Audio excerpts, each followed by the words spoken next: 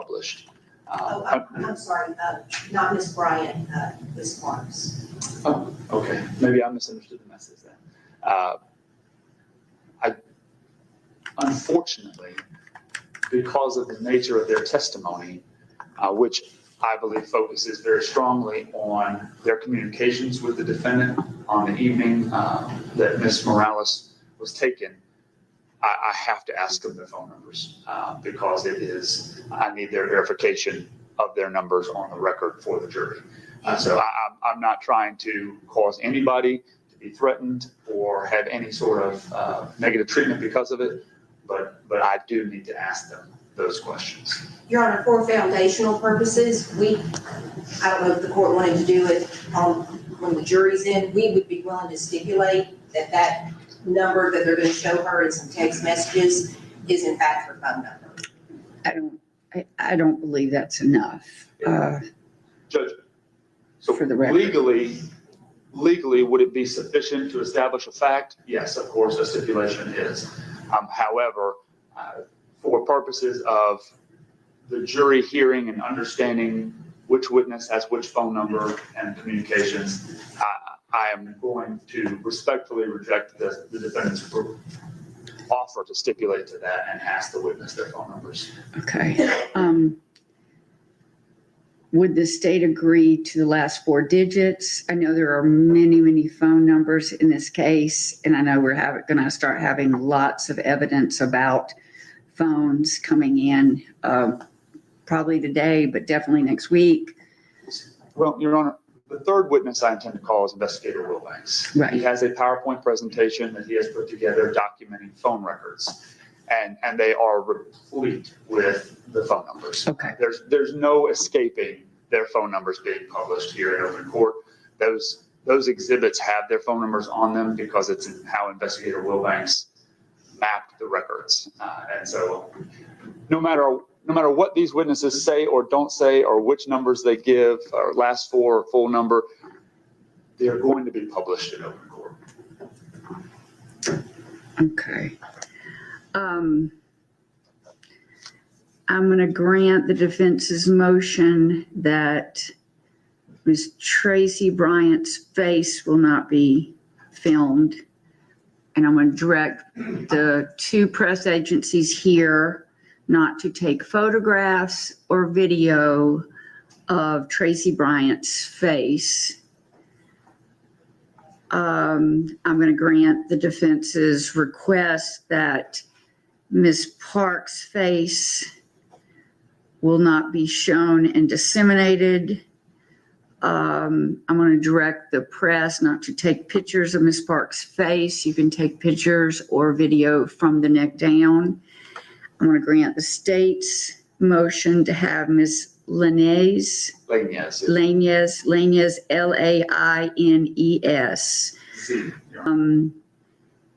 face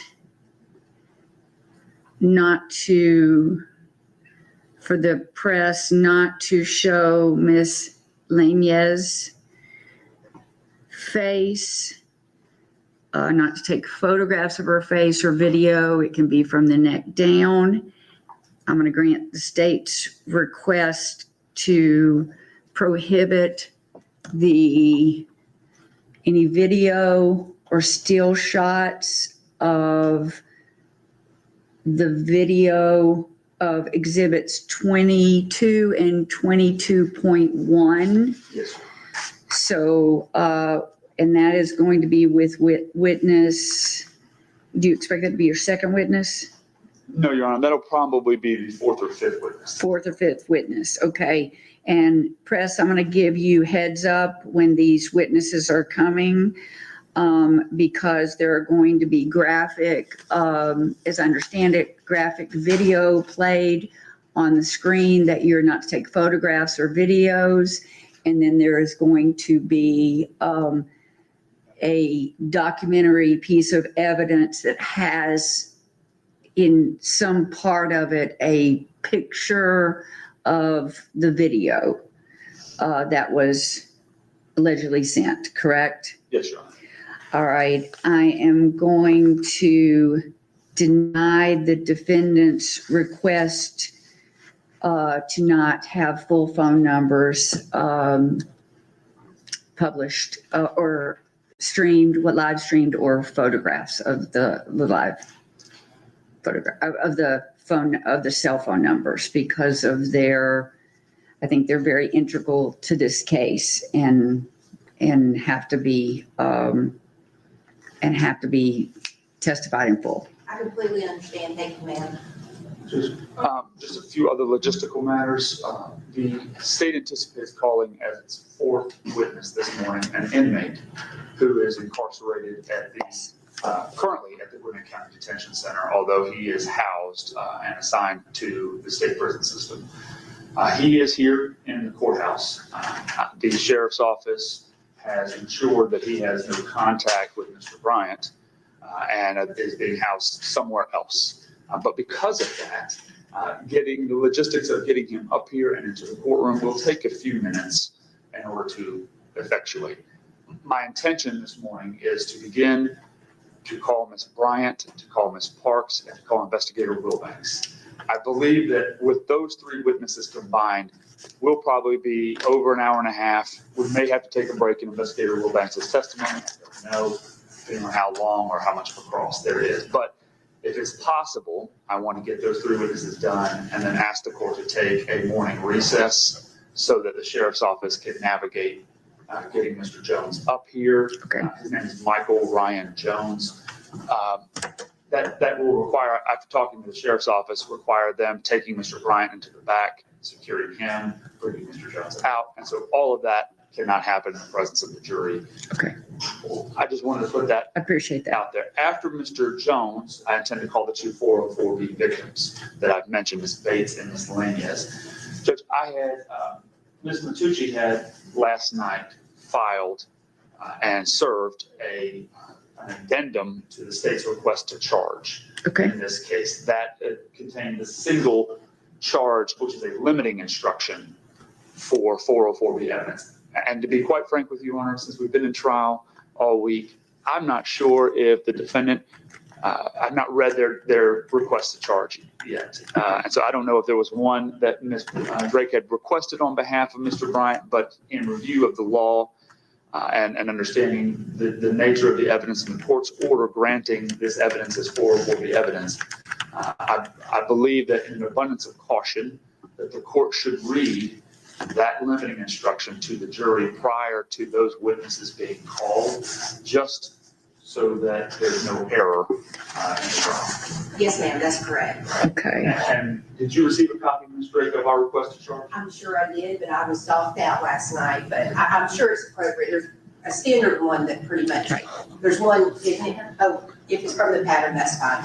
And that's what we submitted, Your Honor, was the pattern charge. The only change to the pattern charge is putting in the charge which counts are at issue, which in our request to charge are counts 1, 2, 3, and 4. Okay.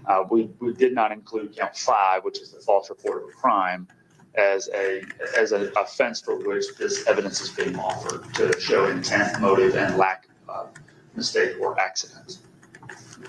Okay. And that all your 404B witnesses are going to come after the break.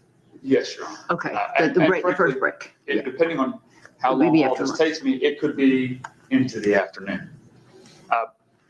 I lastly wanted to just discuss the remaining witnesses in the trial and what the state anticipates at this point. Dr. Carol Terry, who is the medical examiner, has been out of town. Was out of town this week since we've been calling witnesses and has been unavailable to testify until this afternoon. So she anticipates being here by 2 p.m. From her travels in order to offer testimony to the court this afternoon, and that is the state's intention to call her at that time.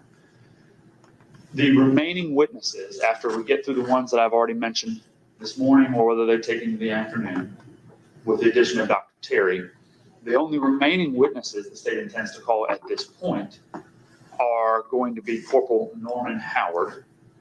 Corporal Howard is the individual with the police department who examined and forensically extracted the defendant's cellular phones and the defendant's computer that was police issued, his mobile data terminal, or MDT. Corporal Howard, I called him yesterday and was informed and found out for the first time that Corporal Howard is out of town at a training conference in North Carolina. I was not made aware of that.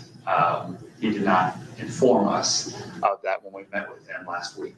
And so that was a surprise to me, but he will be back on Monday. So I cannot call him today because he is out of state. We also intend to call Sergeant Ryan Jorstad. Sergeant Jorstad, we addressed this. He testified at the motions hearing, and his testimony, I intend to introduce through him two recordings, one of which is a recording of when he and Corporal Gorig went to pick up the defendant at his apartment complex and drive him back to the police department for an interview. That is approximately a little over 30 minutes long. The other recording is the defendant's interview. I have redacted out some dead space in there, some of the dead space. There's quite a bit of, I say dead space. What I mean is moments when the defendant is sitting in the interview room without being interviewed and no one's in there. There's quite a bit of that that's still in the video. It is approximately 3.5 hours long, even redacted. Now, Ms. Drake brought up to me, I believe maybe Monday or Tuesday of this week, that there was a mention in that interview of evidence which the court has excluded. That is the burglary, attempted burglary, whatever you want to call it, break-in of Penelope Duran's house. She was a 404B victim that we had requested the court denied. I'd honestly forgotten that was very briefly mentioned in there. There are timestamps that Detective Carter has given to me. I have not had the opportunity to have the lab redact those out yet, but I am consenting to redacting them. It's not a legal issue. It is a logistical one. It just needs to happen. Right. In any event, when Sergeant Jorstad is called, I anticipate his testimony, just watching videos, to be over 4 hours in addition to any other testimony. It will likely take half a day or more to complete his testimony. I do not anticipate being able to call him today for that reason, as we get to the afternoon. So my intention was to call him on Monday morning to begin his testimony. Also, frankly, it's a lot of video and it's Friday.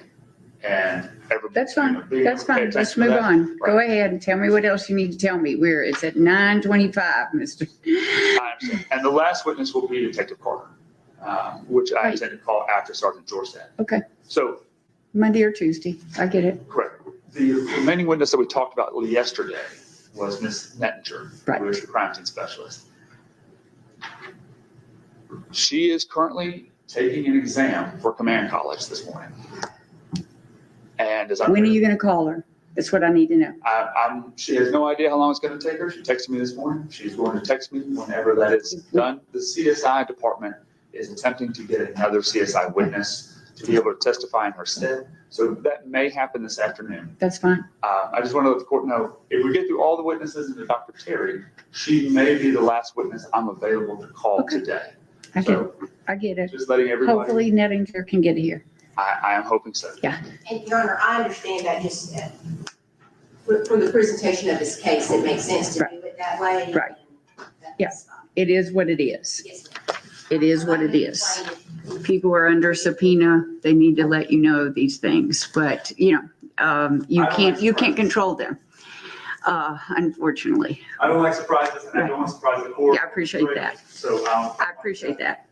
Okay. Everything that could be an issue today. I appreciate that. We will work around any scheduling issues. Is the state ready to bring jury in? Sure. Okay. Is defense ready? Yes, ma'am. Okay.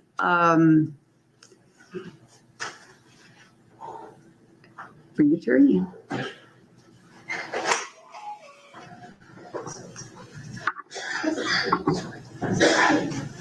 I anticipate there may be some witnesses that may be wearing masks. I don't know if they will be able to be heard.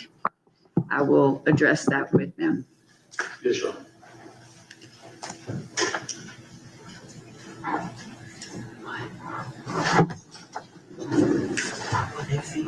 And it's not the big TV, that little TV with the right turn. Thank you. Thank you very much. Great.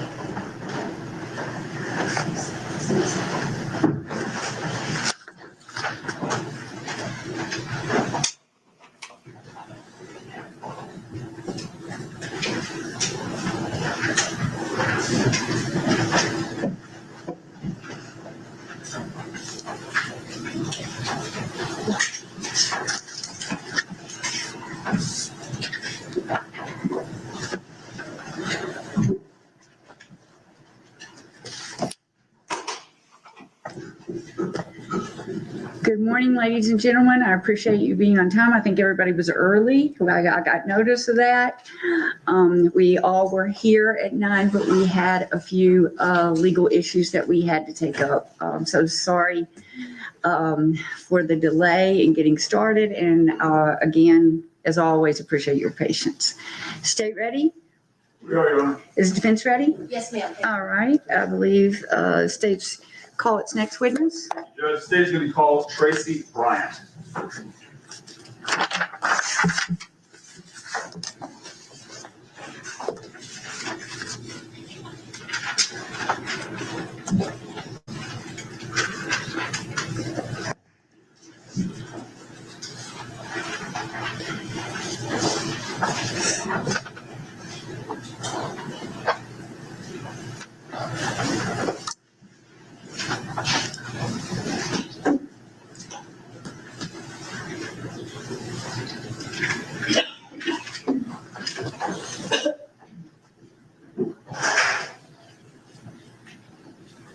Right up here, ma'am. Right there.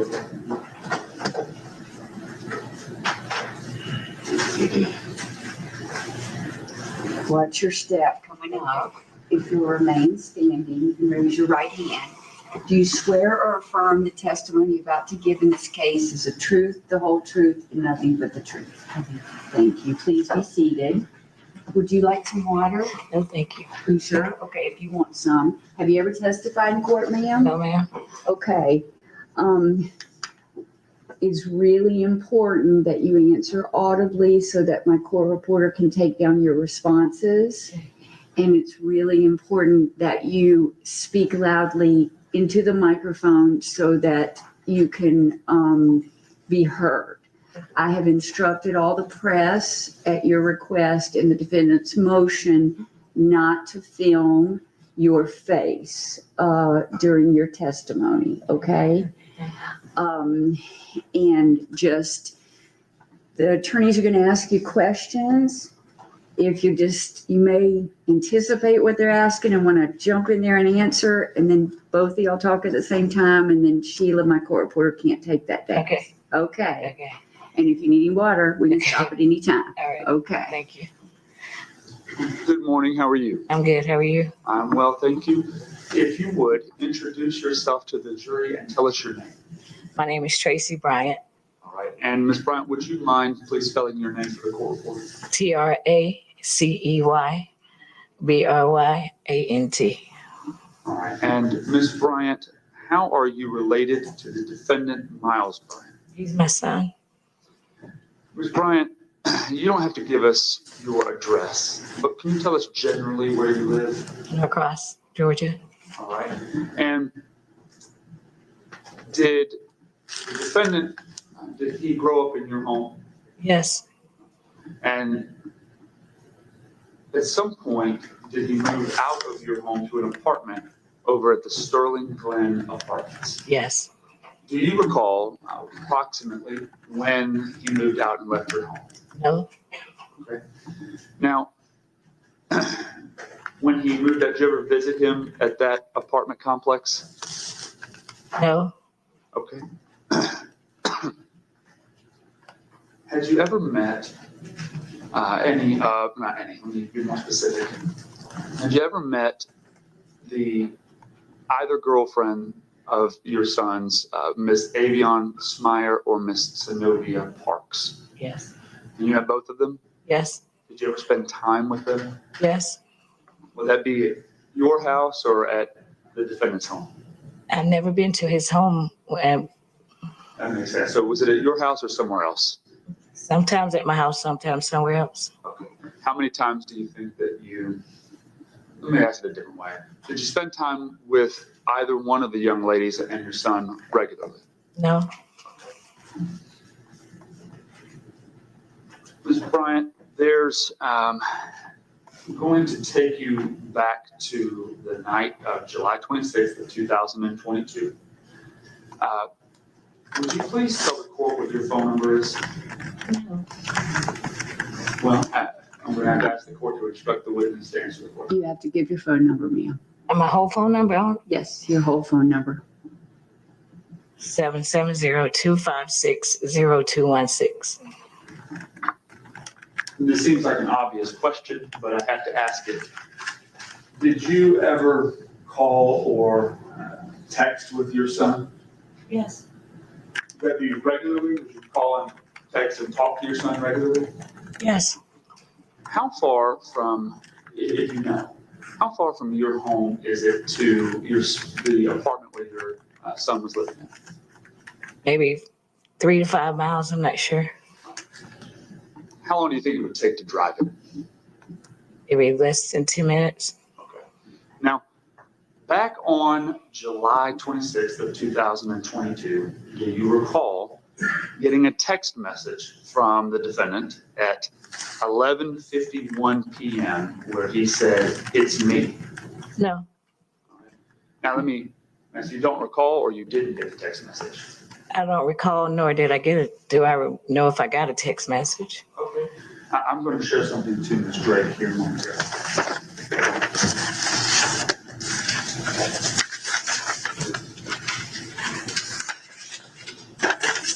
Ms. Bryant, I have in my hand what I marked as State's Exhibit number 54.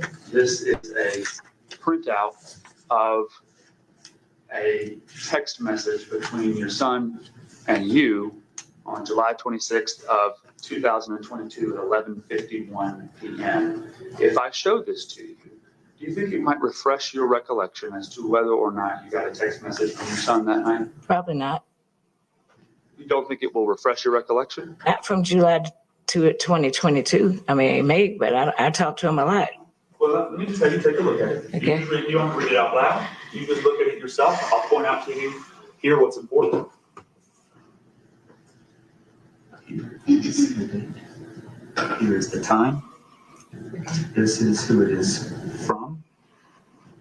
It's from the owner of the phone to this phone number, which is 770-256-0216. And here's the content of the message here. You take a look at that. The content, it says it's me.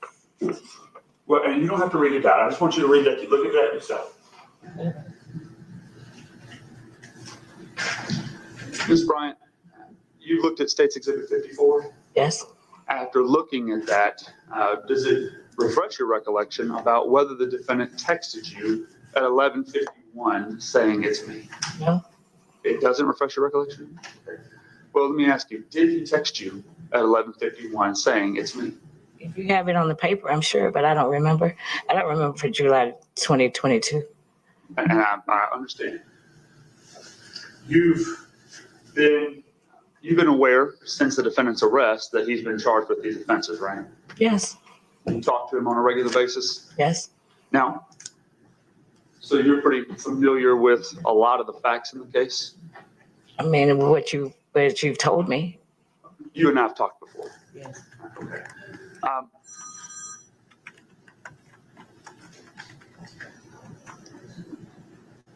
All right, Deputy, would you take the phone? Yes. Hold on just a moment. Oh, is it your phone? Yeah, and I just dropped it on the thing. I'm sorry. I put it on the bench.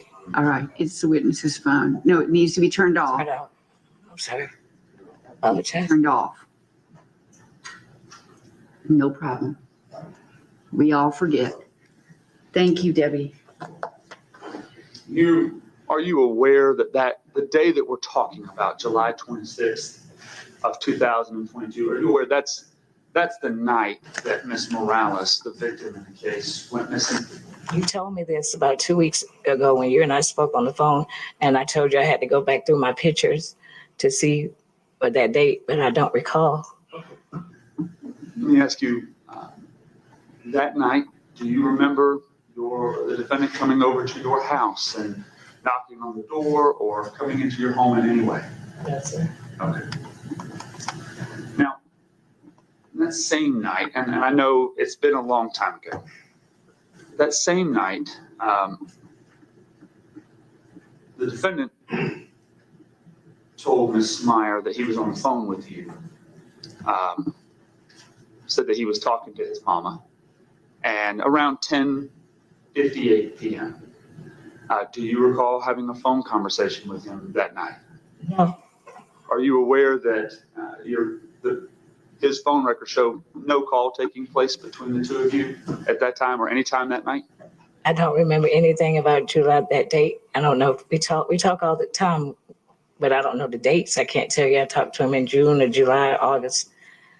You talk to him frequently. Yes, Would you say it was about, every day? not every day.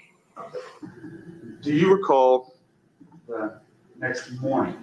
So this is not July 26th, but the next day, July 27th, at around 6 a.m. in the morning, you responded to your son's text message, the "It's me" text message, and asked him what's up. Do you remember sending him that text message? I mean, it's possible. I don't remember. But do you have any recollection in between those times, 11:51 p.m. till approximately 6 a.m.? Do you have any recollection of seeing or talking to your son that night at all? I don't know. I don't remember. I mean, his schedule, he worked at night, so he called in the mornings when he got off, but I can't tell you that day. Were you aware that he was not working that night? I'm not aware. Like I told you on the phone, we were out of town, so when we came back, I'm sure I talked to him, but I don't remember. And I understand, and that's all right. I do appreciate you being here and answering the questions. Thank you, ma'am. Hi, Miss Bryant, how are you? I'm good. How are you? I'm good. I just have a question for you. If you and your husband were asleep or if y'all were not at home or something, is there a way that Miles would have access to your home? Yes. And how is that? Yes, a garage door opener. And how does that get him into your home if he's able to get into the garage? He comes through the garage and comes through the house, comes inside through the kitchen. So do you leave the door unlocked Yes. inside the garage? Yes. That's all I have. Thank you, ma'am. Anything further from state? May we release this witness? Yes, ma'am. Okay, ma'am, you're released. You can stay in the courtroom if you'd like, or you can leave. Thank you so much. And Judge, I apologize. I misspoke. I am asking this should be subject to recall, but I have no issue with her remaining in the courtroom if she so chooses. Okay. All right, you sure? Yes, sir. And I spoke to Ms. Bryant about that before and to Ms. Drake. Okay, well, Ms. Bryant, let me just tell you, you're still under subpoena. So the state may call you at some time later, but you may remain in the courtroom at this time. Thank you. All right, state call is next witness. No, the state's going to call Senovia Parks.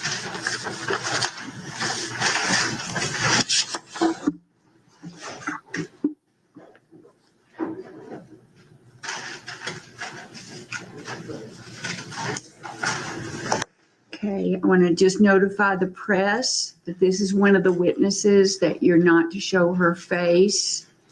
There'll be no video, but you're not to show her face on live streaming video or take pictures of her face.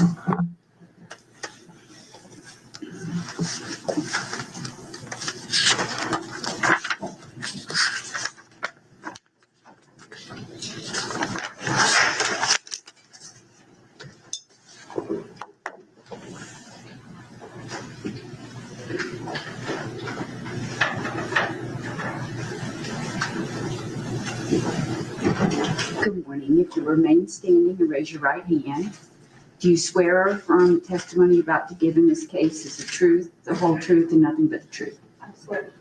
Okay. Ma'am, I have instructed the press in the courtroom not to take any photographs or video of your face.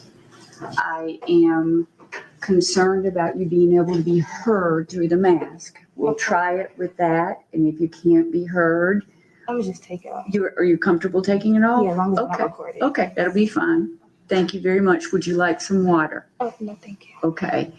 And let me just remind you, my court reporter's taking everything down that you say, and so she can't tell if you're nodding or shaking your head, and she doesn't take down or because there might be a mistake. So we may say, is that a yes? Is that a no?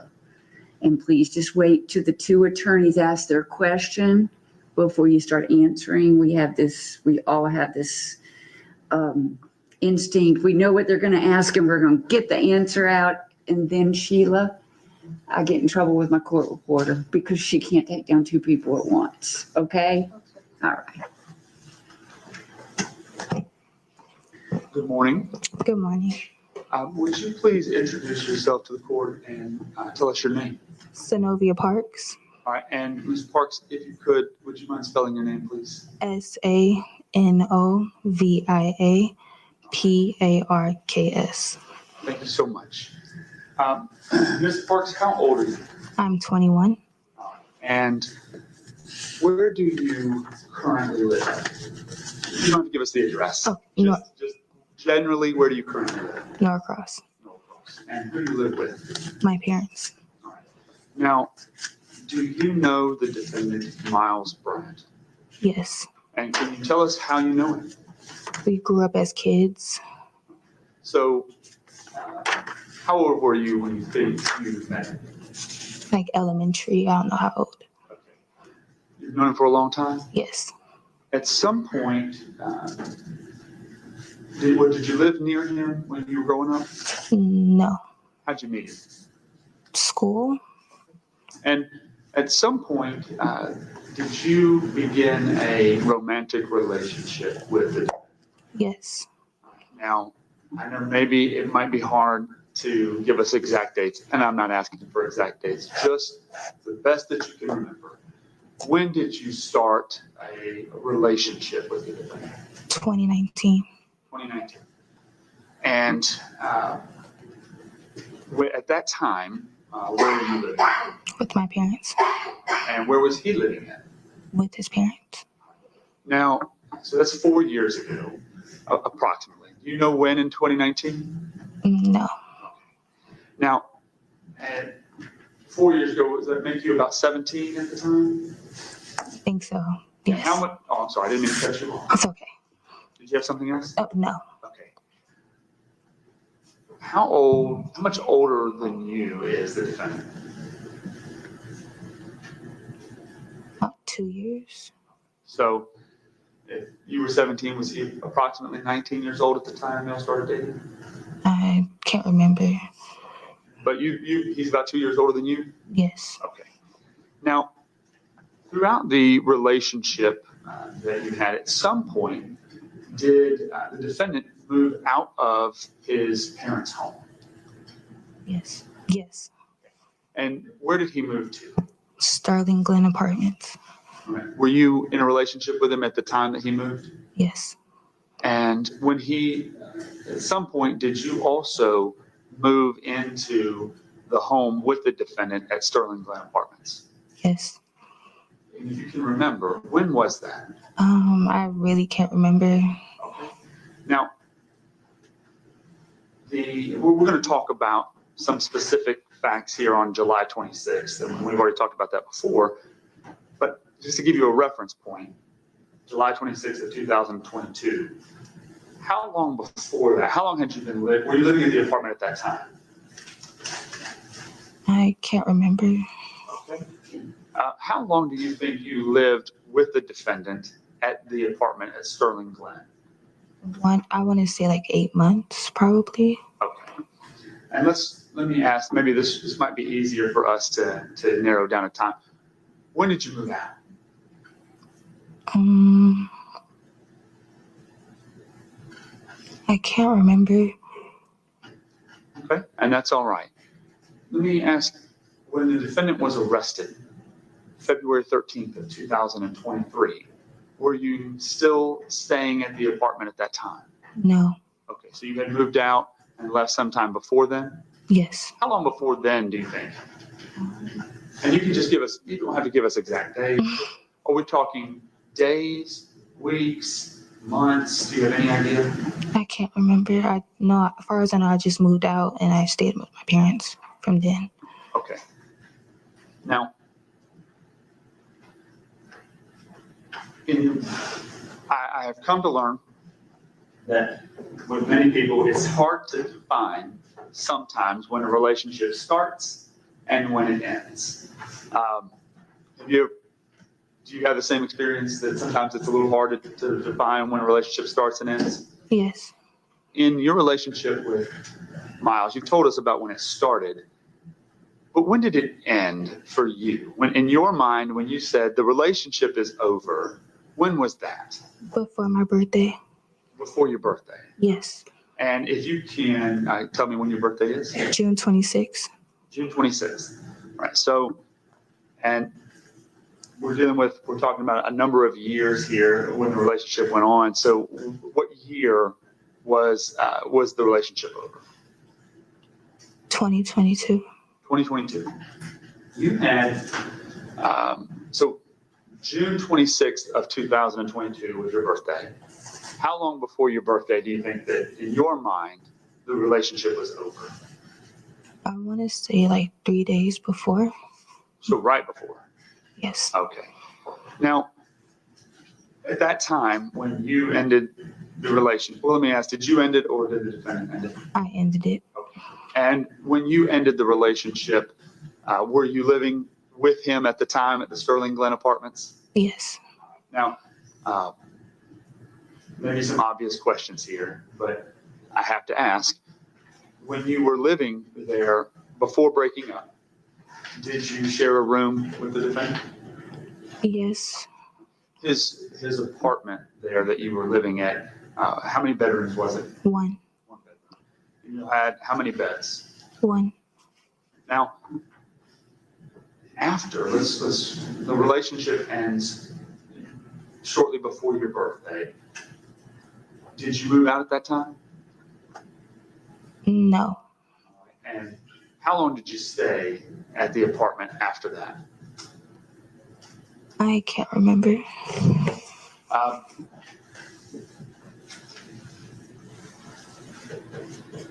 Let me ask some similar questions. Did you stay in the apartment at all after that?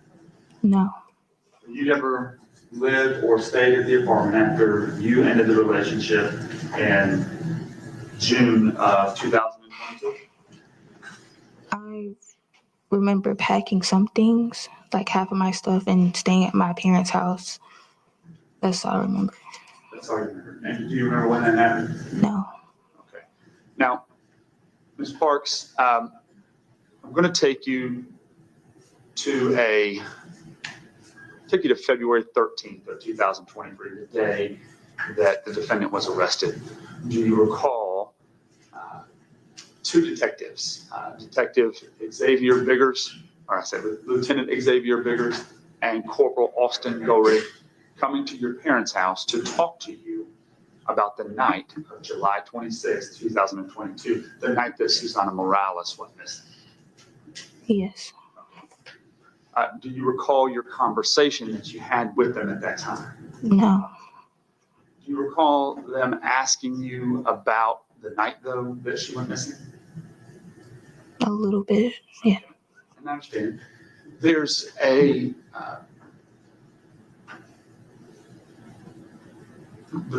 question that they were asking you in that day related to the night of, and you chasing, the allegation that the defendant had made of you chasing him around Norcross that night. Do you remember them asking you about that? No. Okay. When, let me ask you, back on, after you broke up with him in June of 2022. Did you remain in communication with the defendant? Yes. How often? Every other day, we remained as friends. And you remained as somewhat more than friends even after that, right? No. Okay. Now, Ms. Parks, I'm going to have to remind you, you previously testified that after you broke up with the defendant in June of 2022, that you and the defendant remained friends with benefits. Do you recall testifying that just a few weeks ago? I can't remember. You can't remember. No. Okay. Well, Ms. Parks, I'm asking you now, Okay. did you remain friends with benefits with the defendant after you broke up with him? Yes. Okay. And in fact, you also testified that you stayed in the apartment after you broke up for months. Do you recall testifying that even after you broke up, you were living in that apartment with him for months? A little bit. Yes. You do remember that? A little bit. Okay. This is only 2 weeks ago. You remember testifying about that? A little bit. I have a mom brain, so I tend to forget a lot of things. I understand. You have, and we'll clarify, you have a newborn son? A 5-month-old. 5 months. Yeah.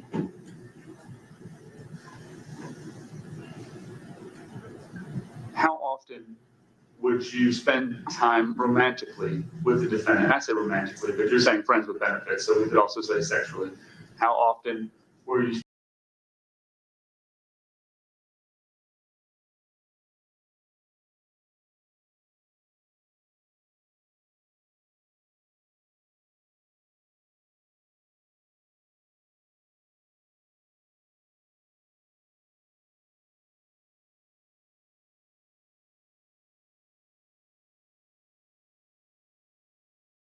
Relationship with the defendant. Did you exchange text messages with him? A little bit. A little bit. You recall me telling you that there was over 1,600 pages of text messages between the two of you after this? Yes. Okay, so it's a little more than a little bit, right? Yes. Okay. And Ms. Parks, I know you don't want to be here, and I know you don't want to testify, but I need you to be honest and truthful about your answers, okay? Okay. Those messages, were they about, a lot of those messages, were you and the defendant arguing about your relationship? Yes. And even months, 6 months after you broke up, were you sending him messages about wanting to spend your life together and loving him and those types of things? I can't remember. Do you remember me showing you those text messages 2 weeks ago and having you read out in court those messages where you were sending to him? You're gonna have to refresh my memory. Okay.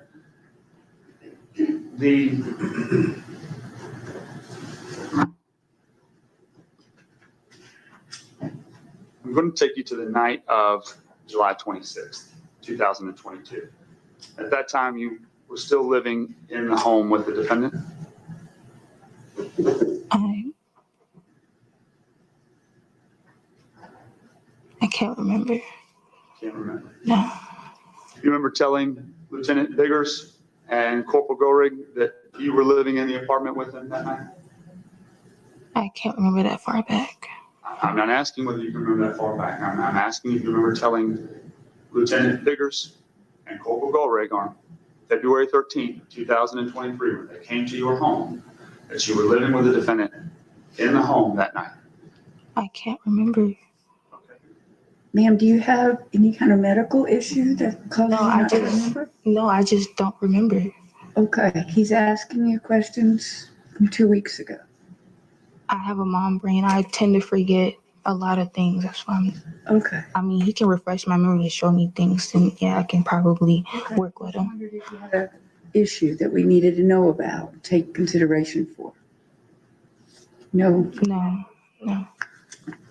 May I approach the witness room? certainly. Ms. Parks, I'm going to show you a transcript from your testimony on May 21st of 2024. I'm going to have you look here, and I'm going to direct you to what I'm talking about here. And I should have shown the straight first. Let me do that. I just want to make sure that she knows what I'm showing you. This is the transcript. That's All right, transcript.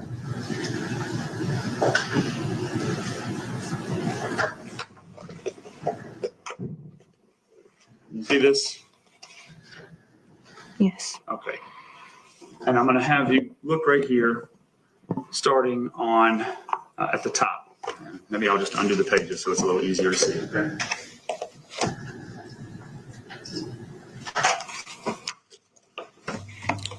Up here at the top. One page back.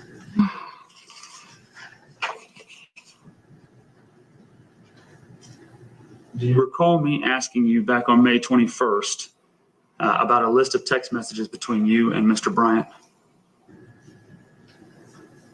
Where are you reading that at? I'm Right sorry. here, if you read on the last two lines. Here? Yes, ma'am. You don't have to read it out loud. You can just read it to yourself.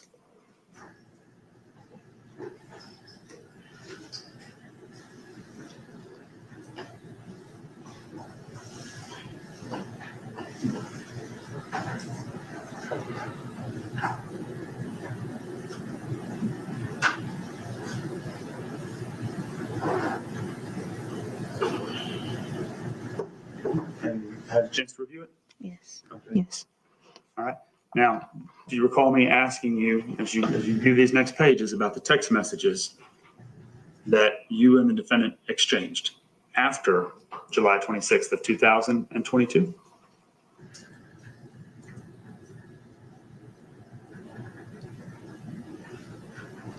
Now I remember. Now you remember. Okay. Yes. So let me ask you, do you recall this text message here on September 13th of 2022 where the defendant texted you, "Love you, leave the door unlocked"? Yes. Okay. And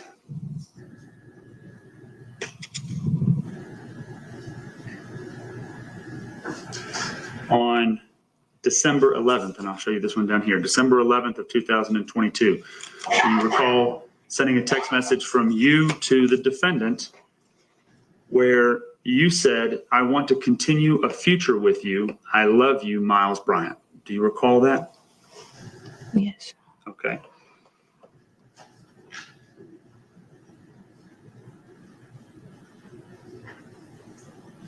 Do you recall this text message on January 28th of 2023, right here, where it said, where you read out in court and it says, "See you when I get home," to the defendant?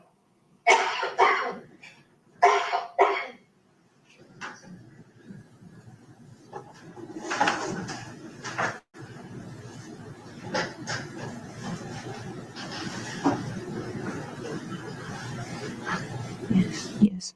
Okay. Ms.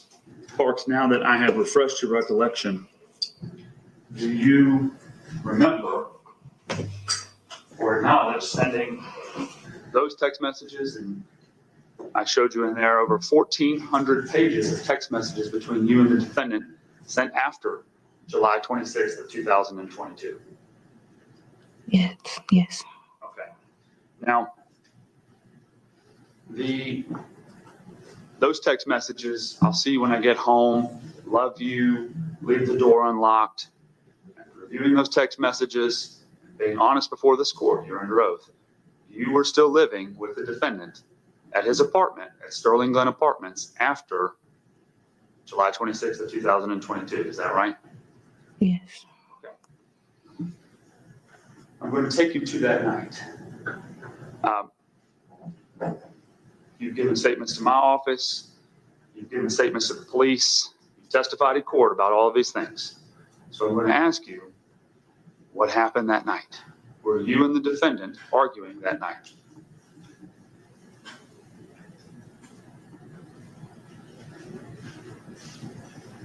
I want to say yes. Okay. And what, if you recall, what were you arguing about? Him being faithful to me. All right.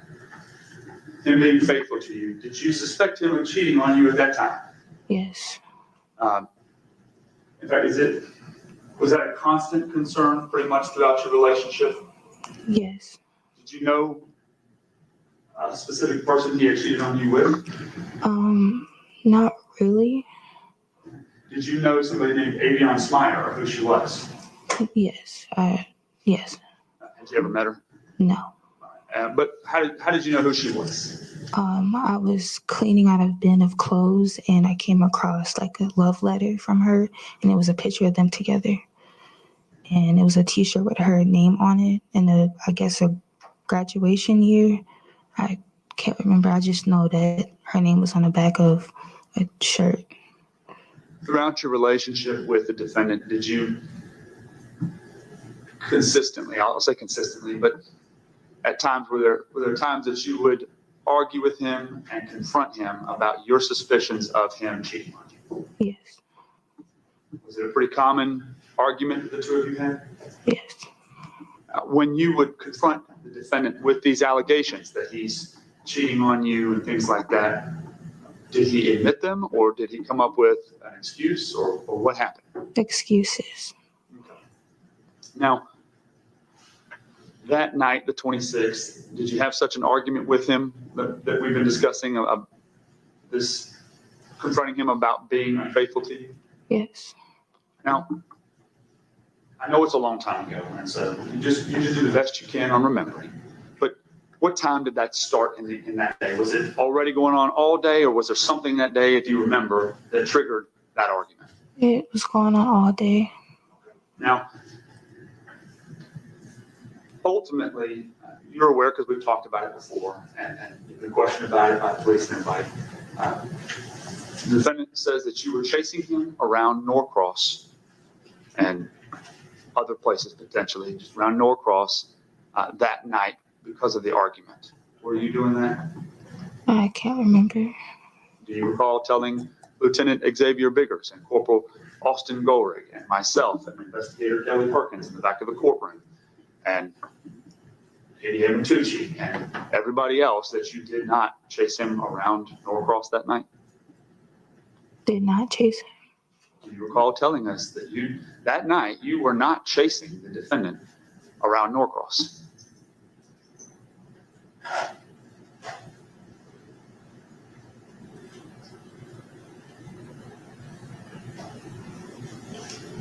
I'm sorry, repeat that question one more time. What last part? The last part. So the first question was, were you chasing the defendant around Norcross all night that night after that argument? No. Thank you. Now, I want to show you a photograph. I've marked it as State's Exhibit 53. I'm going to show them straight first.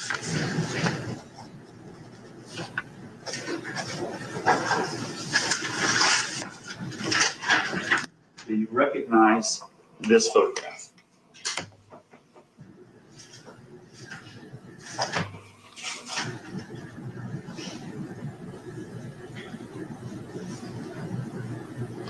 Yes. All right. And what is this a photograph of, Ms. Parks?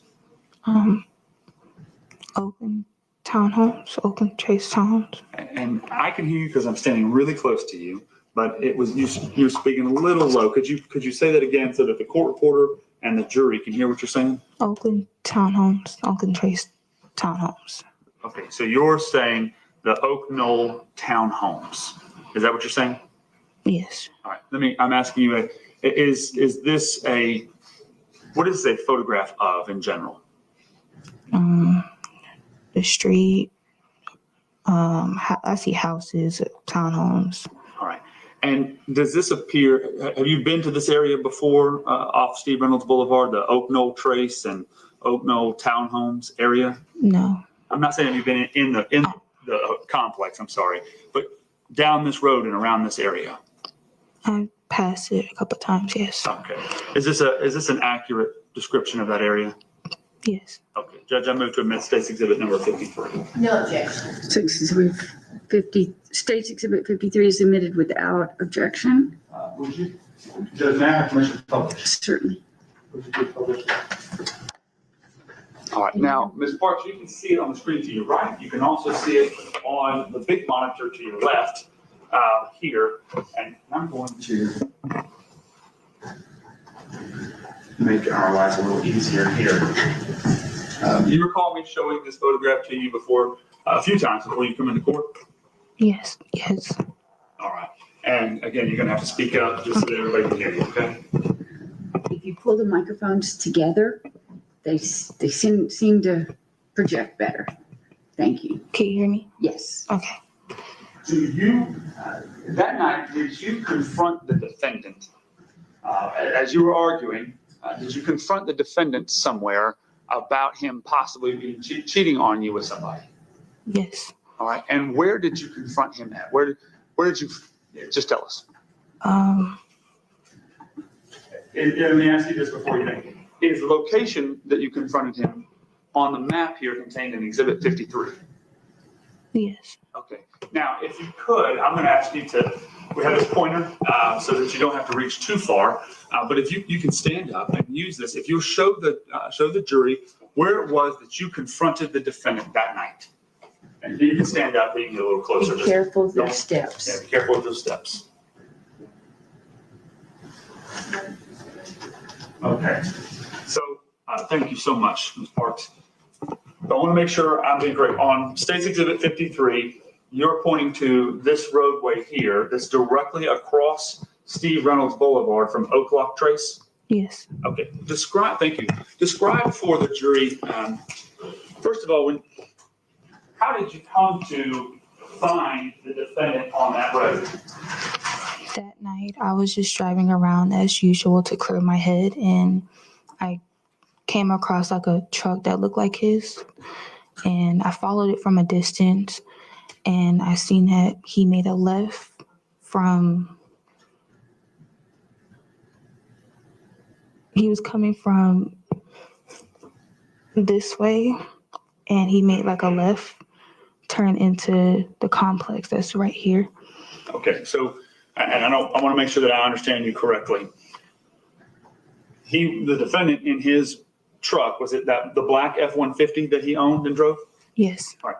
So he was heading on Steve Reynolds Boulevard on this photograph, State's Exhibit 53, kind of from right to left. Yes. All right. Now, is that back towards your apartment where you guys were living at? Yes. All right. And as he's doing that, did you see him turn left onto the roadway that is across the street from Oak Lock Trace? Yes. All right. What did you do? I followed him from a distance, and as I seen that he made like another turn into like a parking area, he was backing up, and I blocked my car in so he couldn't get out, and that's when I confronted him. And I can imagine that you were probably pretty upset, were you? Yes. What'd you say? What happened? I was asking him, who did he know that lives here, and why are you here? He couldn't answer me, and he took off. Do you have any idea what time this was? No. And after you confronted him that night, well, let me ask you first, did you see anybody in the truck with him? No. And where were you at? Did you get out of your car? I got out. All right. Where did you get? To the driver door. He cracked his window. So he cracked the window? Yes. And what you're asking him about whether he knows anybody there, did he say anything to you? No. Now, how long, and again, we don't have to get it, we're not talking exact seconds and minutes, but just the best that you can remember, how long did that encounter last? I want to say probably like a minute or two. And what ended it? I gave up. I was tired of asking questions, and I left him alone. So did you get back in your car? Yes. And where'd you go? I went to the apartment and packed up a couple things. What was your intention that night when you went back to the apartment to pack up some things?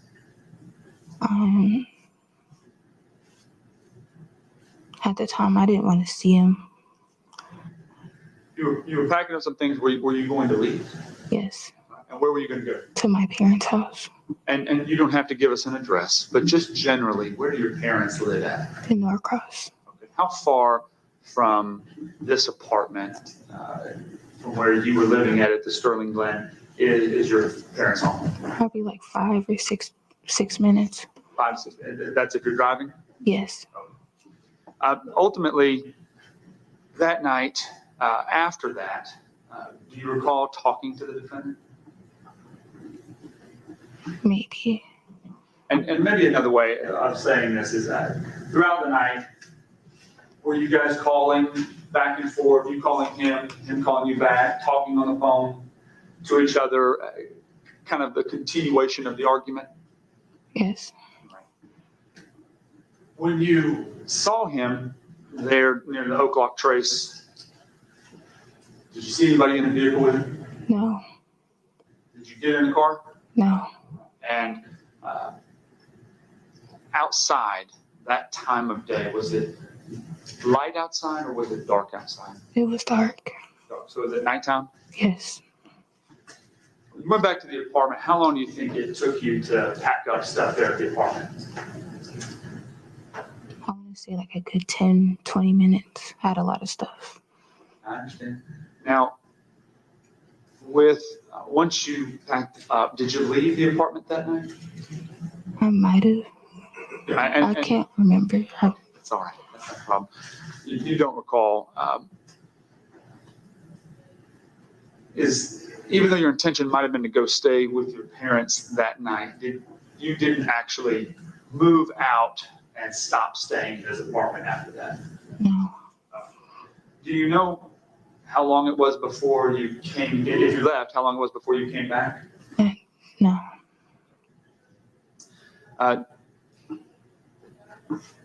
Because you stayed at the apartment longer, living there, and you and the defendant, when you look at the text messages, still had some level of relationship, did you ever confront him about this later? What's going on? Why are you there? Who are you with? Anything like that? Any other conversations after that? I can't remember. Well, let me ask you a kind of similar question. Did the defendant ever tell you that he was with somebody or confess to you that he had, some kind of, he was cheating on you with somebody there? No. Did the defendant give you excuses about things that night? I can't remember. That's okay.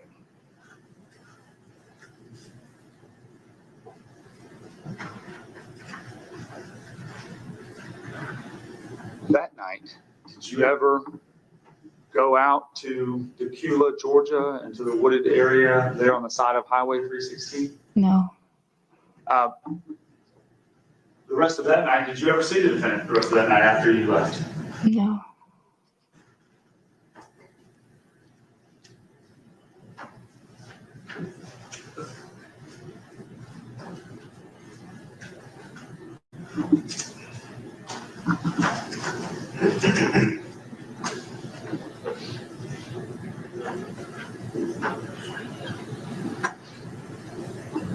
Now, I showed you a moment ago when we were going through the transcript and refreshing your memory, a text on January 28th of 2023 about see you when I get home, or I'm coming home to the house, to the apartment there. At that time, were you still staying at times there at the apartment with him in January 28th of 2023? No. Now, up until his arrest, February 13th of 2023, were there times that you would stay over at his house? No. Okay. So texting him that you're coming home or that you're going to see him at home, things like that, what home are you referring to? My parents' house. Was he coming over to your parents' home? Was he living there with you at your parents' home? No. Okay. Now, even on the day that he was arrested, do you recall the defendant calling you and telling you that he was going up to the Gwinnett County Police Department to talk to the police about Susana Morales' death? Yes. So on the day of when he was arrested, he called you to let you know where he was at and what he was doing. Yes. After he was arrested, did you still remain in contact with him while he was in the jail? Yes. Answered his phone calls and talked to him? Yes.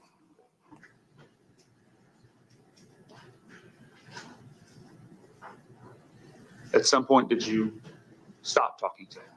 Yes. Just give us an idea of when that was. I can't remember. Can't remember. Stop answering his, phone calls from jail. Yes, ma'am.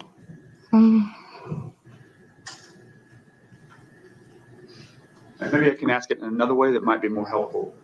How long after his arrest did you know? Are we days, weeks, months? It was probably some months. Months, okay. Did you move on into another relationship? Yes. Just 1 minute, Ms. Parks.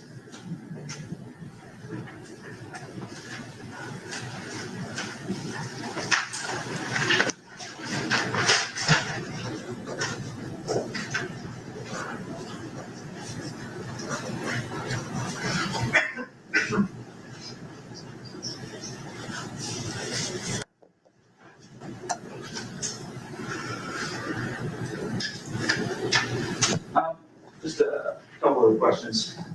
Do you have the same phone number now that you had at the time of all these incidents?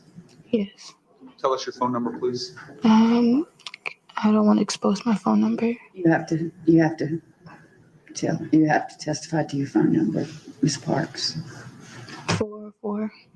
404-226-2429. Okay, thank you. I'm not trying to embarrass you. Now, before you, and I want to revisit that. I skipped over something I should have asked you. At some point in that evening, you testified about finding and confronting the defendant in this photograph here on State's Exhibit 53. How long, if you know, how long before that, how long have you been driving around, kind of clearing your head? Probably for 10 minutes. And so did you leave the apartment and then start driving around for the 15 minutes, or were you somewhere else? I was around Norcross. Wait, can you repeat that? Sure, I can repeat it. You said you started driving and maybe you drove around for 15 minutes or so. Where were you before you started driving around? I was at the apartment. And how long before you left did the defendant leave? I can't remember. Was it before you though? Yes. So he left before you, and then at some point you left to go clear your head. Yes. Had he been at the apartment with you that night? He was gone all day. So Okay. So with the argument that you two got into that night, was it all over phone calls and text messages, or was any part of that before you saw him at that apartment or that neighborhood? Was any part of it in person? If you remember. I can't remember. I understand. Ms. Parks, I think those are all the questions I have for you. Thank you. Ms. Drake? Thank you. I'm just going to have a few questions for you. So you saw what you thought was his truck and you followed him a certain distance, Yes. and then he pulled into an apartment complex, correct? Yes. Do you remember telling Sergeant Biggers and another officer that you met back up with Mr. Bryant at a QT on Beaver Ruin Road and Indian Trail later that evening or the next morning or something? I can't remember. You don't remember saying that? No. Did you meet up with him again after that initial confrontation? I can't remember. I probably have. Did you go back home to the apartment that night? Did you go back to your apartment that night? The one where you and Miles were staying? Yes. May I have just one moment, please?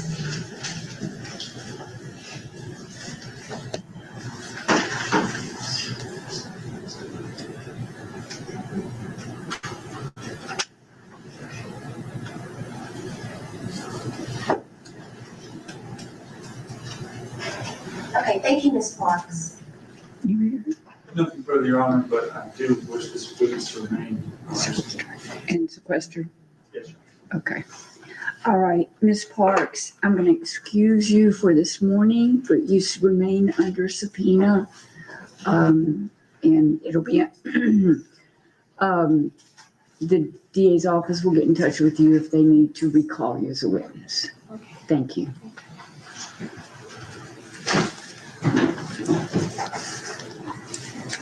State call its next witness. State called Investigator John Willbanks.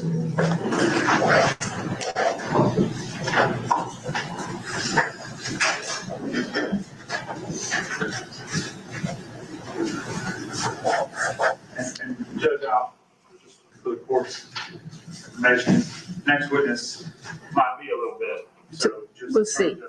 Yeah. But we'll see if we need a break during that. I'd like to get through Investigator Willbanks if we can. But if anybody needs a comfort break, raise your hand. We didn't get started till 9:30, so we've only been going a little less than an hour.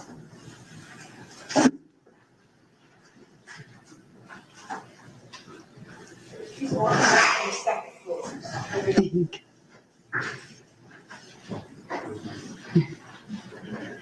Of course.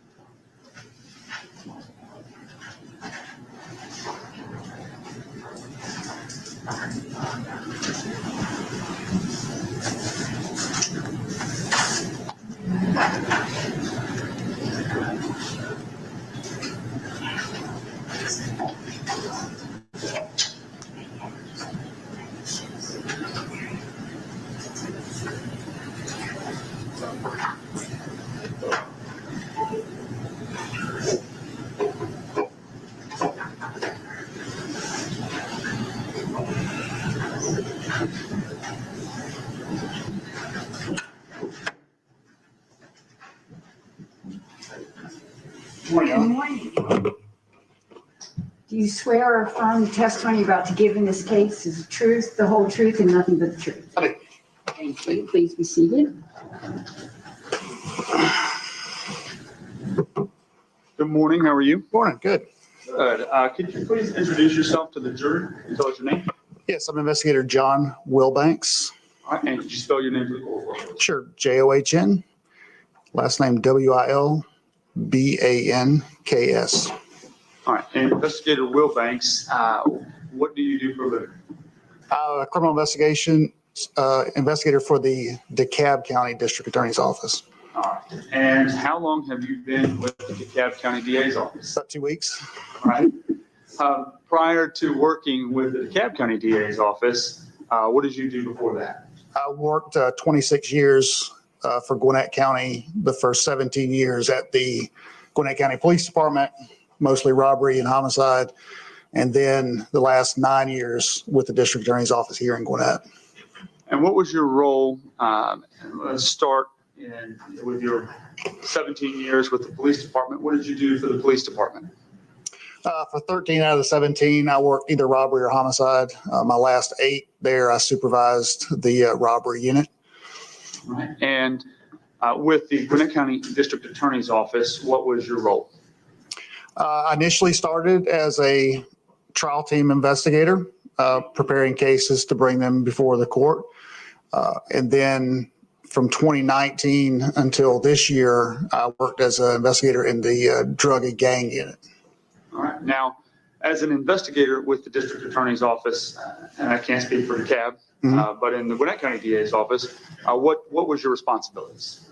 So as an investigator with the district attorney's office, you begin working on a file when you're notified that a warrant has been served and someone has been charged with a crime generally. And then once that happens, a file is created, it's sent to the investigator, and then we begin pulling the information needed in order to prosecute the case or make a charging decision about the case. Not every case gets prosecuted, some don't. So we gather up the facts and the evidence to present to an assistant district attorney for them to make a decision initially about how they want to handle the case. And then after that, we continue to work on the case as needed up until trial and sometimes during trial. As both with Gwinnett County, I guess with all three, Gwinnett County Police Department, the Gwinnett County District Attorney's Office, and the DeKalb County District Attorney's Office now, are you post-certified law enforcement officer with powers of arrest in the state of Georgia? Yes. So while you work as an investigator in the District Attorney's Office, you are a law enforcement officer like any other police officer? Yes, I have powers of arrest and powers to seek search warrants and arrest warrants. Prior to your employment in law enforcement, starting with the Gwinnett County Police Department, do you have any other experience in law enforcement? Prior to that, I was a 5 years Army military police soldier. Okay. And so you served in the Army as a military police officer for the full 5 years? Yes. Okay.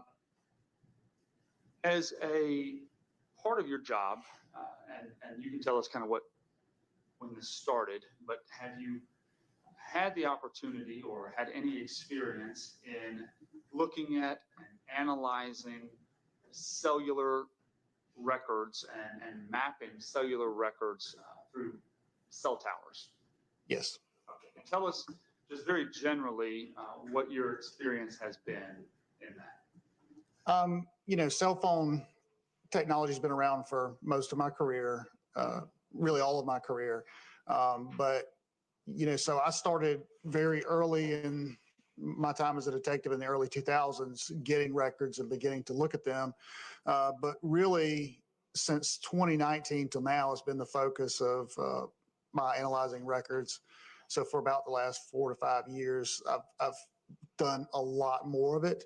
And that involves looking at records that the phone companies provide in order to make determinations about what those records might show. Now, when it comes to being able to analyze cell phone records, do you have any kind of training that you went through in order to do that? Yes. Can you tell us what kinds of training you have gone through? Through a variety of companies and a variety of providers. So one company that I'm certified through is Celebrite. Celebrite is a company that produces a software that allows us to extract data from phones. And so I've learned about phones through that process, and I've been 3 times certified and currently am through that program.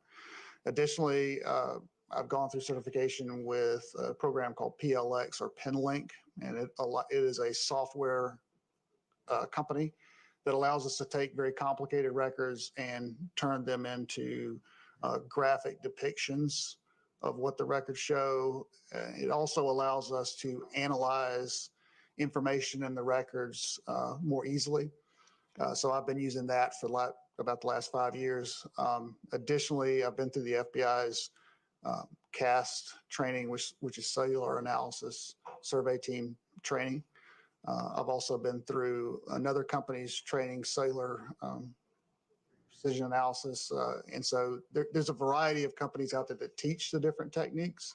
And so I've been through those. And then it's an ongoing study process as well, as far as reading material on updated technology and information that's coming out from the different providers.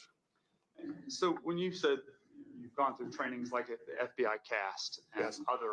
other private software companies that offer training, Those trainings, are they formalized trainings that you go and sit in a classroom for?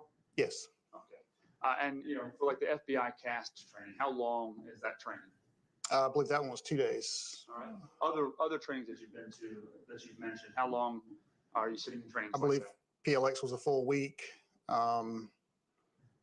Precision Cellular, I believe, was 3 days. So, yeah. Okay. Now, in addition to having the formalized training on those records, have you ever actually implemented those trainings and analyzed cellular phone records? Oh, yeah, many times. And unless you kept a count, just give us a ballpark. How many times do you think you have analyzed cellular phone records? It would be hard for me to give you a number. If you talk about individualized cases, it's under 100. But when you talk about records, I mean, you can spend quite a long time analyzing records because it's not simply saying, hey, here's a record, let's create a map and we're done. It's a process of verifying information and rechecking, and not just assuming the software is correct, but checking up on it. So on some cases, I have spent close to a full week just looking at the records, mapping, and making sure that it's correct. All right. So even though the individualized cases, 100 or less or something like that, the amount of days and man hours that you put into it are significantly more than that. Yes. Understood. So Much more. have you ever appeared in any court, either in the state of Georgia, another state, or a federal circuit, and testified about cellular phone records and cellular tower mapping before? Yes. And do you have any idea how many times that has occurred? Probably a few dozen. And in any of those times that you have testified, have you ever been qualified as an expert in cellular tower mapping? Yes. And how many times, if you know, has that occurred? It's 5 or 6 times. All right. Your Honor, I'm moving at this point to qualify Investigative Willbanks as an expert in cellular tower mapping. Any voir dire? I've known him a long time, no ma'am, I don't know. Investigator Willbanks is so qualified as an expert in cellular Thank you. analysis. Sorry, cellular data analysis. I just dropped off there. Sorry, Mr. Dublin. Thank you, Judge. Could you give us, some people are more technologically aware than me, but for people like me, would you give us an idea of how cellular towers work and how the networks work with cellular towers? Sure.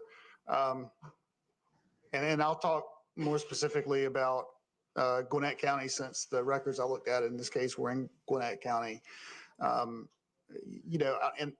the phone companies in particular in a metro area like this maintain what I call a very robust network. In other words, there's lots of access points for your phone to communicate with the network. And that's because if every time you picked up your phone to make a call, you couldn't find a way to get in through the network, you'd be very upset with your phone company and you'd say, well, I want a different company. And you may have experienced that in your lifetime. So in Gwinnett County in particular, like I say, there's lots of access points through cell towers. And I'll use this as an example. You've probably driven down the road and seen the very large towers along the highways out there. And you probably understood that that's a cell phone tower. But generally the way that those towers, which are called macro towers, work is they're divided with radio frequency panels on them, and they point out in specific directions.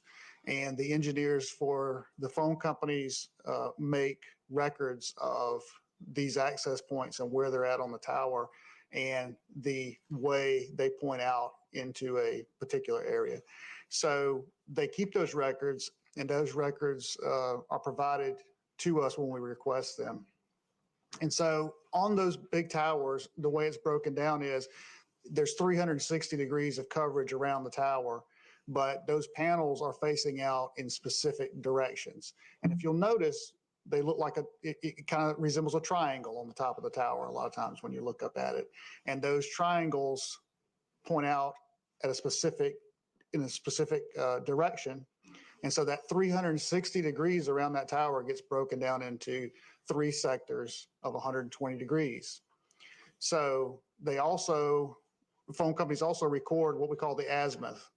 And what the azimuth is it's a direction off of the tower out of 360 degrees. So if the phone company recorded that there was a access point on this tower that was pointed at 90 degrees, then if this was true north, I would expect it to be pointed in this direction, if that makes sense. And so they record that information to us, and that gives us some understanding of how a device might have communicated with the network. Because if the phone communicated with a tower through a sector that was at 60 or 90 degrees, I wouldn't expect the phone to be on this side of the tower. I would expect it to be over here on this side of the tower facing out. So that's generally how those towers work. And your phone is constantly monitoring the network to see how it might access the network if it needs to. So your phone is in the background measuring signal to towers and access points to see where it might access the network if it needs to make a call. In a related question to that, what kind of activity on a cellular device will cause the phone to communicate with a cellular tower? It's something being done on the device itself, or somebody calling the device. So it could be data activity, running an application on the phone, or it could be making a phone call, receiving a phone call, making a text, receiving a text. Okay, so calls and texts will cause a phone to communicate with a tower? Yes. And then sometimes internet activity or data activity on the phone can also do that? Yes. Are there things that somebody could do on a phone that wouldn't cause the phone to communicate with a tower? And I'll be more specific. If I open my calculator application and start using the calculator, maybe that wouldn't. But right. Are there types of communication that can occur on a phone that wouldn't communicate with a tower? Not if it's accessing the network and doing something through the network, it's going to record that. But now all the phone companies don't all record information in the same way. They have different ways of recording that. And when I say the phone companies, we're in Metro Atlanta. We know we've got Verizon, AT&T, and T-Mobile. Those are our big 3 networks. And now they have some what we call virtual network carriers that you may have heard of out there, but all of those different virtual networks all run off of one of those 3 large companies' phone systems. Okay, so those other virtual carriers are those things like Boost or Cricket or right. Any of the other advertisers that you hear advertising phone service? Right. Patriot Mobile, I hear a lot on the radio and things like that. They're going to be riding on one of the large networks. Okay. Now, what happens in terms of communication with a cellular tower if a phone is also connected to a Wi-Fi signal? Then there could be activity through Wi-Fi that doesn't go over the cellular network, and that wouldn't be recorded. Okay. Now, in your business of mapping records and looking at cellular records, how are you able to determine somebody's actual positioning or location, geolocation, based off of a phone call or text? Yeah. So in this, and I'll use this case as the example, what we're able to see if the phone companies recorded the data is we're able to see that, as an example, again, straight ahead towards the door is 0 degrees, and this is 360.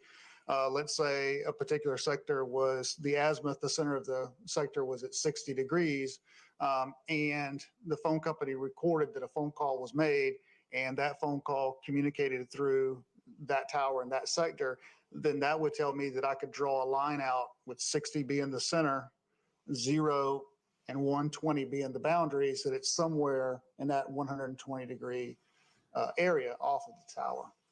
Now, talk to us a little bit about, and I know it differs between metro areas and rural areas, but how far do cellular phones ordinarily communicate with a tower? How far away from them can they be, or for them to be able to communicate with a particular tower? And how does that work? So there's a variety of factors that go into that. Distance is obviously the greatest factor in communicating with a phone in a tower generally, but there can be other things that might interfere or cause a problem to where you might not be able to communicate in a distance that you might normally assume. So in this case, you're going to see where I mapped most of the towers with with a 3-mile distance from the tower. And we use that as a sort of a standard mapping, but in Metro Atlanta, and I will talk about some of these locations specifically when we get to it, the towers aren't that far apart. In one of the areas I'll talk about, I did some measurements and the towers were under 3 miles apart, but close, about 2.5 to 3 miles apart generally. In another area I'll talk about, they were at about 1.5 miles or less. And that's because there's lots of traffic in that area, or there may be infrastructures that might interfere with the communication between devices and those towers.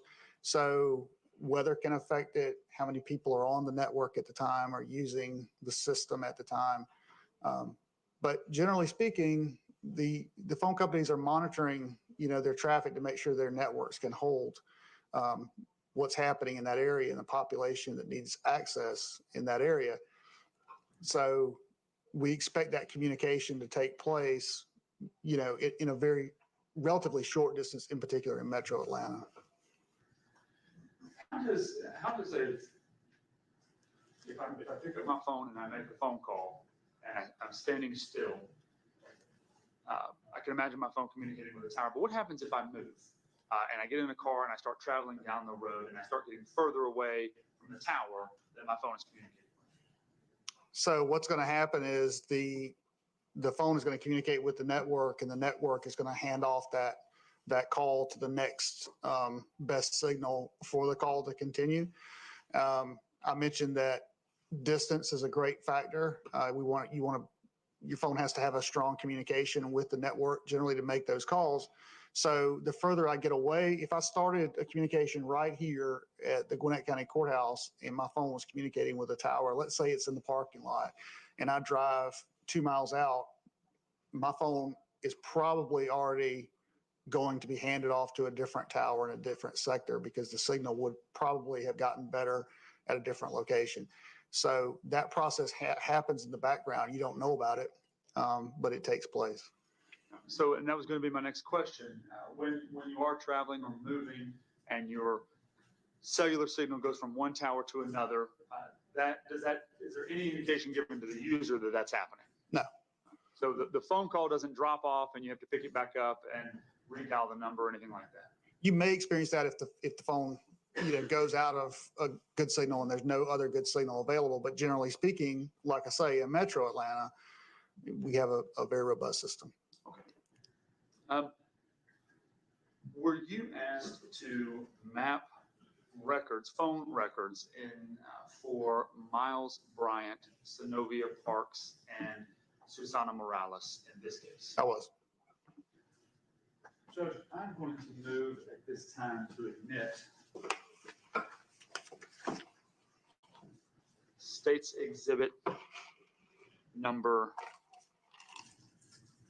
1.3, which is phone records for phone number 678-891-8632 belonging to the defendant Miles Bryant. State's Exhibit 2.3, which are phone records for phone number 770-687-6173 belonging to Miles Bryant. Exhibit 5, which are phone records for 404-226-2426 belonging to Senovia Parks. And Exhibit 55, which are the phone records belonging to Susana Morales. I am tendering these through business records certifications from the carriers attesting to their authenticity. Those are exhibit number 2.4, 5.1, and 55.1, Your Honor. Pastor? No objection. Okay. States Exhibit 2.3, 2.4, States Exhibit 5, and 5.1, States Exhibit 55, and 55.1 are all admitted without objection.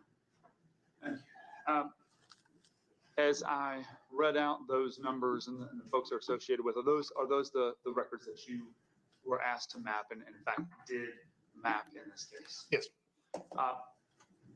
When you did that, when you looked at the phone records and went through them, were you able to take those phone records and turn them into something that somebody like me would understand looking at? Yes, I produced a PowerPoint presentation to visually explain what I saw in the records.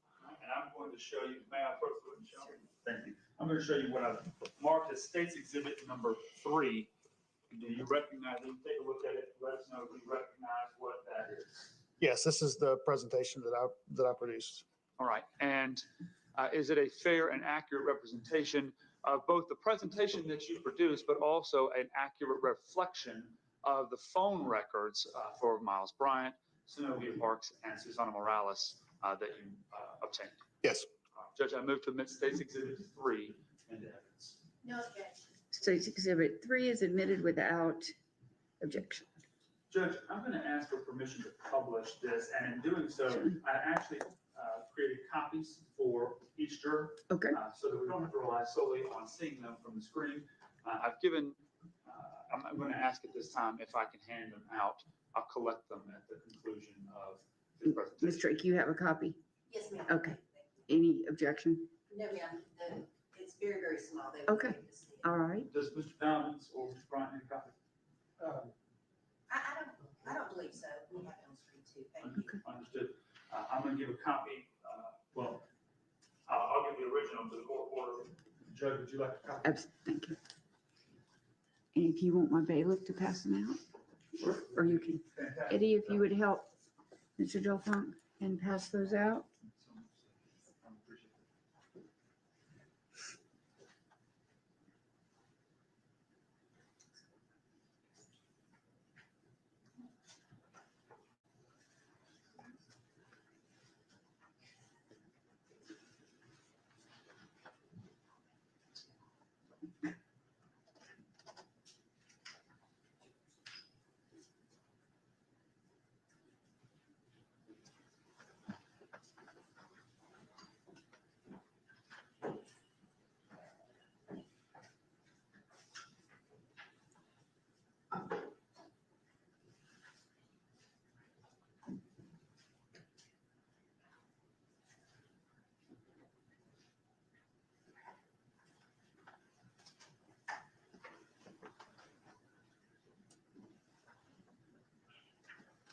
So there are enough copies for everybody?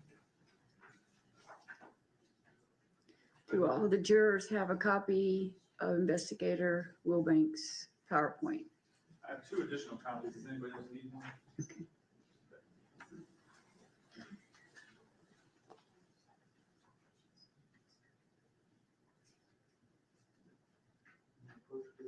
Yes. Like we just approached. Certainly.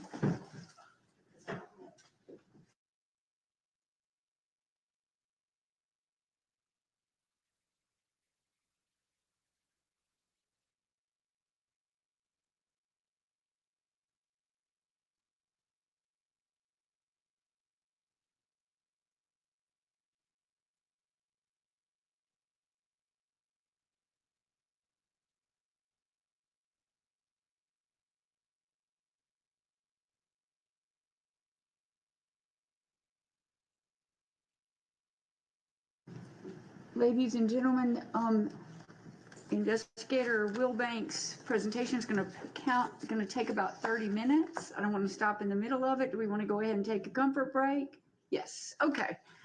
All right. Let's take a 15-minute comfort break and be back at 10 after 11. You just leave the presentation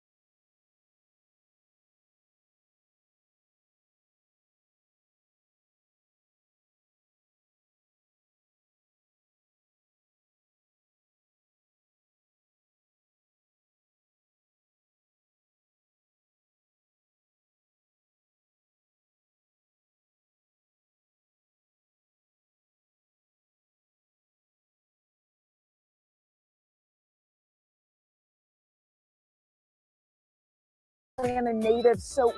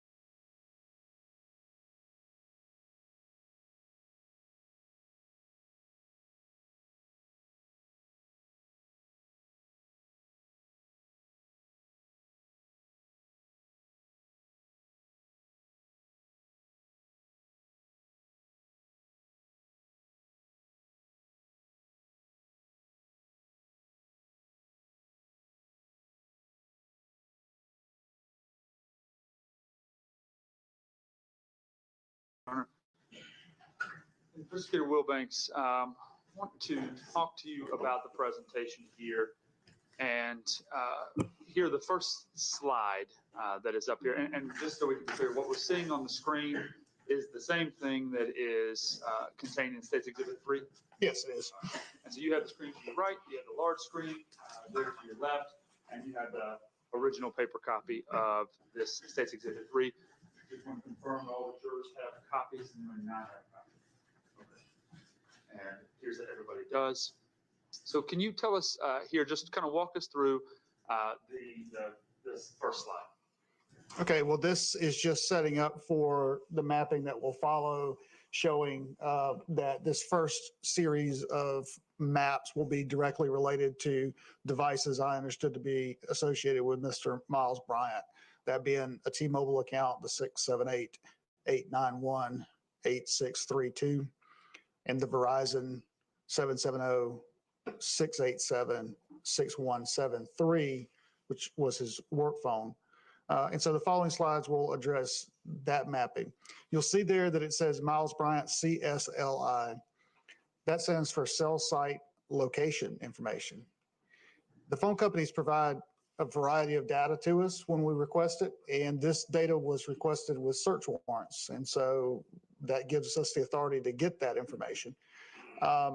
And this data contained cell site location information, which directly relates to not just the date and the time of an event, but also that tower information that we talked about. So I'm able to take that event, which is the call detail record, and relate it to a location, a geographic location based on that cell site location information. And ultimately, as you do that, is the goal here to be able to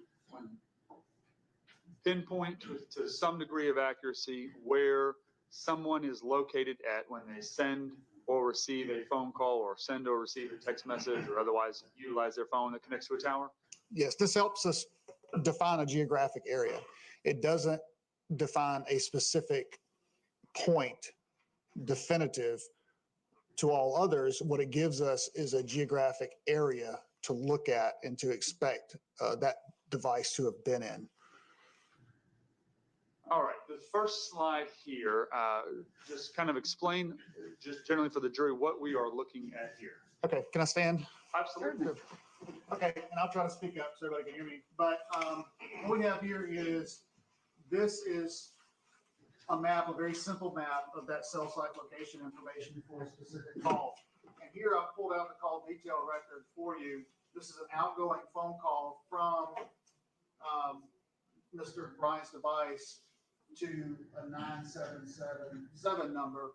And what's important about it is, with this outgoing call, T-Mobile registered that the call was communicated through a tower at this latitude and this longitude. And that azimuth that we talked about was 160 degrees. And so we've set the beam width here to 120 degrees, you'll see. So that breaks what we talked about, our 360 degree coverage down to one sector of only 120 degrees. And so that is what this map depicts. Now, I want to orient you to the outer band here at 3 miles. That doesn't mean that it was all the way out here at 3 miles. In fact, this area is in Norcross, and I pulled up a master map of all the towers within about a 3 mile radius of this location, and there were over 20. I think it was about 26 access points through towers. So that tells you that, and the furthest I saw was about 1.5 miles. So in reality, we've got towers all over the place here. So the fact that this phone, while making this phone call, communicated with this tower means that it's likely somewhere within close proximity to the tower within this coverage area. I've also given you reference points here of Mr. Bryant's apartment on the left here with this point, and then I've given you a reference here to Miss Kelly, and I'm going to mess up the last name. Pagoda. Okay, and that's her apartment here on the right. So this is all Windscape Village Lane within that coverage area of this tower. Right, and the tower that you're actually referencing there, where is that tower located?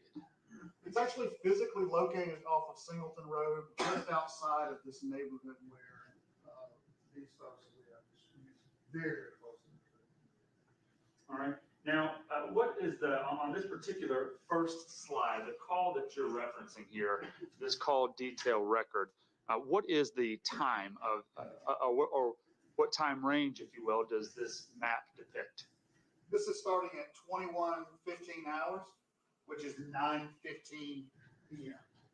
Okay, so that call that was made to the number there that's listed, the 9777 number, occurred at 9:15 p.m. on July 26th of 2022. That's correct. All right, and the area in which that call was made, it covers the defendant's apartment. It does. So if the defendant were at his apartment, it would be consistent with this map, Yes. with this tower mapping. Yes, because his apartment is so close to this tower. I mean, it's very close walking distance. It doesn't surprise me at all that he would hit that tower, that sector, if he was at home. All right, in fact, we're going to go to the next slide here, give us a little bit better detail of what you're talking about when it comes to the proximity of the tower to Mr. Bryant's home. Yeah, so this is a continuation of the last slide. The only thing I've done here is zoom in so that you can see it a little better. And here's the base of the tower. Here's that sector that we talked about, the left and right sides of the sector, Mr. Bryant's apartment and Ms. Kelly's apartment. And I actually went there in preparation for this and GPS these two locations to give you an accurate location for these apartments. And so both of these apartments are within the coverage area of that sector. Okay, now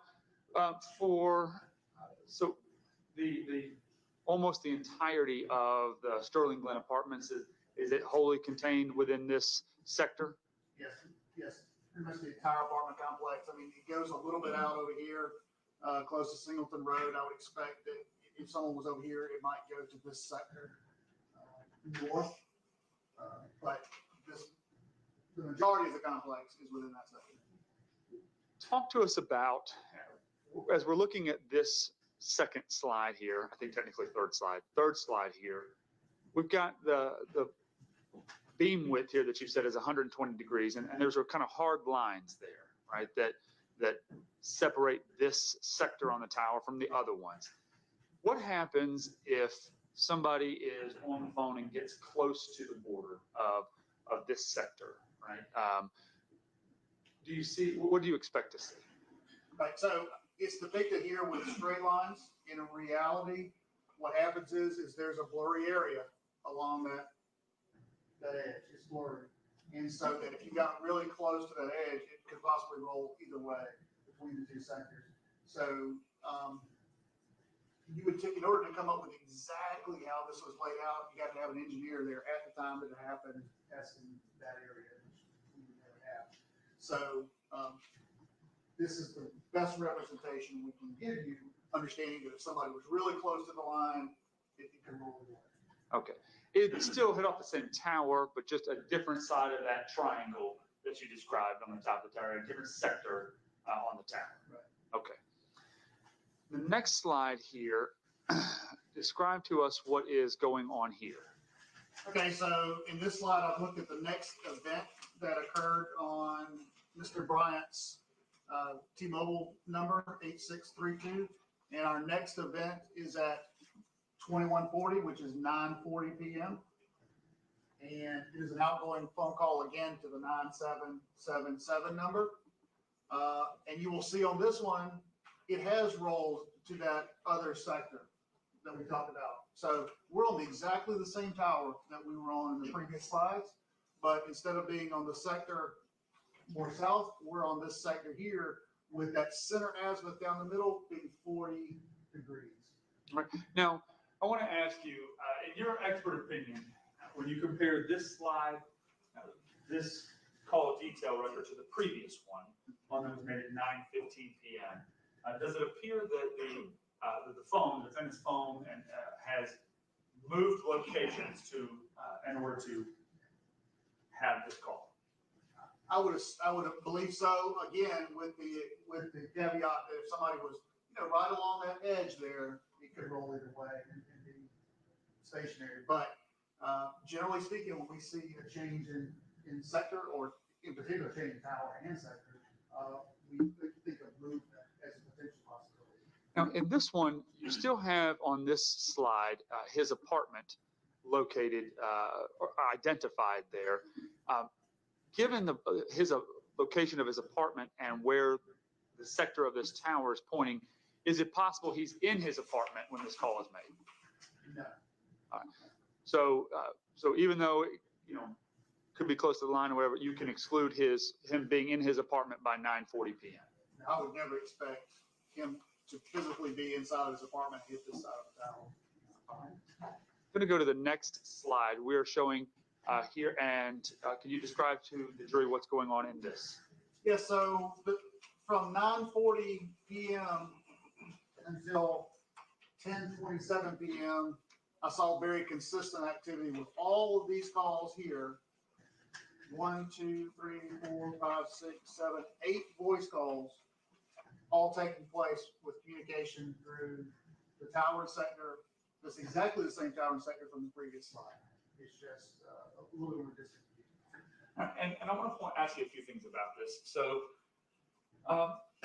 the numbers over here on this chart that you have up here next to the map, you have identified the 2429 number there as Senovia Parks's number. Right now, just kind of walk us through with that grid, what's occurring here in each one of these lines. Right. So what I've done with this document here, the spreadsheet here, this graph, is I've taken the very complex call detail records and cell site location information that we get from the phone company and put it into a format that's more easily viewable, and associated that number as I understood it from the reports on this case. All right. Now so here there's obviously the time frame here runs from 9:40 to 10:27. Right. That you put on the slide, but the actual individual time of each call, is that documented on that chart? Yes, the chart demonstrates all the different times that we're talking about and whether it was an outgoing or incoming phone call, and who the other party was, and just shows you that all of these calls occurred with this tower sector. Now the tower in the sector that we're looking at here, is that the same tower, the same sector that we were looking at in the previous slide? Yes, it is. All right. Now, here I want to go through a few things. The very top call here to the 9777 number, that one occurred at 9:40 p.m. and I think it says 9:40 and 35 seconds. Right. Is that an outgoing or incoming call? That's an outgoing call. Now, all the remaining calls that occurred from 10:12 until 10:27 p.m., are they outgoing or incoming calls? The remainder are all incoming calls. Now, there's a column listed as duration. Would you explain to the jury what that means? Right, so in the records, we're given from the phone companies the duration of how long the communication took place, and that's just a demonstration of it. So the ones with zero, obviously, there's no connection made. The ones where there's a seconds of time delineated, I would expect that some communication or transaction took place. All right. And was there, do you see those seconds appear like a voicemail picks up or things like that? Or does it require an answer on the phone when you see something like 2 seconds long? Right, it could be rolling over voicemail. Okay. The 0216 number that's there, you aware that that was his mother's phone number? I don't know that I was, no. Okay. There's a location there in the graph that you have, not the graph, the map, excuse me. You have another location icon there that indicates Susana's phone's final location. Where is that location at?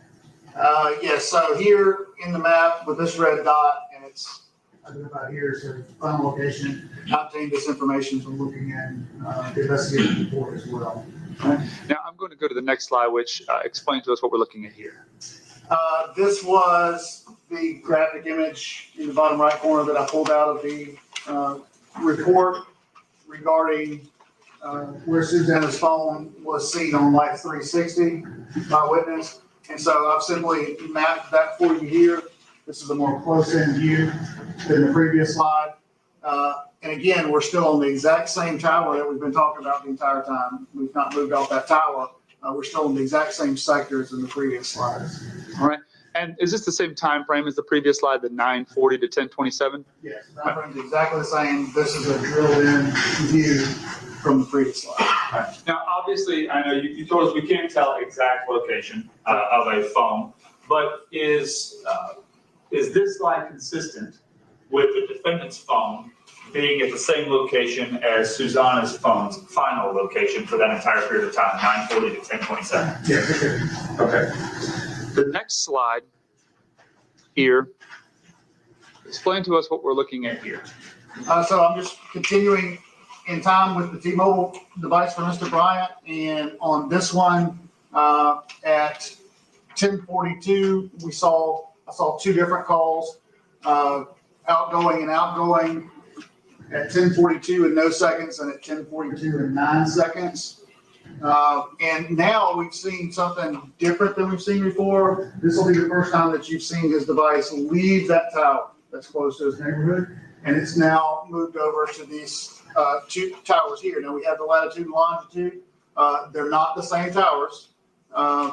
So the fact that it changed towers in such a short duration of time could be an indication of movement. I will tell you that you can also see here just how close towers are in this area. They're very close together, so it's quite possible that stationary as well. So I can't say for a fact that there's movement in this slide, but it's possible. All right. Now, in terms of this slide compared to these calls, compared to the previous calls, the 9:40 to 10:27 calls, all the ones that were listed previously, in these slides, because they're on different towers, can you conclude anything? I would expect him to have definitely moved away from his home if he was there, because that tower is so close, he's likely to have a very, very strong signal to that tower. I would expect it to be somewhere further away from his residence area.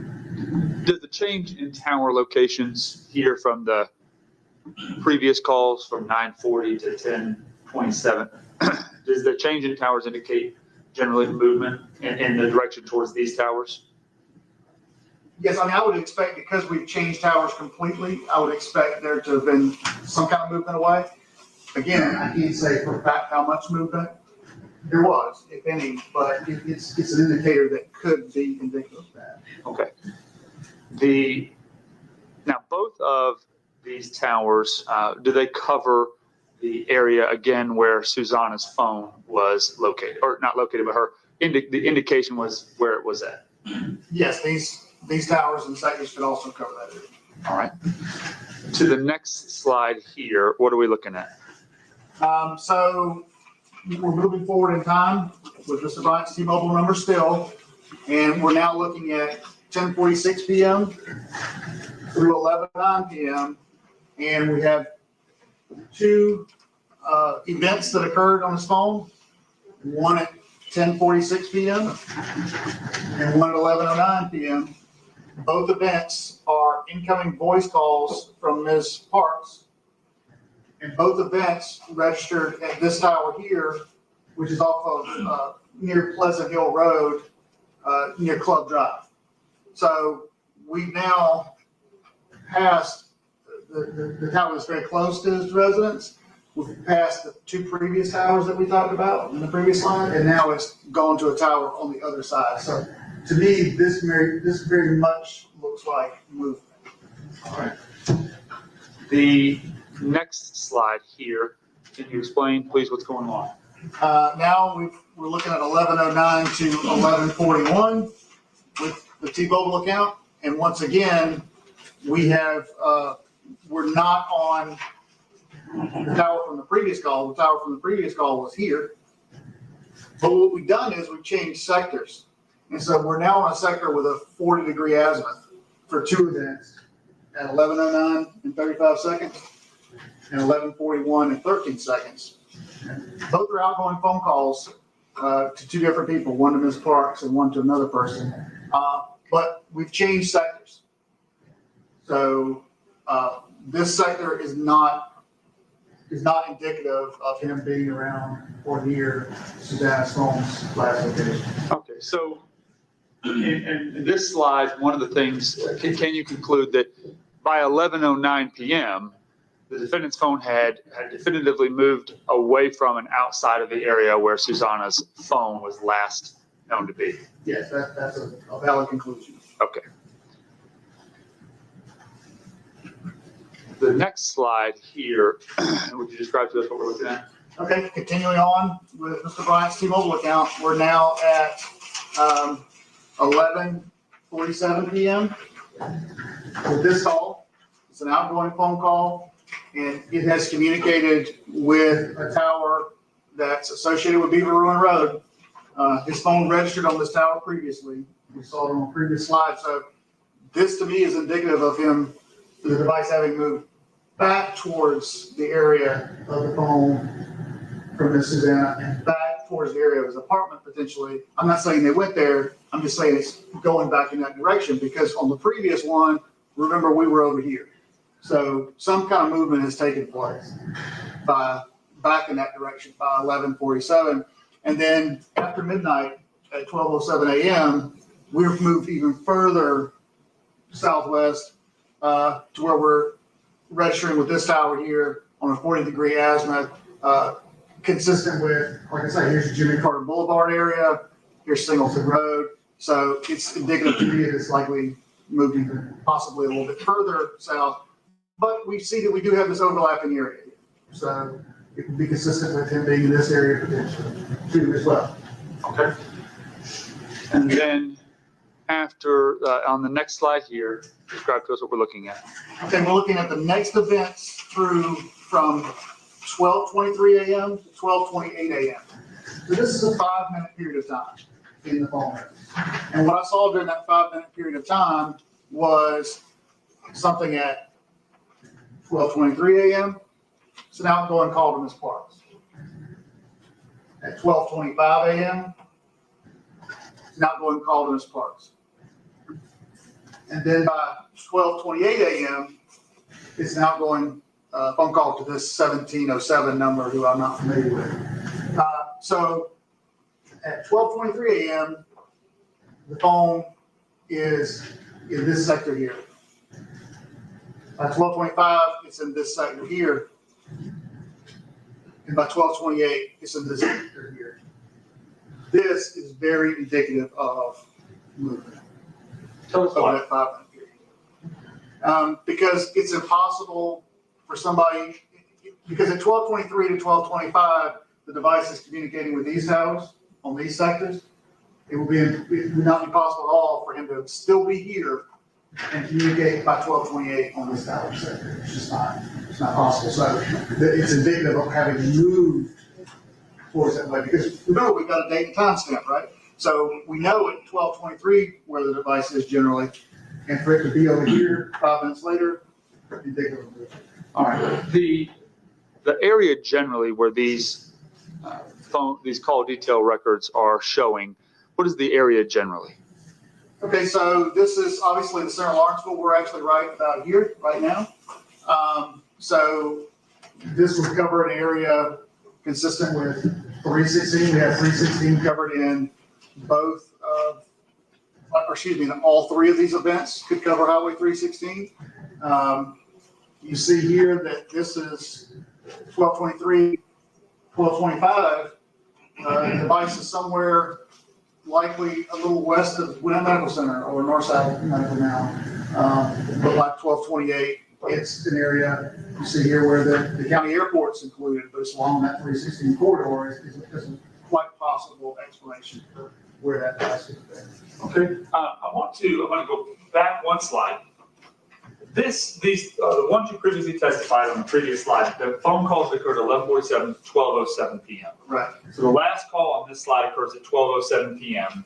And the next phone call that you, in the records that you were able to map occurred at 12:23. Correct. All right, so that's a difference of how many minutes?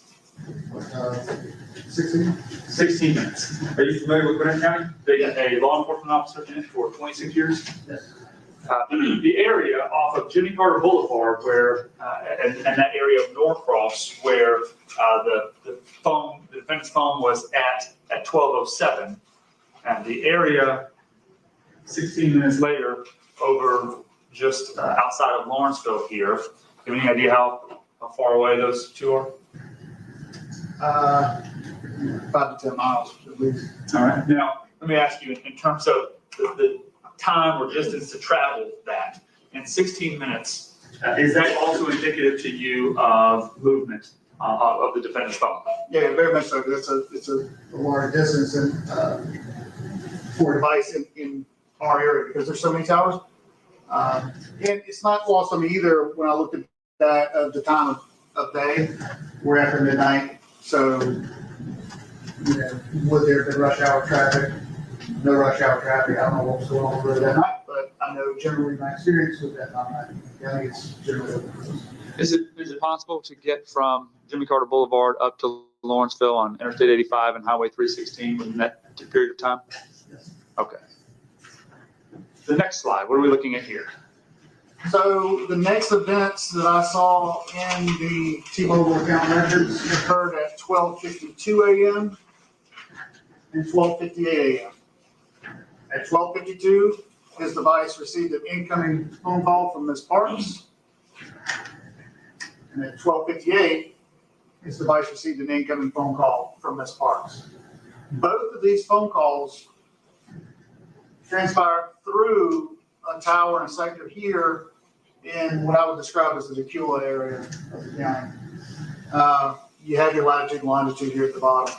And I've depicted, because I had the data for where her remains were ultimately found in the report, I've plotted that for you as well with this red dot here, which I think our next slide will drill it a little closer, just shows you the relationship between that tower sector and where her remains were found.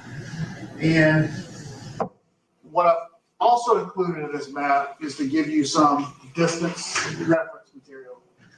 So I have measured here the distance between the phone's final resting location, Susana's phone's final location, straight line distance to where the tower and sector is for these calls and how they communicated. And it's just under 18 miles apart. That's straight line distance. Obviously, if you're going to drive from one location to another, is it greater than 18 miles? Yes, it would be a mile or two more at least, yes. Okay. Now, the last call that you had plotted at 12:28 a.m., just looks like north of Lawrenceville in that airport area.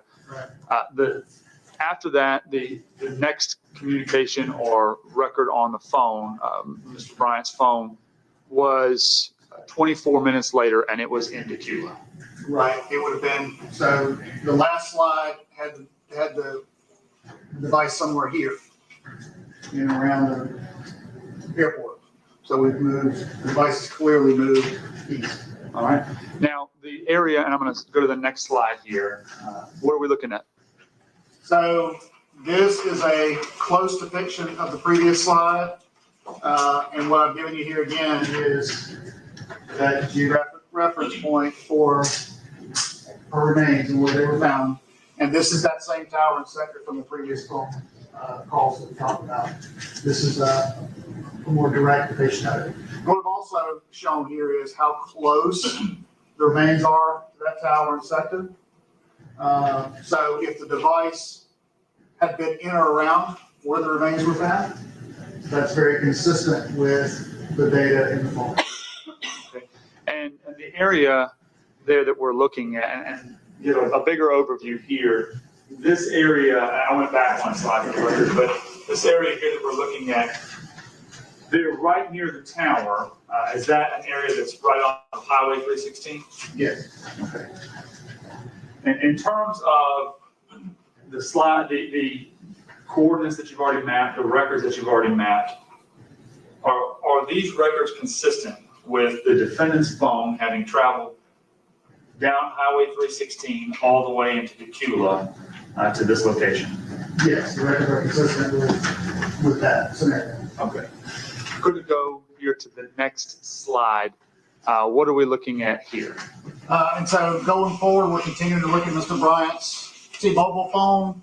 And after the previous calls, the only thing we see, there's about a 2-hour time frame where on this device, we don't see any more activity, but the next activity is at 2:42 a.m. And it's in this location here, it's latitude and longitude. And this is an outgoing call to Ms. Parks again. But by this time, he's back communicating with that same tower and sector that is most associated with his address that we talked about in the very beginning. This is back on that same tower and sector from, I believe, the first slide I showed you. So this is consistent with him being back home. Okay. And that's by 2:42 a.m. Now we're on the next, we're still on the next day, July 27th. Yes, so this is 2:42 a.m. and yes, next morning. So early a.m. hours on the 27th. So from your review of his phone records on his T-Mobile phone, his personal phone, there were no other communications with geographic coordinates between 12:58 a.m. and 2:42 a.m.? Right. Okay. All right, and show us what we're looking at in this slide. So this is 3:04 through 3:46 a.m. on the 27th. And we see a series of 3 activities on the device. Outgoing phone call at 3:04, outgoing phone call at 3:37, and outgoing phone call at 3:46. 2 of these, the first one and the last one, are outgoing phone calls to Ms. Parks.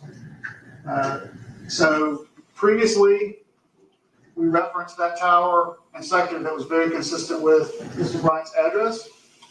These phone calls don't take place on that same tower and sector. The communication has moved over to a new tower and a new sector by 3:04 to 3:46. So we've moved devices. It's clearly moved in some way north or west of his address, if it was there before. All right. And the next slide that we're looking at here. So the following AM hours past that are 9:35 a.m. and 9:43 a.m. So we're in daylight the next morning by the time of this mapping. And so here you have activity at 9:35 a.m. on the 27th. What was interesting to me about this was this communication, which is an incoming phone call to his device, is registering with the tower and sector that is, again, consistent with where Ms. Susana's remains were found at 9:35 a.m. But by 9:43, approximately 8 minutes later, our outgoing phone call to this 0216 number has registered with a tower in a sector here, west of that location. So that would indicate to me that the device has clearly moved from an area consistent with the remains to an area west of that location. Back in the direction of his home? Yes, if he were traveling back home, that would be consistent with that. All right. Now, when you reviewed his records in total that you've shown us so far, are these records consistent with his phone having traveled from his home in Norcross all the way to Decula over the night hours of the 26th, back to his home in Norcross in the early morning hours, and then back out to Decula to the same area where her remains were located by 9:35 a.m. the next morning? Yes, if that scenario occurred, this digital evidence would support that. Okay. I'm going to go to the next slide here and ask you what we're looking at here. This is a different set of phone records. We've now, on this slide, moved to that second phone number that we talked about on the first slide, which is a Verizon number. And what I found was during the time period that we've been talking about today, there were 2 phone calls that were in that time period. One was at 9:39 a.m. and one was at 1:46 a.m. on the 27th. So the early morning hours. Investigator Willbanks, I'm going to stop you because I might have misheard you. And the time, did you say it was 9:39 a.m.? Oh, I'm sorry. 1:39 a.m. I did. That's from 1:39 a.m. to 1:46 a.m. So this information shows that on this device, these 2 activities, at 1:39 a.m., there's an outgoing phone call to Ms. Parks. At 1:46 a.m., 1:27, there's an outgoing phone call again to Ms. Parks. What's interesting about this is, although in the previous slide, we were talking about a T-Mobile phone, this time we're talking about a Verizon phone. So we're talking about 2 different networks, 2 different completely different companies, different sets of records, but they both have some information that's consistent with each other. In the previous one, I think we were just shy of about 1 a.m. when his T-Mobile records placed it on this tower and sector. And the Verizon records do the same thing. And that's not inconsistent with what we know about phone companies, because even though you have one tower, you can have multiple companies using the same tower. So they might each have their equipment on that tower. So even though the records are different, it again is a geographical area consistent with where Susana's remains is from. So, and I'm going to go to the next slide. Go to the next slide. There we go. The next slide here. Yeah, again, this shows you, even though we're talking about 2 different companies, they very consistently show you the same thing. This tower base here, the base station is about less than a half mile up, 4/10 of a mile from where the remains was. So based on your review and mapping of the records, both of Mr. Bryant's personal phone was located in this area at 12:52 a.m. and 12:58 a.m. on July 27th, Yes. where covering the area where Susana's body was found. Yes. And then his work phone was at 1:39 and 1:46 a.m. was in the same area still as the previous calls. Yes. Okay. Oh, I want to take you. There we go. All right, I kind of change gears here. Show us what we're looking at here.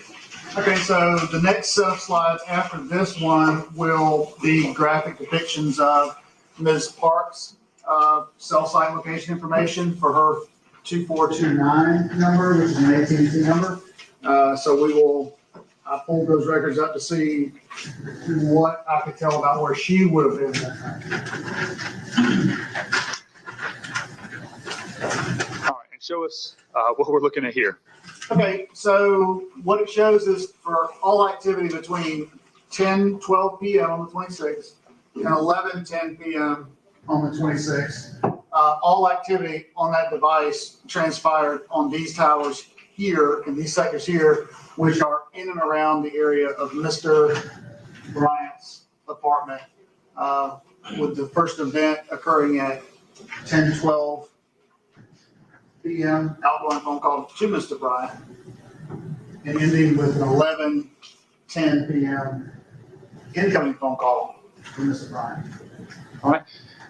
And because I don't like unanswered questions, is there any significance to the change in color from Mr. Bryant's records that were, I don't know, purple to the green? Yeah, that's just so visually you understand we're a different person, and because there will be a slide or two where I put both of them on there, so you're going to need to tell which one we're talking about. So for Ms. Barnes, I made her second green. All right.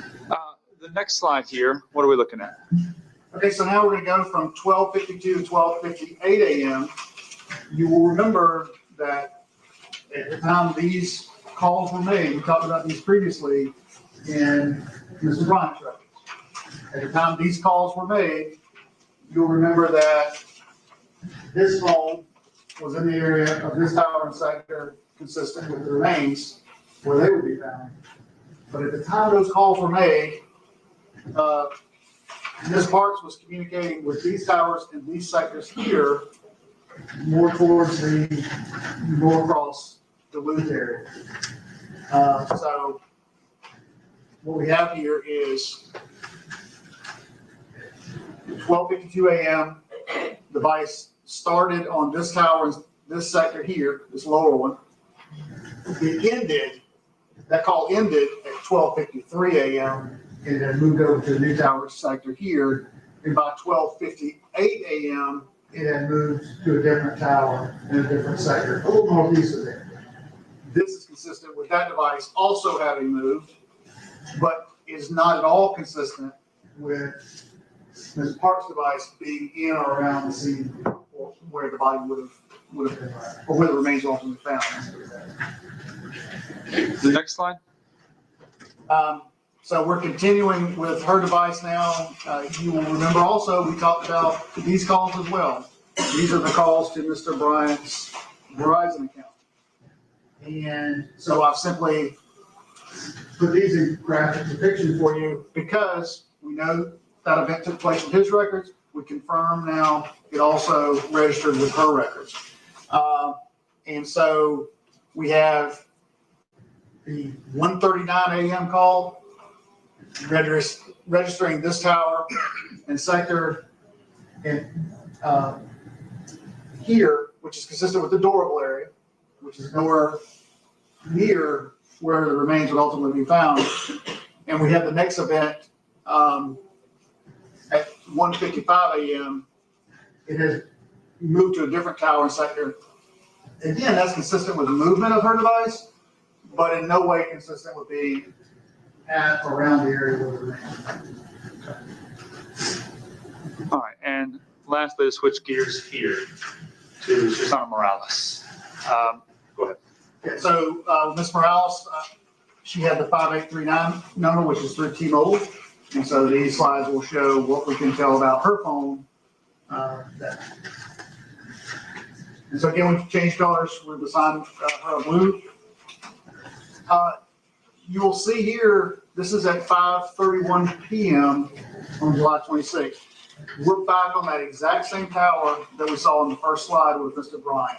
And so the T-Mobile tower location, but we're on a sector that's more consistent with her home at 1218 Santa Ana Drive. Again, 5:31 p.m. It's an outgoing phone call. And this is a close-up view of the previous slide to help you see the consistency between where the tower and sector is and the coverage area of that tower and sector encompassing her residence. Okay. And the next slide here. So this is by 7:17 p.m. We are still on the exact same tower that we talked about before. You'll see the change sectors. So this could be very consistent with movement. By 7:17 p.m., an incoming phone call from the 6730 number So our azimuth is 40 degrees. We've seen this tower in sector in previous records, but you see her device communicated with it as well. So this is a close-up version of the previous slide to show you the relationship between Miss Kelly's apartment and where that tower in sector is. And just previously, we would have shown you her residence, which is here. It was all in close proximity, but the phone by this time would have had to have been somewhere northeast of the residence, somewhere consistent with Singleton Road, Indian Road, or somewhere in this area, maybe a little north. If Ms. Morales was walking from her home to the Sterling Glen Apartments at this time, on Singleton Road, would this be consistent with receiving a phone call, being there on Singleton Road, walking to the Sterling Glen Apartments? Yes, I mean, if somebody was in this area, walking down Singleton Road here, this is the apartment complex. If someone was walking in this area, I would absolutely expect a T-Mobile account to communicate with that tower because it's so close. Okay. And the next call here, for the next slide, excuse me. So I looked at everything else that occurred on the phone, and between 5:36, between 10:17 p.m. on the 26th and 5:36 a.m. on the 27th, there were a total of 76 events that took place on the phone calls. Most of it was just these incoming phone calls from other people. Every one of those transactions took place with the tower and sector. It's exactly the same tower and sector that we talked about previously, even though it's later in time that night, starting, because we flipped forward at around 7 p.m. We're now at about 10 p.m. So there's a gap in time where we don't have any information. We don't know what the phone was doing during that time. But our next event is at 10:17 p.m. And every event transpired through this tower and this thing. Now, so that was going to be, I know you may have just answered some of my question. The previous call, 7:17 p.m., that Susana's phone logged, there were, in the records that you were provided that were obtained for her phone, were there any other calls or texts that were able to be, that you saw in the records between 7:17 p.m. and 10:17 p.m.? Well, for T-Mobile, we don't get location information for text messaging. So the only information in her phone with location information would have been phone calls. So yeah, there's nothing that time that I could determine any location information. Now, so let's go to the next slide and we'll get there. And what are we looking at here? So this is a view of the records, a partial view of the records from T-Mobile for Susana's phone. This is how they look when we get them from the phone company. So there is some additional information over here, but we don't need it to show what we show you here, which is that you'll see that they give us the data in a spreadsheet. There's dates, times, duration. We talked about that before. There's a call type, numbers dialed, who's calling, and you'll see that in that time period, we have some additional information over here. We have some service code information. We have what's called a switch name, and then we have the LTE site, right, and sector. That's what this is. So when you see LTE and site, think tower. When you see sector, think about that 120-degree coverage area, or that area that could be within 120 degrees. And so what I saw here was something happened in the records that indicated an event to me. Go ahead and explain what that is that you observed. So I see here the time column. Now, if you're looking at the time column, you may be very confused about these times because this event, the first event at the very top is at 9:10 a.m. And I'm going to pick up on this event right here at 9:36 a.m. And you say, well, how is that relevant? That's because some phone companies do something called keeping time in UTC time, Universal Time Coordinated. It's a standard for time that T-Mobile uses, AT&T uses. And what that does is they don't give us the records in our time zone. We have to convert the records to our time zone. UTC is the standard. So yeah, you can go anywhere in the world. If you know where you are and you know what the UTC time of the record is, you can determine the time where you are.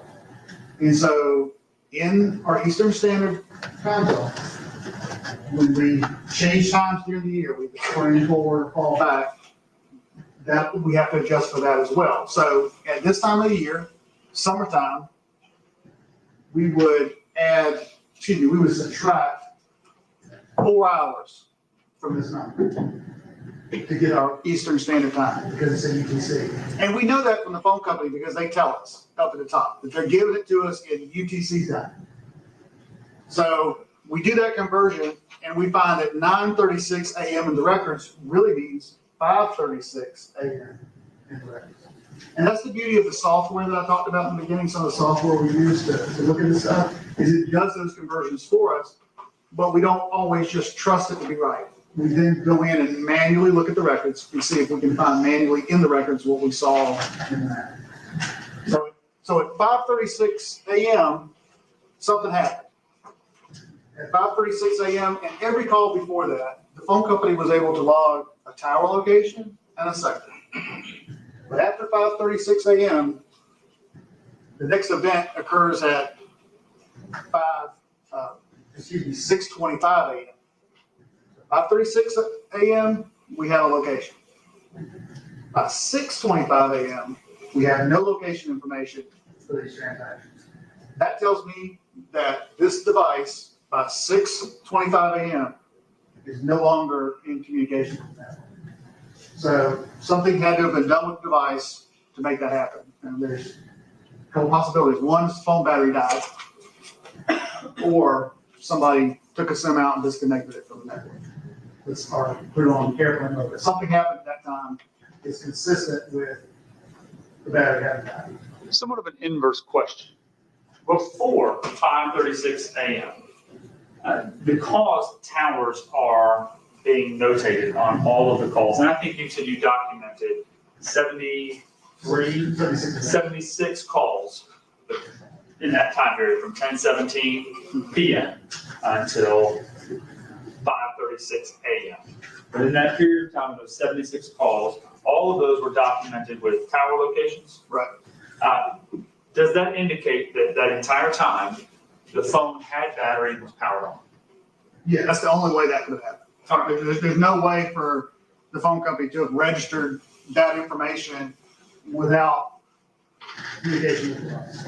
So impossible for the phone to have died at 10:30 p.m. or midnight or 2 a.m. or anything like that for it to be logging those towers. Yeah, that's not possible. Okay. Now, all of the calls from 10:16 p.m. until 5:36, the 76 calls that you observed in the records, were you able to observe whether Susana answered any of them?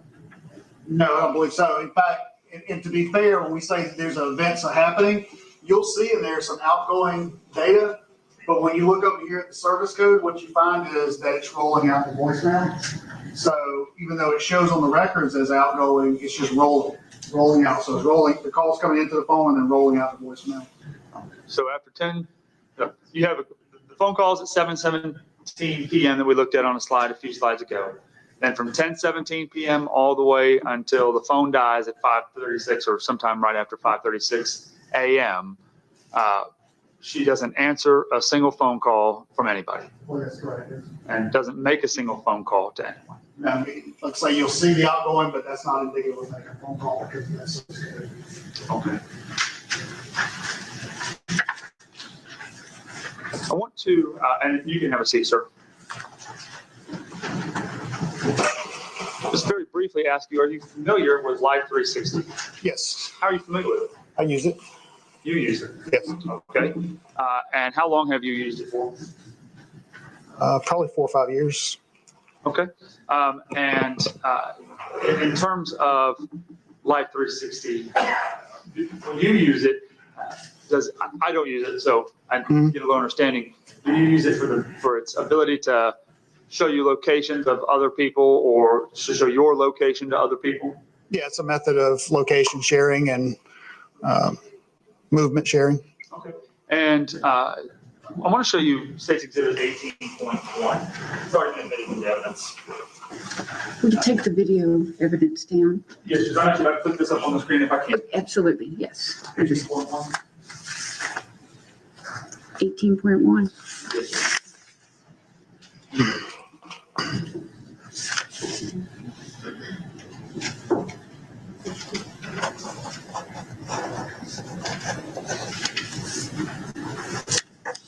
Well, as it's being brought up here, just very generally, how does Life 360 work in connection with your phone? It uses the location-based services of the phone to determine its location, and the accelerometer in the phone, which is part of your phone's technology to detect movement. So the app is accessing that information. Have you ever tested it out? Yes. I'm sorry. I'll be more specific.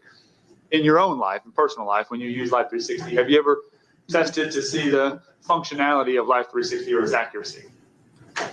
Yes. I mean, I look at it quite often with one of my daughters in particular. So I've quite often see the movements, know the movement and what the movement would have been in real time versus or compared to what I see in the application.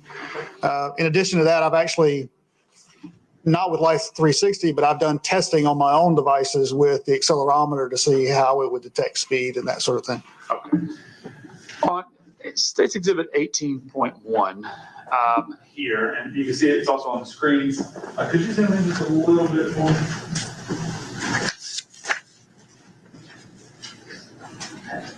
And I'm going to ask you, because I look at this image and I get confused because when I look at this trip that this exhibit documents, it seems impossible that somebody could walk in those particular straight lines that are depicted in State's Exhibit 18.1. Have you ever seen anything like this? Yes, I've seen similar. Yeah.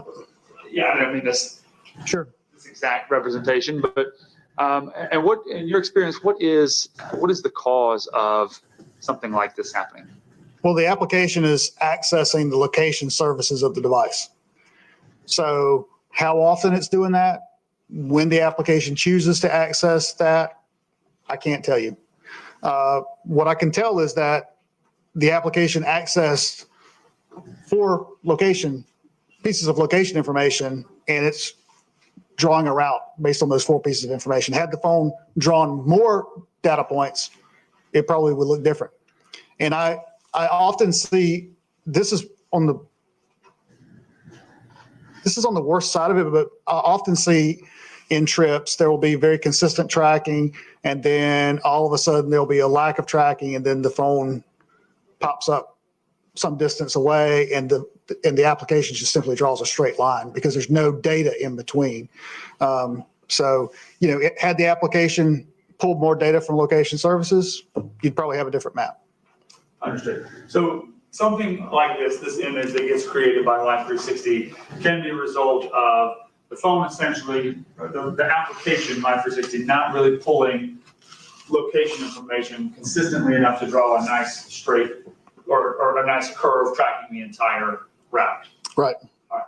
In this one, this 18.1, in your experience, and you're familiar with the application, I'm only learning about it really through this case, but the white dot there, the starting location, and then there's the location icon, which indicates the ending location on this, is the other 2 points here of reference, the one that's here on Singleton Road, and I'll just point it out to you, one here on Singleton Road, and then the one on Santa Ana Drive here.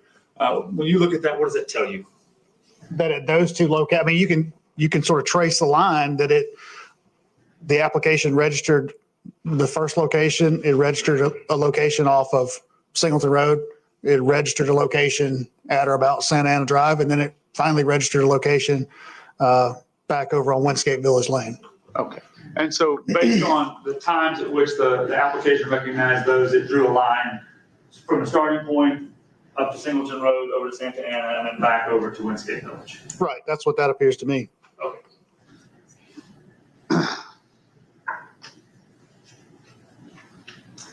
In all your time using Life 360, have you ever received a crash alert? No. Okay. Have you ever dropped your phone?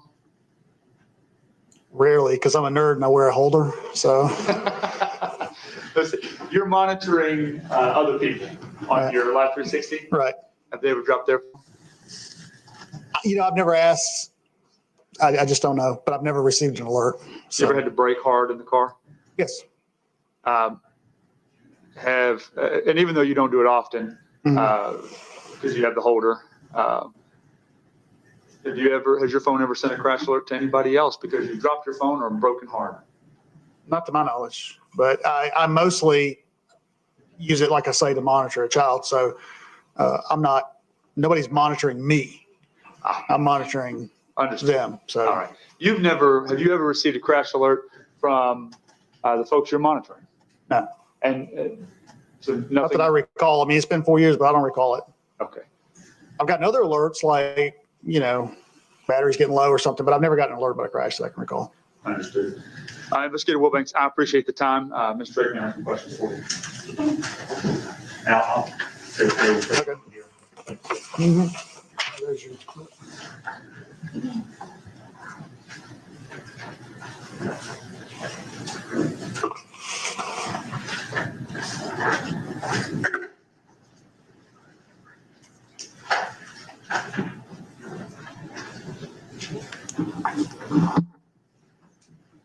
Hello. Hello, how are you? We always meet like this. First off, congratulations on your new job. Thank you. Very sad you left us, but I'm still gonna call you when I can't figure out these phone records. Okay. All Just right. be ready for it. I just have a couple of questions for you. Now, the towers, I think in general, if there is a stronger tower,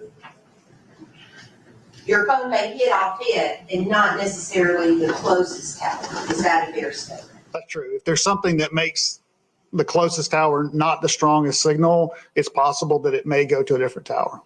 And I call them pizza slices. Right. All these little pizza slices. So the phone itself can be anywhere within that particular pizza slice, for lack of a better word. Right. And yes, I mean, I'm giving you a basic graphic depiction. So I can't say that it's a mile away, it's a half mile away, it's a quarter mile. I can't tell you. I just know that it's consistent with somewhere in that area. Okay. Can there be movement that's not picked up if your phone is cut off? Like if I'm traveling and I don't have my phone on, it's not gonna hit off of any cell towers, or is it? No, it wouldn't. I mean, if you disconnect the phone from the network, it has the network is not registering any activity. Therefore, the network's not keeping any records if it's been disconnected from the network. What about if you don't have any phone calls or apps running? Could I be moving, but my phone not necessarily hit on a tower? So this gets into a technical area of what the phone companies have and what the phones do. It depends. Okay. So let me make sure I understand your question. Your question is, you're moving, your phone is on. Is there any data being collected? Is that your question generally? Well, basically, with my phone, if I'm moving but my phone's on, I don't get any phone calls, I don't have any apps open or anything like that, is it going to possibly pick up on a tower? The networks can have data for that time period. The problem is that we didn't have any of that in this case because of the time period. The networks only keep something called timing advanced data. AT&T calls it something different, but they only keep that type of data for a very short period of time generally. As an example, Verizon is 7 days they keep it. So this investigation took place outside of a time period. The warrant wouldn't have gotten us any of that data. So yes, it's possible. What didn't exist in this case? Okay. I wanted to talk about, may I approach the witness? Certainly. And I'm just going to show you this so you'll know which slide. The one that you did for Senovia. Sure. From 10:12 to 11:10 is what you've marked on these others as Susana's phone's final resting place. Right. Is it within those areas? It is within 2 of them, yes. Yes. And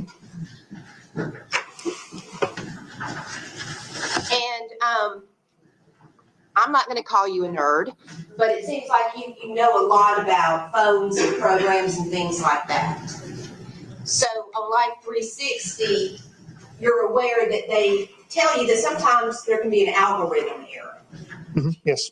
that can affect the crash alerts and whether or not you receive them. Is that a fair statement? Yeah, I mean, it's not a 100% accurate application. It's not. I mean, there can be anomalies. Okay. And are you, and you may not be, are you aware of, there's different factors that have to, four things that have to happen before a crash alert is even possible with Life 360? Are you familiar with? I'm not familiar with what the 4 things are. Mm-mm. Right, if I can have just 1 second, please.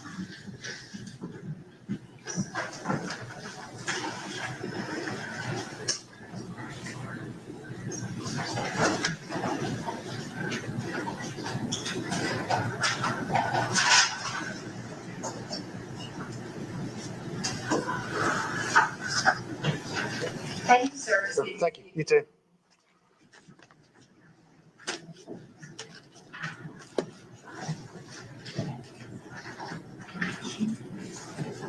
Can you read it direct from the state?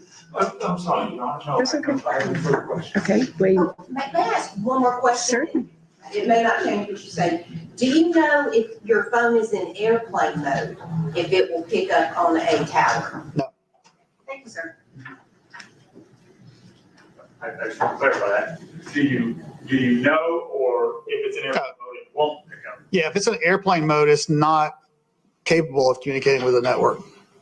So ultimately, I know you said that the timing advanced data or whatever other terms other phone companies use for it is available for a short period of time. Right. In this case, because Susana's body was hidden in the woods and obscured, and nobody was able to find her for 6.5 months, did that prevent law enforcement from requesting that other data? Yes, I mean, yes, had somebody said at or about the time of the death, hey, we need the data from these phone companies, this timing advanced data, it would have been available from any of them within days of the event. I think at this time, T-Mobile was even keeping it for 90 days at that time. So had it been known earlier, and it would have been much more detailed than what I've been showing you. It'd be much narrower area. Nothing else, thank you. May we release Investigator Willbanks? Yes, Your Honor. Okay. Ms. Drake? Oh, yes, ma'am. Okay, thank you very much. Yes, ma'am.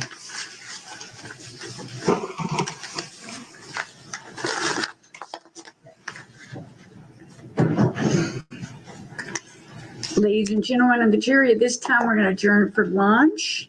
Again, Gwinnett County's going to buy your lunch and you're going to eat in the juror cafeteria and stay together. Let's resume at 1:30.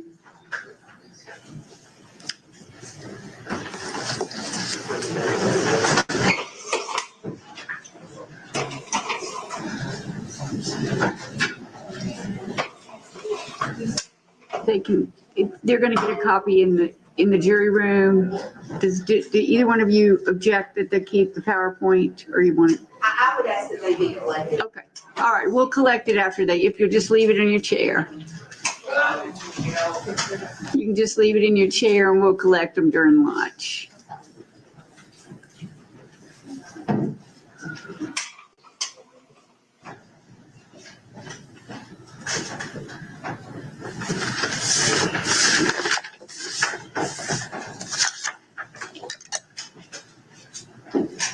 And it's my understanding that the state wants to call Michael Ryan Jones next.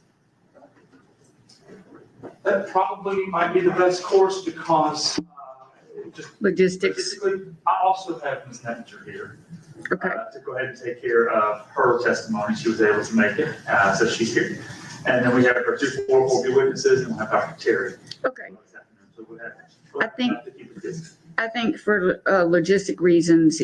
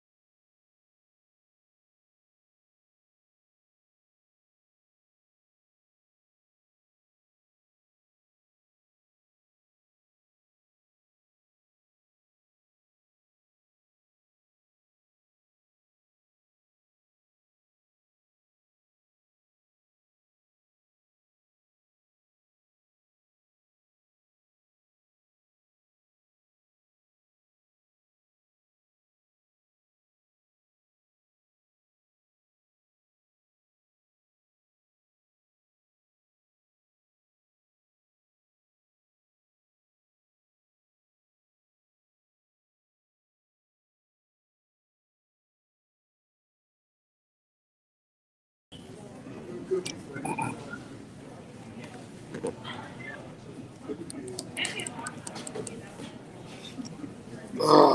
see here.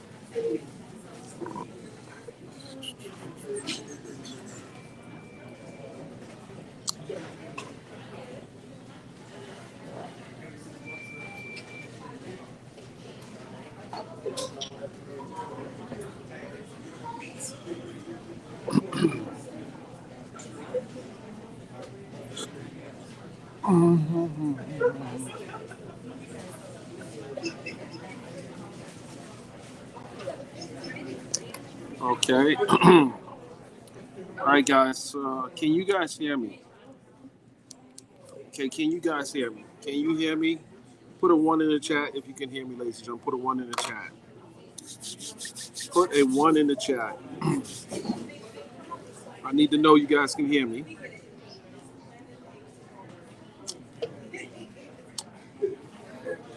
All right. So we are on a lunch break. I'm here at the courthouse. And Judge told us to be back at 1:25. But I want to really quickly talk about some of the testimony and get your thoughts on the presentation of the last witness. And do you feel more convinced now than before that defendant Miles Bryant is more guilty than not? So put a 2 in there if you believe the evidence was strong. If you believe the evidence was strong for the prosecution. Additionally, when I went on the earlier break, the first break this morning, I saw 2 people in the hallway I recognized very well. Very well, I recognize. When I saw the father, I said, okay, I know him. I said the father. So that I'm alluding to the fact that the daughter of Ms. Parks, who testified, I know the parents. I know both the parents. And I actually knew her when she was smaller.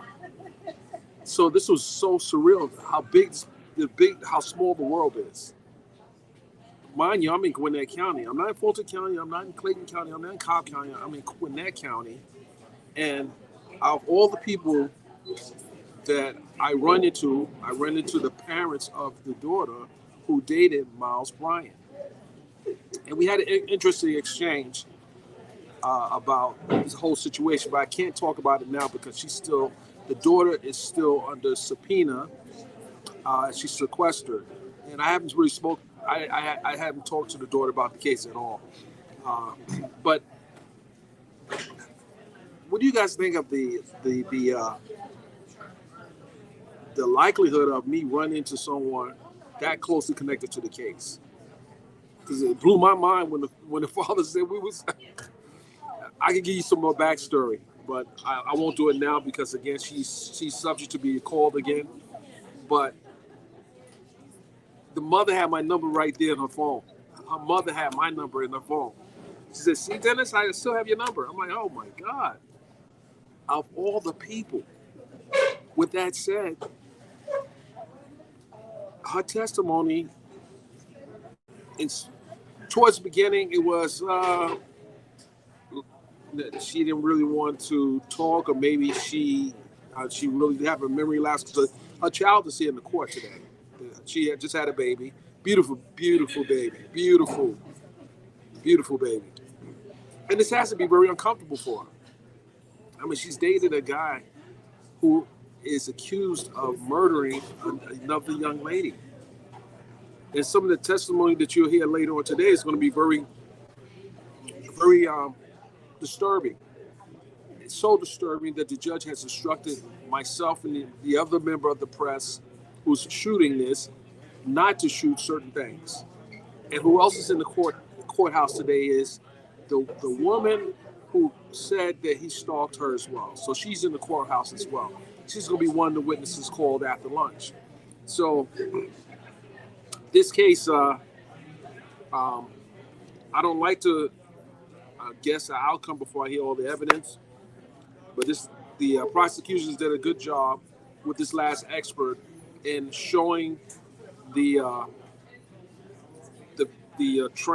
triangulation of how the phone traveled. Miles Bryant phone traveled to the crime scene. His phone was traveling was on the crime scene, direct smack dab in the middle of the crime scene. What's the likelihood of his phone traveling to the crime scene? Then he loses his Glock.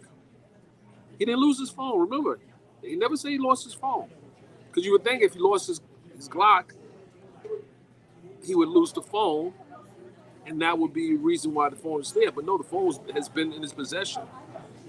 His Glock is the only thing that wasn't in his possession. So it's some very powerful testimony. I'm gonna read some of the comments real quickly.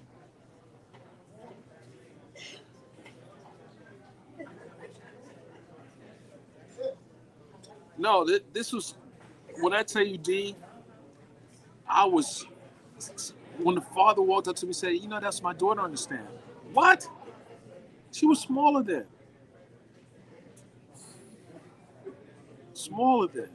But she has to change her phone number now. You guys got the phone number. And the reason why the judge allowed the number in, and I don't know if anyone could guess why the judge allowed the numbers in, but the reason why the judge allowed the numbers in is because the evidence that was shown with this last witness showed the exact phone, the phone number. They had to show the phone. So they're going to have to change their phone numbers, clearly. But that's why the judge allowed the numbers to be shown, and she had to say it out loud because it is a part of the evidence, and it shows that she communicated with him the night of the murder, and what she did and what he did during the, I don't know, maybe he was calling her right after this murder, but the close proximity to the crime scene and him communicating with her, it was necessary for them to show the number. I didn't get it initially, but now I understand.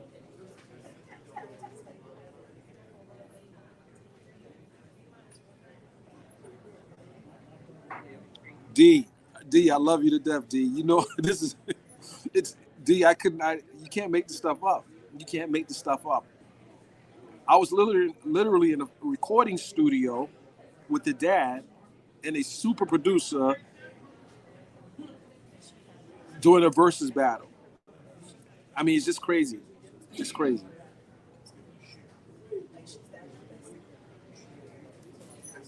My sound went off. Someone said the sound went off. I don't think the sound went off. I don't think my sound went off.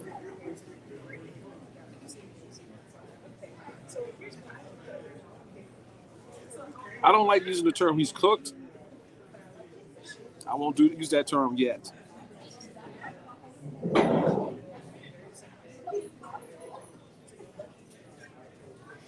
You know something?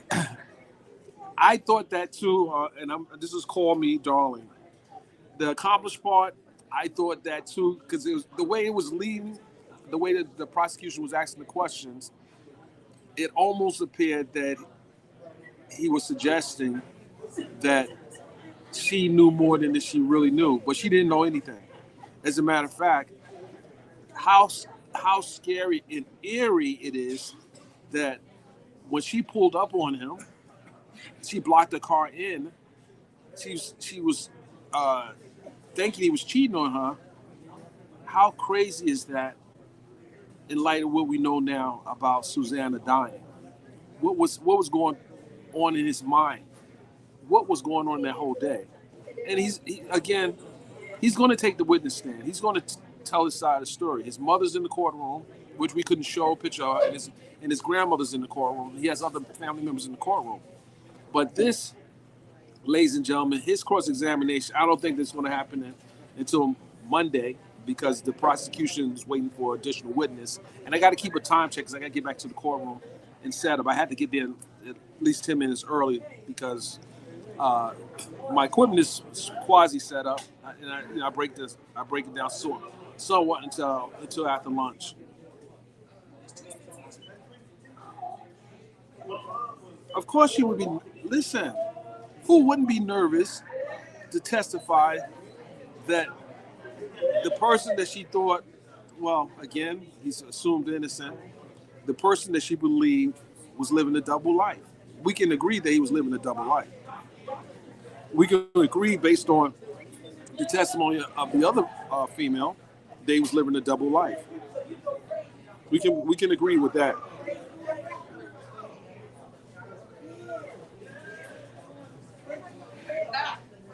And he had the opportunity to plead. He's facing life without. That could be 200 years, 300 years in jail. Don't really matter. He's not gonna live. He wouldn't live past, I don't know. But he's young, and also he might want to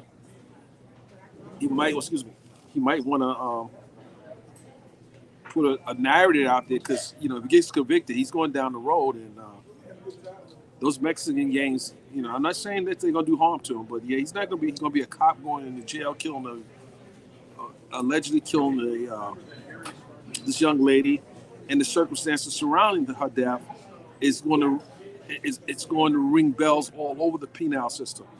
So he doesn't want to go ahead and just cop a plea right away. He wants to say he tried to fight, and maybe, and this is my speculation, he's going to put up a defense, and hopefully, if he's convicted, there'll be some people that, not hopefully, there'll be some people that will think he didn't do it. Not many, the way this case is going.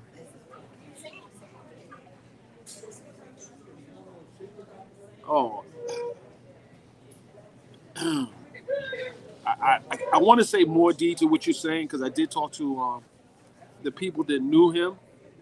Literally, the family told me that he used to come to the house. He had the key to get into their house.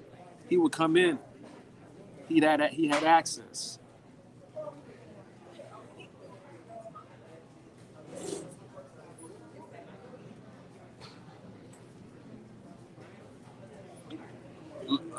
Laskia Elder, and that person is here in court today. She's going to be testifying. You will hear testimony, and I'm going to upload some shots onto the stream later during the testimony. So you'll see shots popping up on the screen. And these are shots that I took inside of some of the reactions to some of the testimony.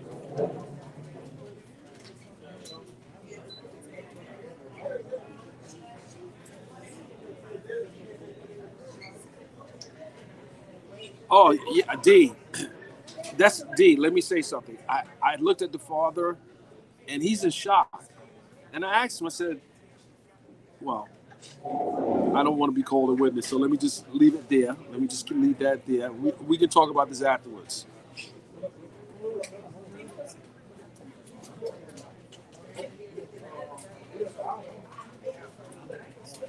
All right, guys, I got to get back to the courtroom. Funkin' Page, Funkin' Pops. Pops, be nice to Miss Betty. Be nice to Miss Betty. I'm watching the comment section as I'm in the court. Sometimes I have to go on screen. Sometimes I have to pull up on the screen when I see you're acting.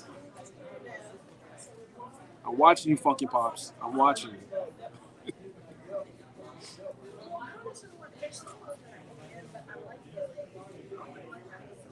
I know you do. I'm just watching. I don't want to have to settle fights while I'm in the courtroom because the judge may kick me out because I'm settling disputes in the comment section. With that said, ladies and gentlemen, I got to get back into the courtroom. I'll see you guys shortly. I gotta get set up. I'll see you in a minute. We're not shutting this. We're not in this live. As a matter of fact, it's going to be running continuously. See you in a minute.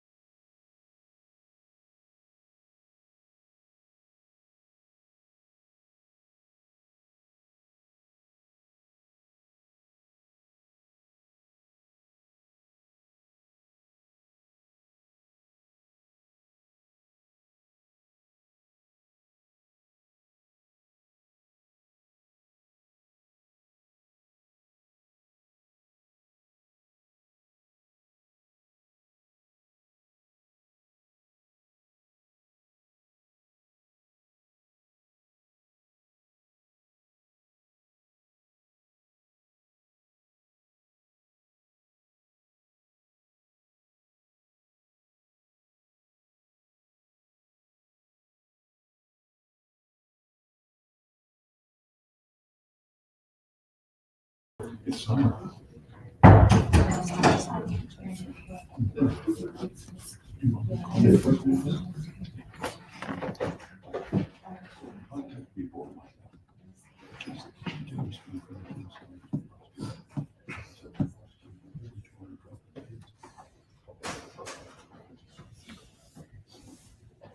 Are they ready? I think they are, I'll check on, Okay, I haven't, I'll keep them around exactly. yeah.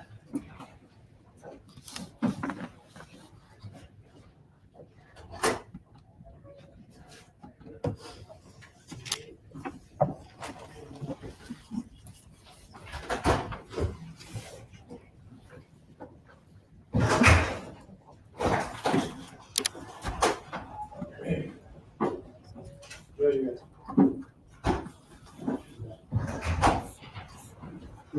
got it. Two people coming in.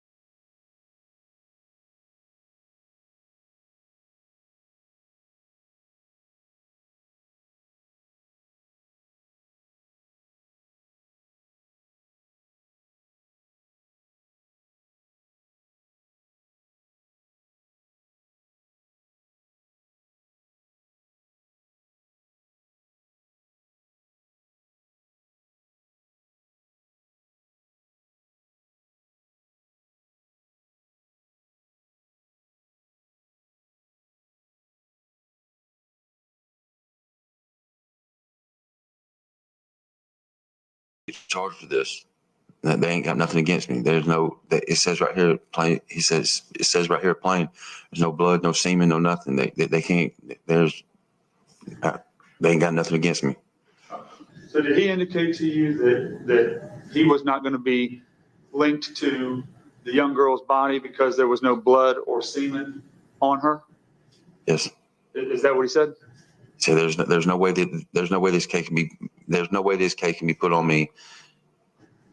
It doesn't show that I was anywhere around her. It doesn't show me no blood, no semen, no nothing. Okay. At some point, did the defendant talk to you about, at the time that you were at the Gwinnett County Detention Center, had you been in prison before? Yes. I was in prison at the time. Okay. I was just coming back from court. But you were just back in Gwinnett County to handle that case? Right. Did he ever talk to you about what prison was like? Everybody's never been that has the possibility of going, they're always going to ask that question. Okay. What specifically did he ask you? He said, when and if I ever get charged, or when and if I have to go to prison, what is it like? And I told him. Okay. And y'all, was that a one-time thing, or did he talk to you, ask you other times about what it was like? It got brought up more than once. Okay. Obviously, at some point, I'm sure everybody kind of wondered what might happen to them with their case. Was there ever a time that the defendant talked to you about the death penalty? Your Honor, I'm going to object. I don't know how discussions about the death penalty, when this is not a death penalty case, are relevant. His answer will be very relevant, Your Honor. Can we give state Your latitude? Honor, I have not received any statements about anything involving a death penalty. Your Honor, Mr. Jones has been on the witness list. Ms. Drake has known about him. He's been at the Gwinnett County Detention Center. I can't control whether she interviews him or not, but But he still has to turn over any statements of my client. I have to turn over written statements of her client. There's nothing written, Judge. I'm going to overrule the objection. Did you ever have a conversation with him where the defendant brought up the death penalty? There was a conversation brought up one time. He said, someone could get the death penalty for something like this. I said, no, you got to do something more brutal than that. And he said, well, so far they only got me charged for this one. Okay. He said, so far I'm only charged with one. Okay. I don't think killing one person I don't think somebody doing something, you're going to get no death penalty from something like that. I understand. How long do you think that you were in the same pod with the defendant? Maybe a year. No, about 9 months. Okay. And throughout that time, I know you've talked to us about a few different conversations. Well, in total, did you talk to him often about his case, or were those kind of some of the exceptions? Maybe 7 or 8 times we talked about his case. It's not something like somebody wants to talk about every day. Understood. Thank you, Mr. Jones. Ms. Drake? Yes. Good afternoon, sir. I just want to ask you a few questions. Yes, ma'am. So, what is J-Pod? What makes that different from all other pods?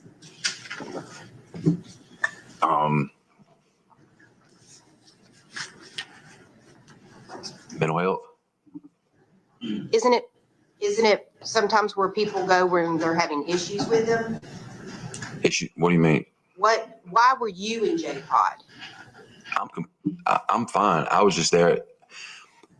I was an inmate worker, and since I have an active escape on me, there's only certain places they can work me. J-Pod, I can't work in the kitchen because I guess I got too many accesses to escape again, I guess.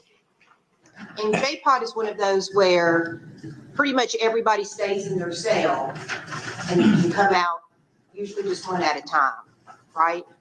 Yes. PCs come out by themselves.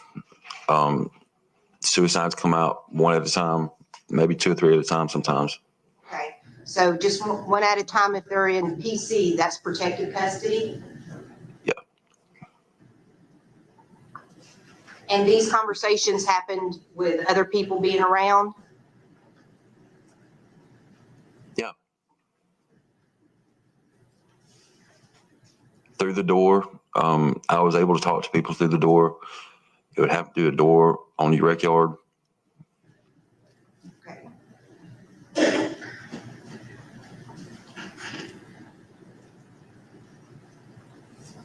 Now, you mentioned a burglary. What county is that out of?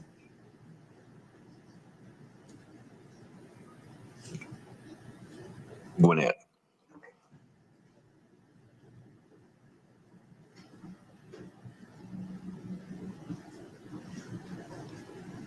For myself, burglary, Yes. I'm just down. The burglary's already done.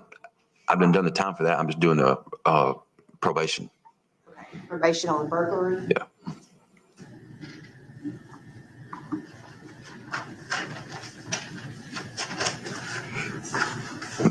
And you said it was normal for people that are potentially facing prison to ask about how prison is, right?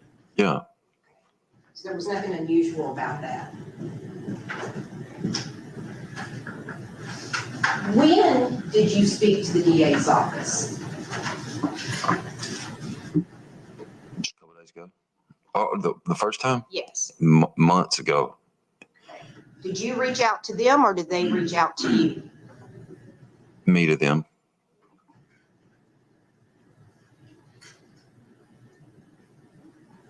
Do you remember when specifically? Was it before you went to court or after you went to court? For your charges here? No, after I went to court. And we're going to talk about, but on your escape charge that you've already been sentenced on, you've already filed one motion to reconsider that sentence and it was denied, correct? Right.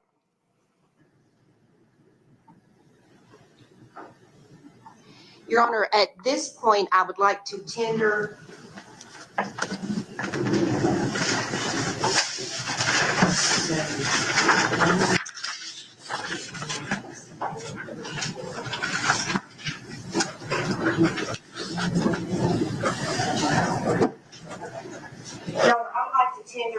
into evidence certified copies of some of the prior convictions from our clerk's office and also White County. Defendant's Exhibit 1 is the sentence for Mr. Jones. I lost my glasses again. I'm bad from getting old. Defendant's Exhibit 1 is a sentence for Mr. Jones, 12B 3337-3, where he was sentenced on 1 count of burglary, 1 count of theft by taking, second burglary, possession of a firearm or knife was dismissed, and 1 count of theft by receiving stolen property, a third burglary, a second theft by receiving stolen property, and 1 charge of possession of a firearm by a convicted felon. That's your case that you had your probation revoked on recently. Is that a correct statement, Yes, ma'am. sir? Defendant's Exhibit 2 is 20B-00847-3, which charges him with 1 count of escape, which you got 2 years for. Is that correct? 5 to 2, yeah. And the escape, I'm assuming, if you look at the sentences, you were supposed to do work release. Is that where you escaped from? Yes, ma'am. That's basically you just didn't go back. Yeah. How long were you out, I guess? After I didn't go back, Yes, before you got caught. 5 months. Defendant's Exhibit 3 is from White County, Georgia. That is 2019 CR 455. 1 count of criminal attempt to commit an escape was dismissed, and interference with government property was guilty. That is you, correct? Yes. And Defendant's Exhibit 4, again from White County, is 2019 CR 454, where these charges were dismissed: theft by taking, possession of methamphetamine, interference with government property, fleeing or attempting to elude a police officer ×2, reckless driving and speeding. And sir, did you in fact enter a guilty plea to aggravated assault on a police officer? Yes, ma'am. And is that part of the sentence that you're currently serving? Or do you know? I think I maxed out on that. Okay. I think I maxed out on that. I think I'm only serving my 522 right now. So you're only serving the escape charge? Yeah, I maxed out May 5th, 2025. I think, I don't know if the other charges are still going yet. I don't know. Now that, that's the only sentence that you're serving, Your Honor, may I approach just to place these up? Are you tendering those? Yes, I am Yes. doing those. Mr. Gelfen? No objection, Your Honor. Okay. Defense Exhibit 1, 2, 3, and 4 are admitted without objection. I'm trying to think of how to phrase this question.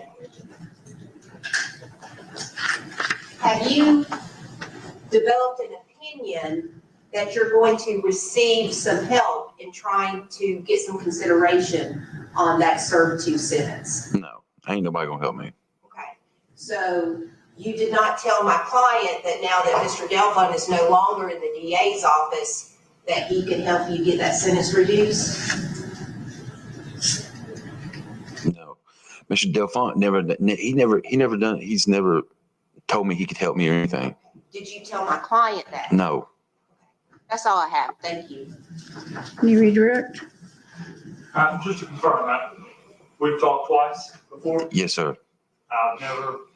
You've never asked for me to do anything for you. I've never offered to help you out in any way with any of your cases. All right. Have I? No. Okay. You're here to testify because it's the right thing to do. Yes. Thank you. Ms. Drake? Oh, nothing else. Thank you. Okay. May we release this witness? Yes, Your Honor. All right. Thank you, sir. Come with you.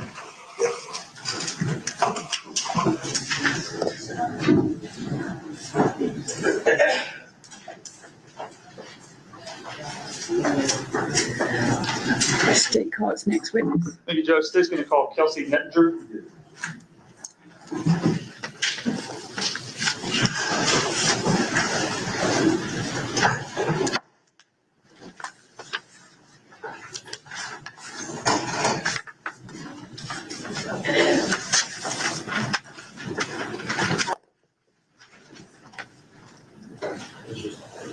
So these need to stay.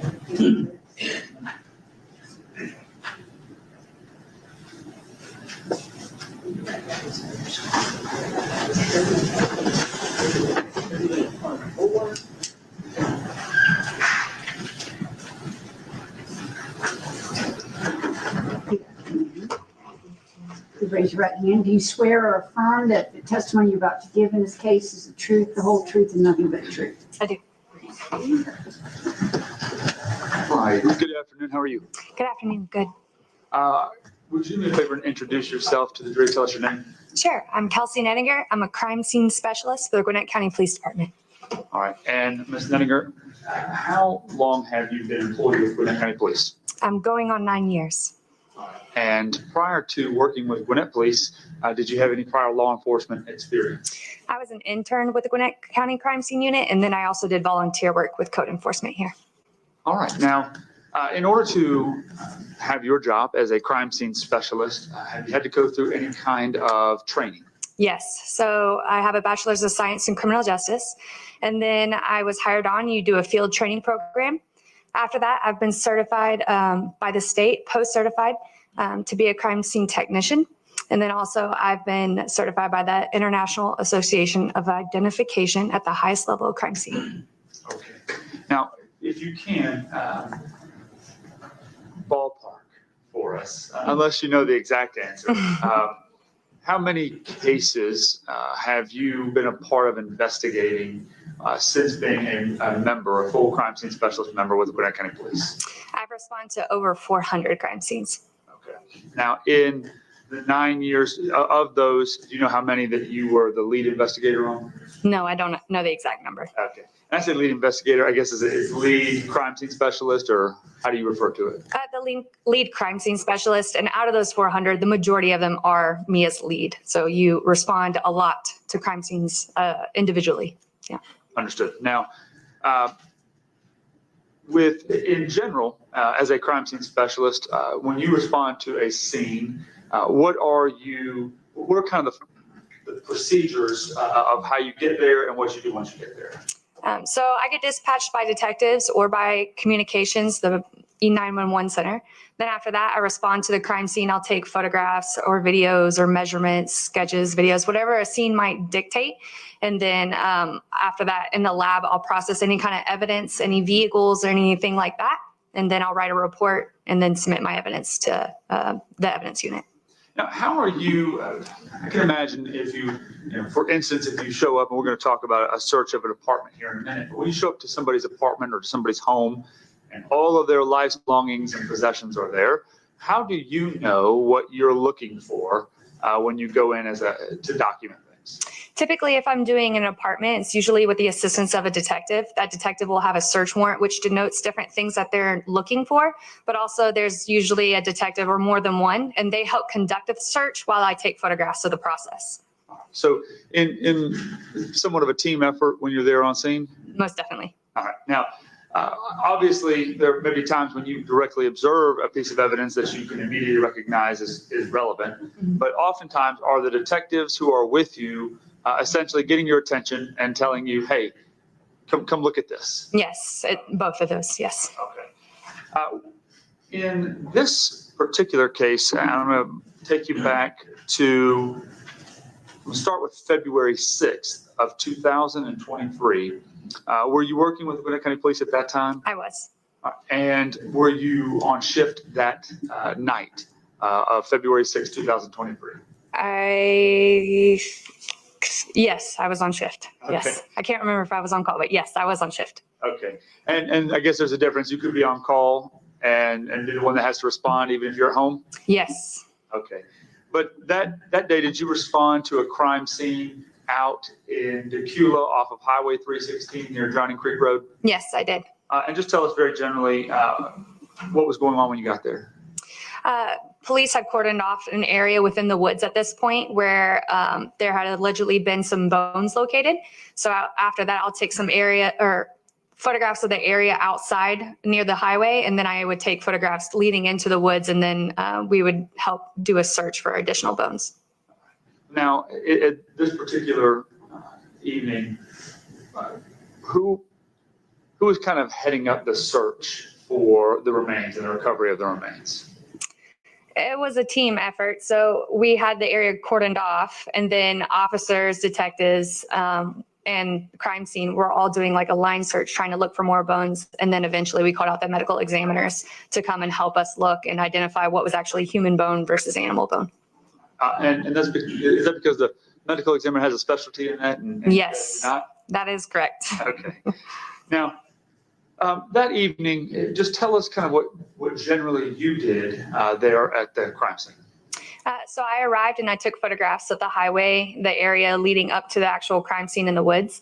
And then after locating the skull of the decedent, I put rebar in the ground to indicate where that was located so that after the bones are collected, we could return to that location. And I documented all the pictures, and we put flags down as we were doing the search. So then in my photographs, you'll see flags that indicate where an additional bone might be located. And then after that, I've left, and we decided that we were going to do an additional search during the daytime just to make sure that we've caught everything that was in daylight. All right. Now, in terms of, were you part of the group? Were you actually picking up the bones and bagging them, or is that the medical examiner's office? That was the medical examiner. All right. So the next day, February 7th, did you return and participate in the search that day? No, I did not. Okay. Now, I want to move you about 6 days forward to February 13th of 2023. Did you have an occasion at that point to assist in searches related to this case, the murder of Susana Morales? Yes, I did. All right. And tell us what was the first, I guess, the the event that you responded to that day. I was called to an apartment in Norcross to come and document the search. A search warrant had been obtained to document the inside of an apartment and collecting items of evidence, as well as 2 vehicles that were located in the parking lot. May I approach what you're showing? Sure. I'm going to show you what I've marked as State's Exhibits 15 and 15.1 through 15.10. You take a look at those. Let me know if you recognize them.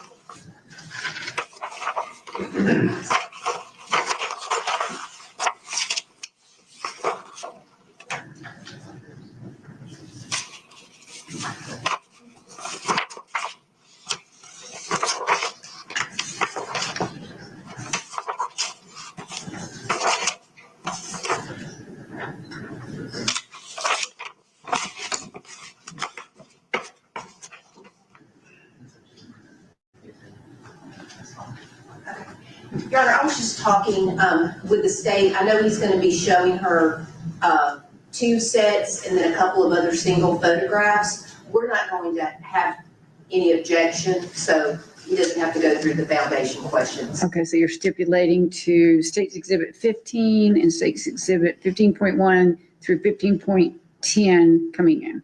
Yes, that will also apply to all photographs that he's going to use with this witness. Okay. And Judge, I can read those out to you. Since we're talking about it on the record, when we get there, the exhibits will be also State's Exhibit 17 and 17.1 through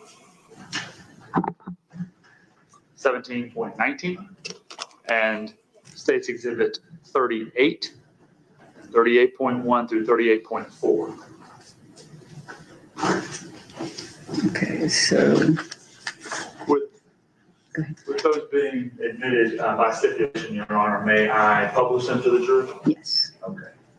And let me just, I just want to make sure, State's Exhibit 15, 15.1 through 15.10, State's Exhibit 17, 17.1, 17.19, and State's Exhibit 38, 38.1 through 38.4 are all admitted and stipulated to. Yes, without objection. And just pursuant to the stipulation, I'll just, State's Exhibit 15 and 15.1 through 15.10 are photographs of a search of the defendant's apartment.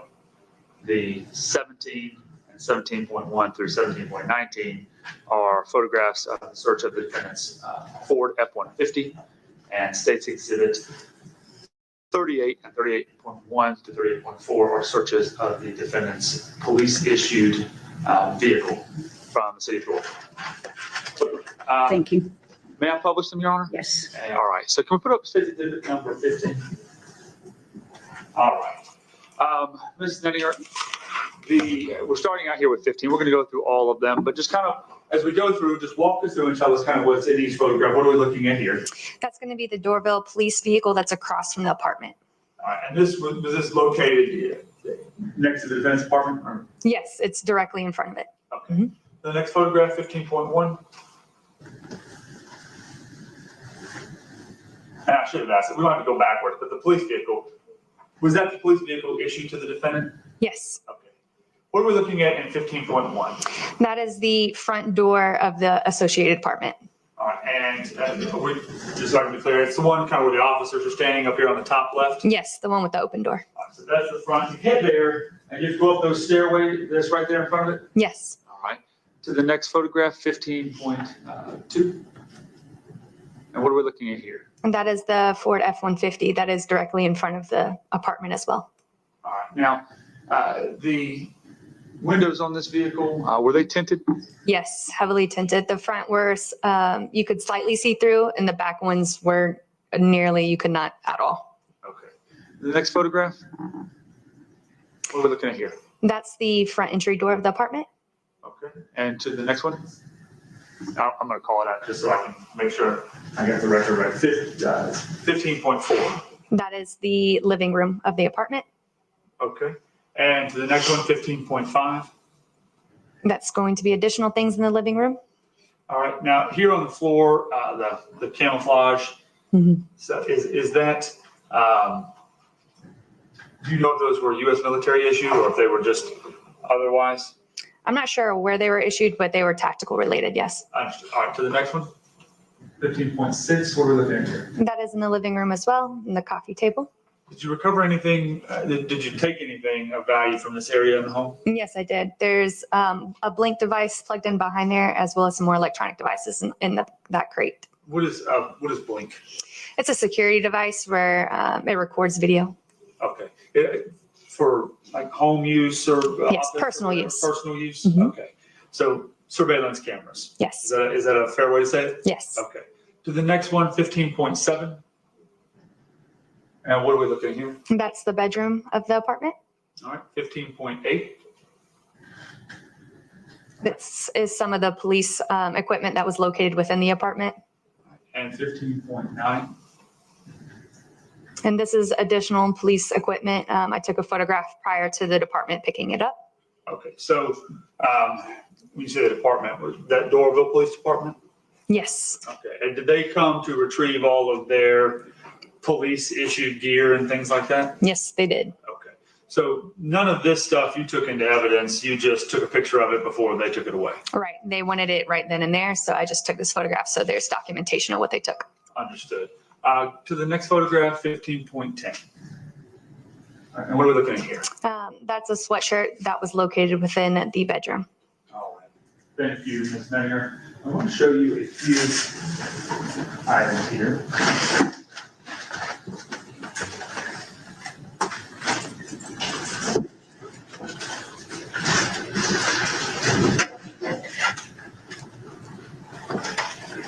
Let me try these.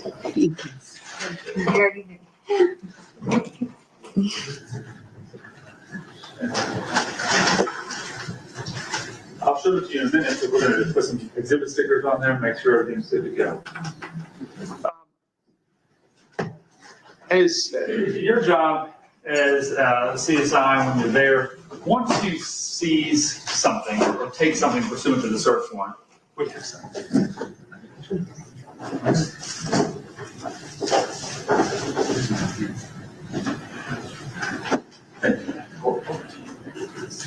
Once you take something, when you're there and you find something that's of interest to you, what do you do with it? I'll take a photograph of it and then collect that item. Once you collect it, where does it go? It goes to crime scene. We secure it within our own unit. And then if I need to process it further, then I'll process it within the lab.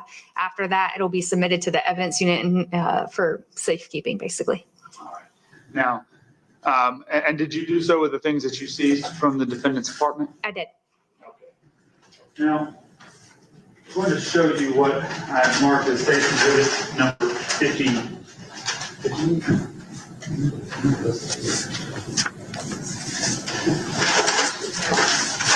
That's all.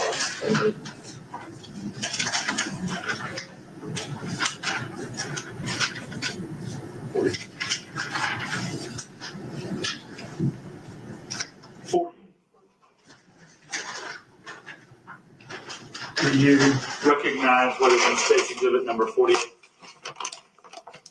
Yes, I do. And what is it? It's the clothing items that I collected from the apartment. All right, and what we're looking at here in state exhibit 15.10, this gray hooded sweatshirt. Did you collect that? Yes, and it is in here. Okay, and that's what's in this bag? Yes. Okay. Does it appear that anybody's tampered with this in any way? No, it's still sealed and has my initials. All right, and Judge, I move to admit state exhibit number 48. No objection. State Exhibit 48 is admitted without objection. Your Honor, Ms. Nettinger has a pair of scissors. I just gave them to you. Fantastic. Going to be my next request. I didn't know how they got there. I thought maybe she had them. But is it okay with you if she can open this bag? Certainly. All right, thank you so much. I don't want, go ahead.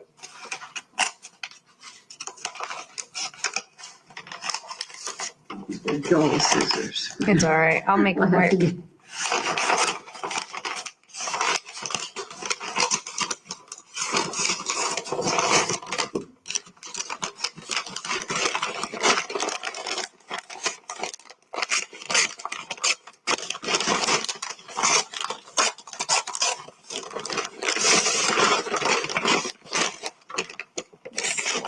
All right, so This is the short. put this in here. You can open this bag now.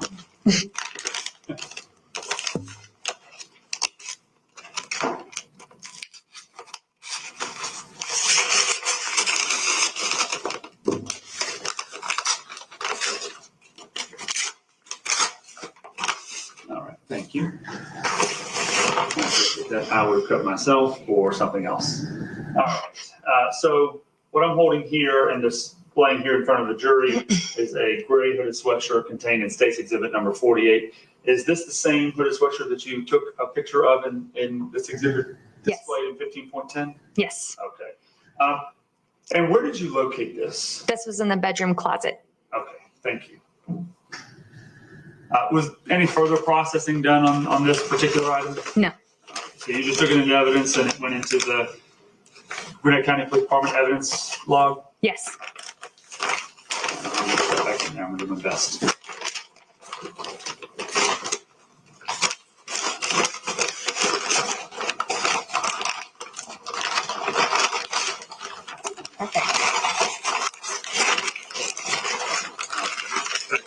Together. All right, thank you so much. And I'm going to put this over here. I'm going to show you also what is marked as Exhibit 44. Do you recognize this? Yes. All right, and what is it? These are the Blink devices that I collected to include the doorbell and then from the living room. All right. And are there any tampering to the bag or anything like that? Nope. Do it appear to be the items that you took from the home, the Blink devices that you took from the defendant's apartment back on February 13th? It is. Judge, I've moved to admit State's Exhibit 44. No objection. So Exhibit 44 is admitted without objection. Would you open that as well?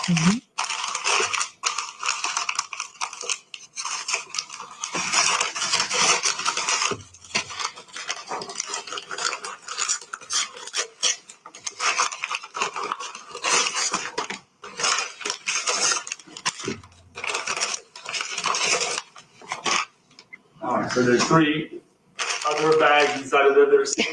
Yes, I label everything. Okay, and so we've got, this is the doorbell here? From outside? Yes. All right, and this is is it dining room, coffee table? Yeah, or the living room. Living room. I Yes, apologize. living room. Very good, and then what is this one? This is the living room as well, underneath the TV. Okay, and are these cameras or what kind of devices are these? I think they're just associated devices with Blink. I'm not really sure Okay, so you what don't- their function is. you're not sure what the function is on them, but they're related to the video recording. Yes. Just let's open this one right here, the one that says the coffee table, living room coffee table.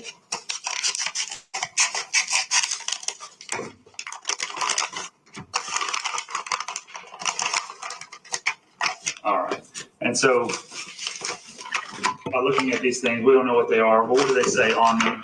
Blink's Sync Module 2. Okay. And is this essentially what's also contained in this one that says the living room under TV? Or do you know? I can check, but I believe they're essentially the same. Okay, so there are these Blink modules that are there in the house, and then also a Blink doorbell. Correct. Okay, understood. And we can put those back in here. Okay.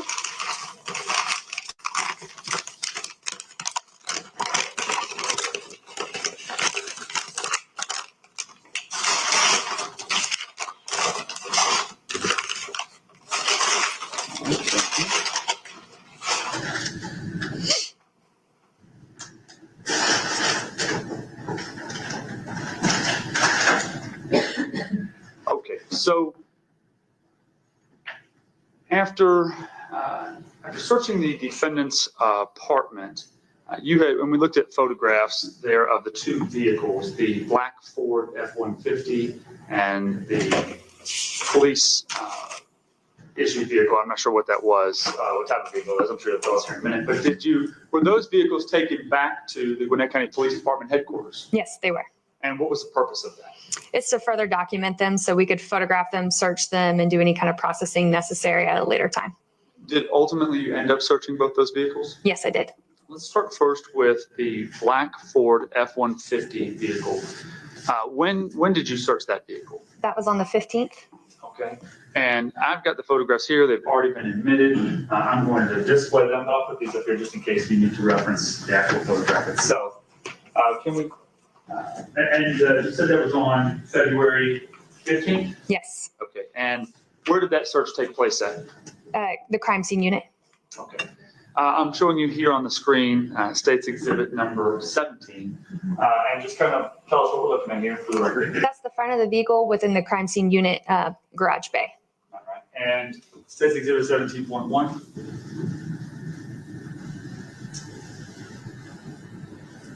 Now, what are we looking at here? That's going to be the interior cab area of the same vehicle. Okay. Now, this appears to be taken kind of from the rear rear driver's side door. Correct. Okay, into the vehicle. All right, next one. 17.2. That's going to be the front area of the vehicle looking towards the driver's side seat. Okay, and 17.3. That's going to be the front passenger side floorboard with some zip cuffs. Okay, did you seize those as evidence? I did. All right. What are zip cuffs? They're essentially disposable handcuffs.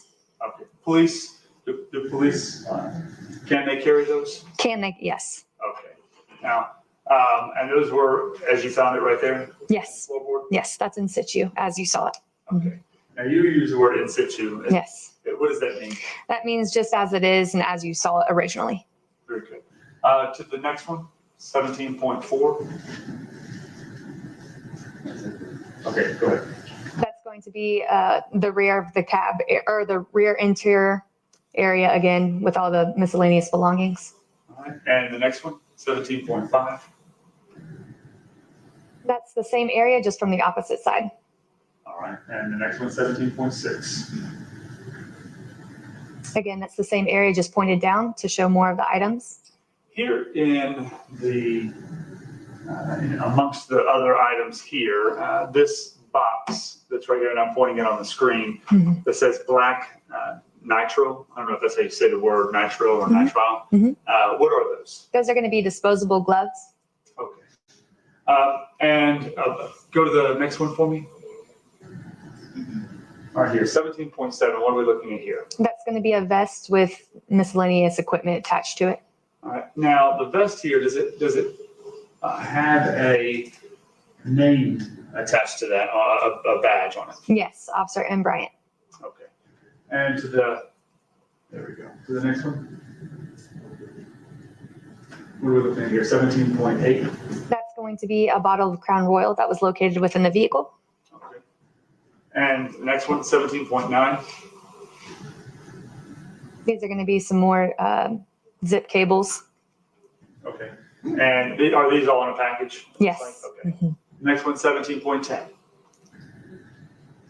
What are we looking at here? That's a GPS tracker that was located within the vehicle.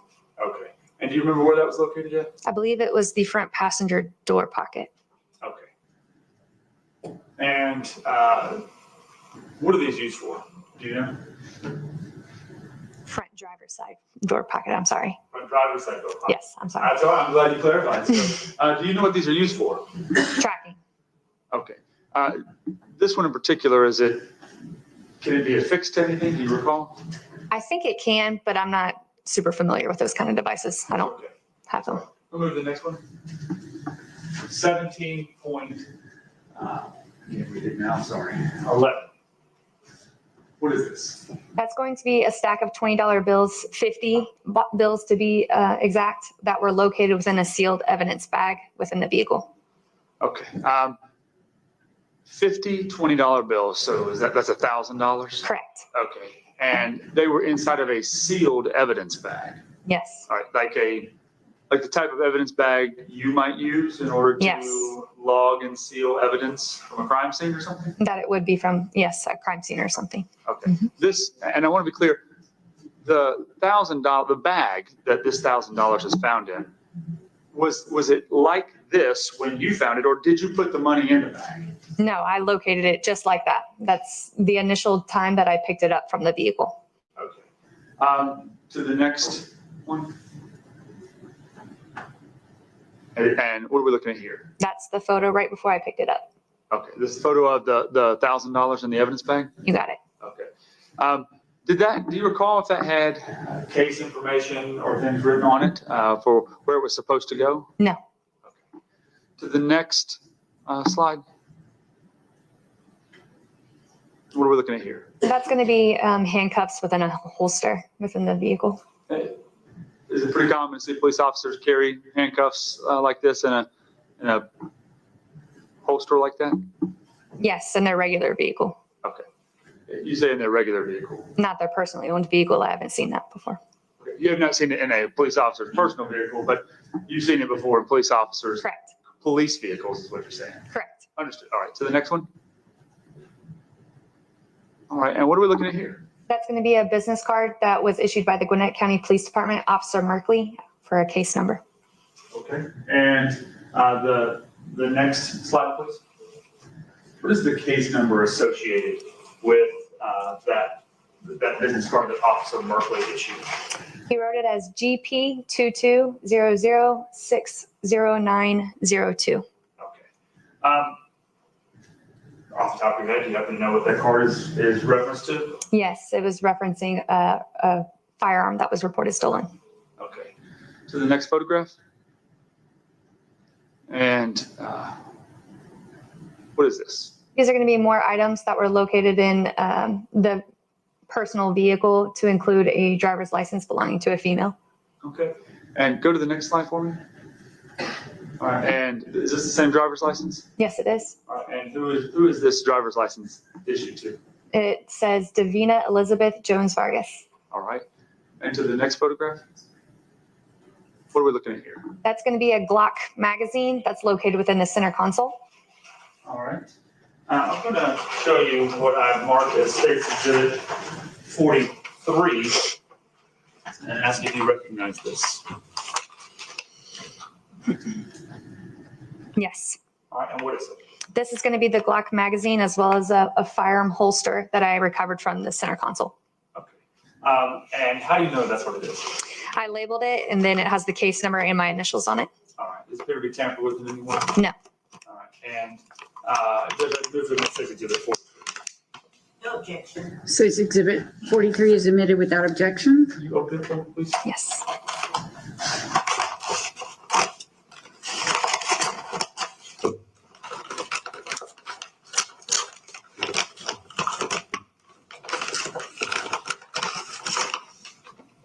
Okay, so you have here in this bag, this holster, and can you tell me who issued or who made the manufacturer of the holster?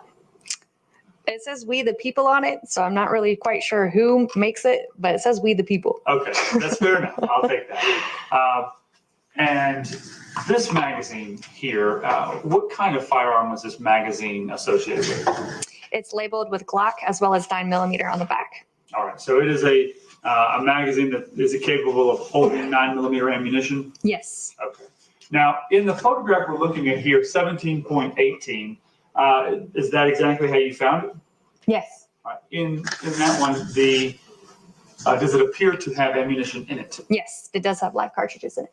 All right, live cartridges, that's what you Or call it. ammunition, yes. Okay. There's probably so many terms. Real bullets ready to fire in the magazine. Is that a fair way to say it? Yes. Okay. I'm going to show you State's Exhibit 43.1. Can you tell me what that is? Yes. Or if you recognize it? Yes, these are going to be the live cartridges that I removed from the magazine. All right. Could anybody tamper with those? No. All right. And Judge, I move to admit State's Exhibit 43.1. No objection. State's Exhibit 43.1 is admitted without objection. All right. And we're not going to worry about opening it. It's a whole bunch. How many were in there? 15? Yes. 15. So 15 9mm rounds inside of this Glock magazine that was in there. Yes. Are you familiar with guns at all? Yes. All right. And that magazine, would it fit inside of a Glock 19 semi-automatic 9mm pistol? I believe so. Okay. And can we go to the next photograph? And what are we looking at here? That's going to be the rear area of the truck. It has 4 trash bags in it. All right. Did you go through all of the trash bags that were in there? I did. Okay.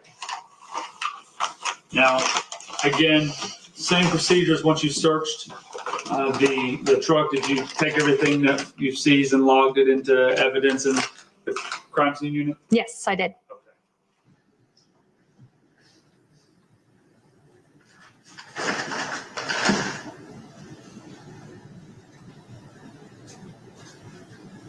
And lastly, I want to take you to State's Exhibit number, and I'm going to start with State's Exhibit number 38.1, and then we'll come back to the rest of them. After you searched the black Ford F-150, did you search the police-issued vehicle to Mr. Bryant? I searched both of them on the same day. Yes. Same day, okay. And where did you search that vehicle at? Also at Gwinnett County Police Headquarters. Okay. And if you can go ahead and display State's Exhibit 38.1.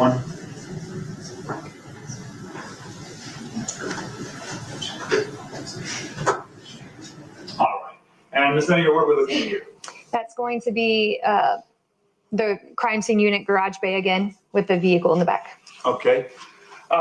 And what kind of, is this, it looks like a Ford Explorer to me. Is that what it is? Or a Ford Police Interceptor, or what is it? I'd have to see the back photo, but yes, that's what they typically are. All right. And can we go to the next one? State's Exhibit 38.2. What are we looking at here? That's going to be the front area of the vehicle with the MDT on the arm there. All right. And we'll go to the next photograph.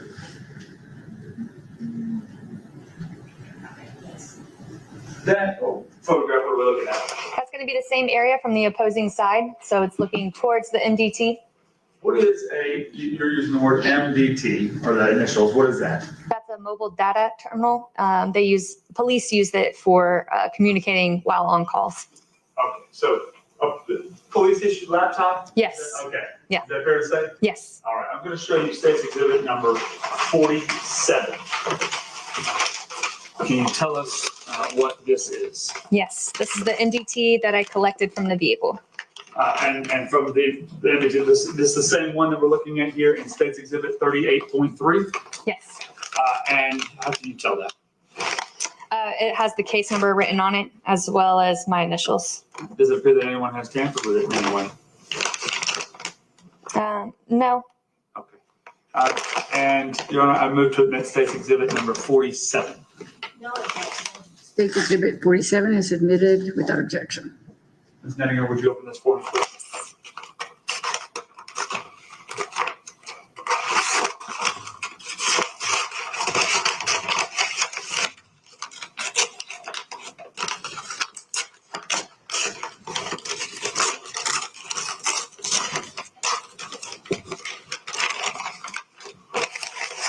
All right. So this is, I guess, just all of the different parts of it here as well. Yes. I don't want to mess with it. Here on these, this here, the MDT, I guess, is it all one piece? I don't want to fall. Okay, so this here, that's the same thing that's sitting right there in Mr. Bryant's patrol vehicle, 38.3. Yes, it is. All right, now this is operate kind of just like a laptop does. Yes. Opens up and you're able to open it up there. So open it up, able to type things into it, access the internet, access stuff like that? Yes, you are. Okay. Whenever obviously you seized this, but what did you do with it when you got it? I'll submit it to evidence and wait for any kind of further requests, a detective or any downloads. Okay. So did you do anything with it other than take it from the vehicle and log it into evidence? No. Okay.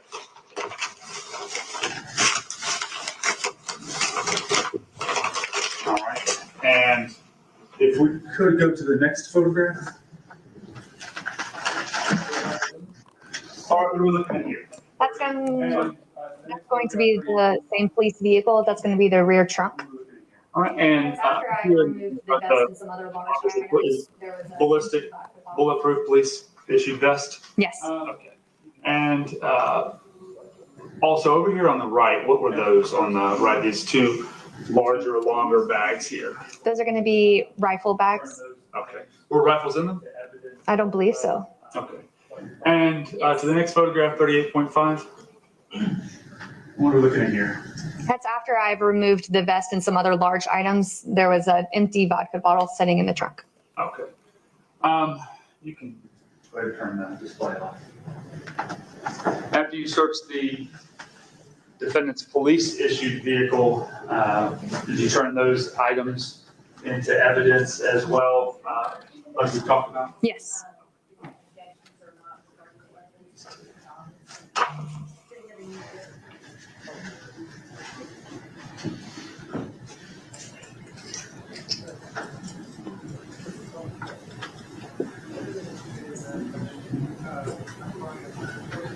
Ms. Denninger, I appreciate you being here, and I don't have any questions for you. Thank you. That fits me, yeah. Ms. Ray? Your Honor, even though I was handling the objections or not regarding the evidence, may Mr. Dobbins do cross? Still have any objection? No, okay. So, Good afternoon. Afternoon. Just a couple questions. You had indicated that in my client's personal vehicle, the black F-150 is located with zip cuffs and disposable gloves, tactical vest, and handcuffs. To your knowledge, is that standard police equipment that a law enforcement officer would have? Yes.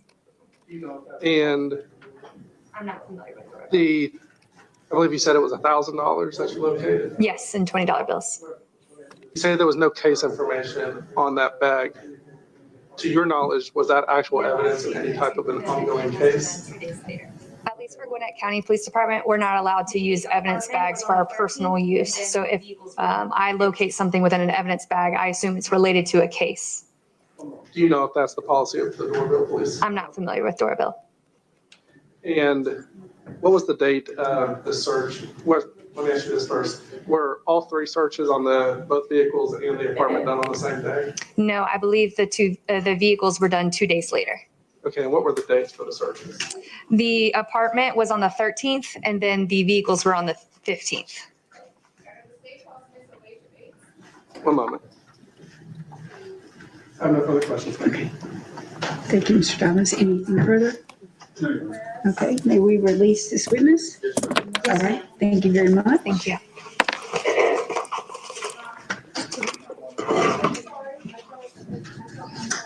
Oh, thank you so much. Your Honor, the state calls Miss Alicia Bates.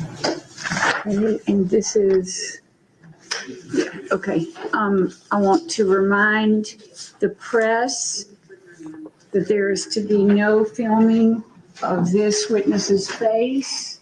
Your Honor.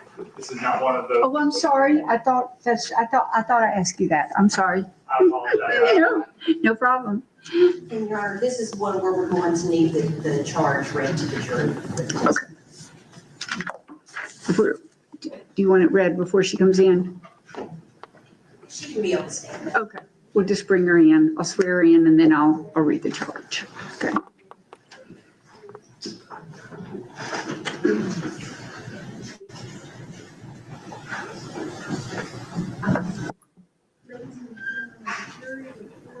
Miss Bates, I'm gonna have you go right up to that stand, okay?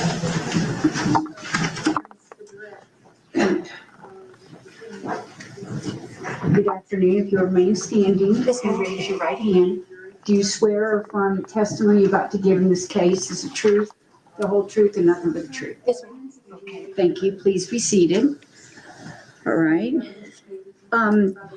Ladies and gentlemen of the jury, before Ms.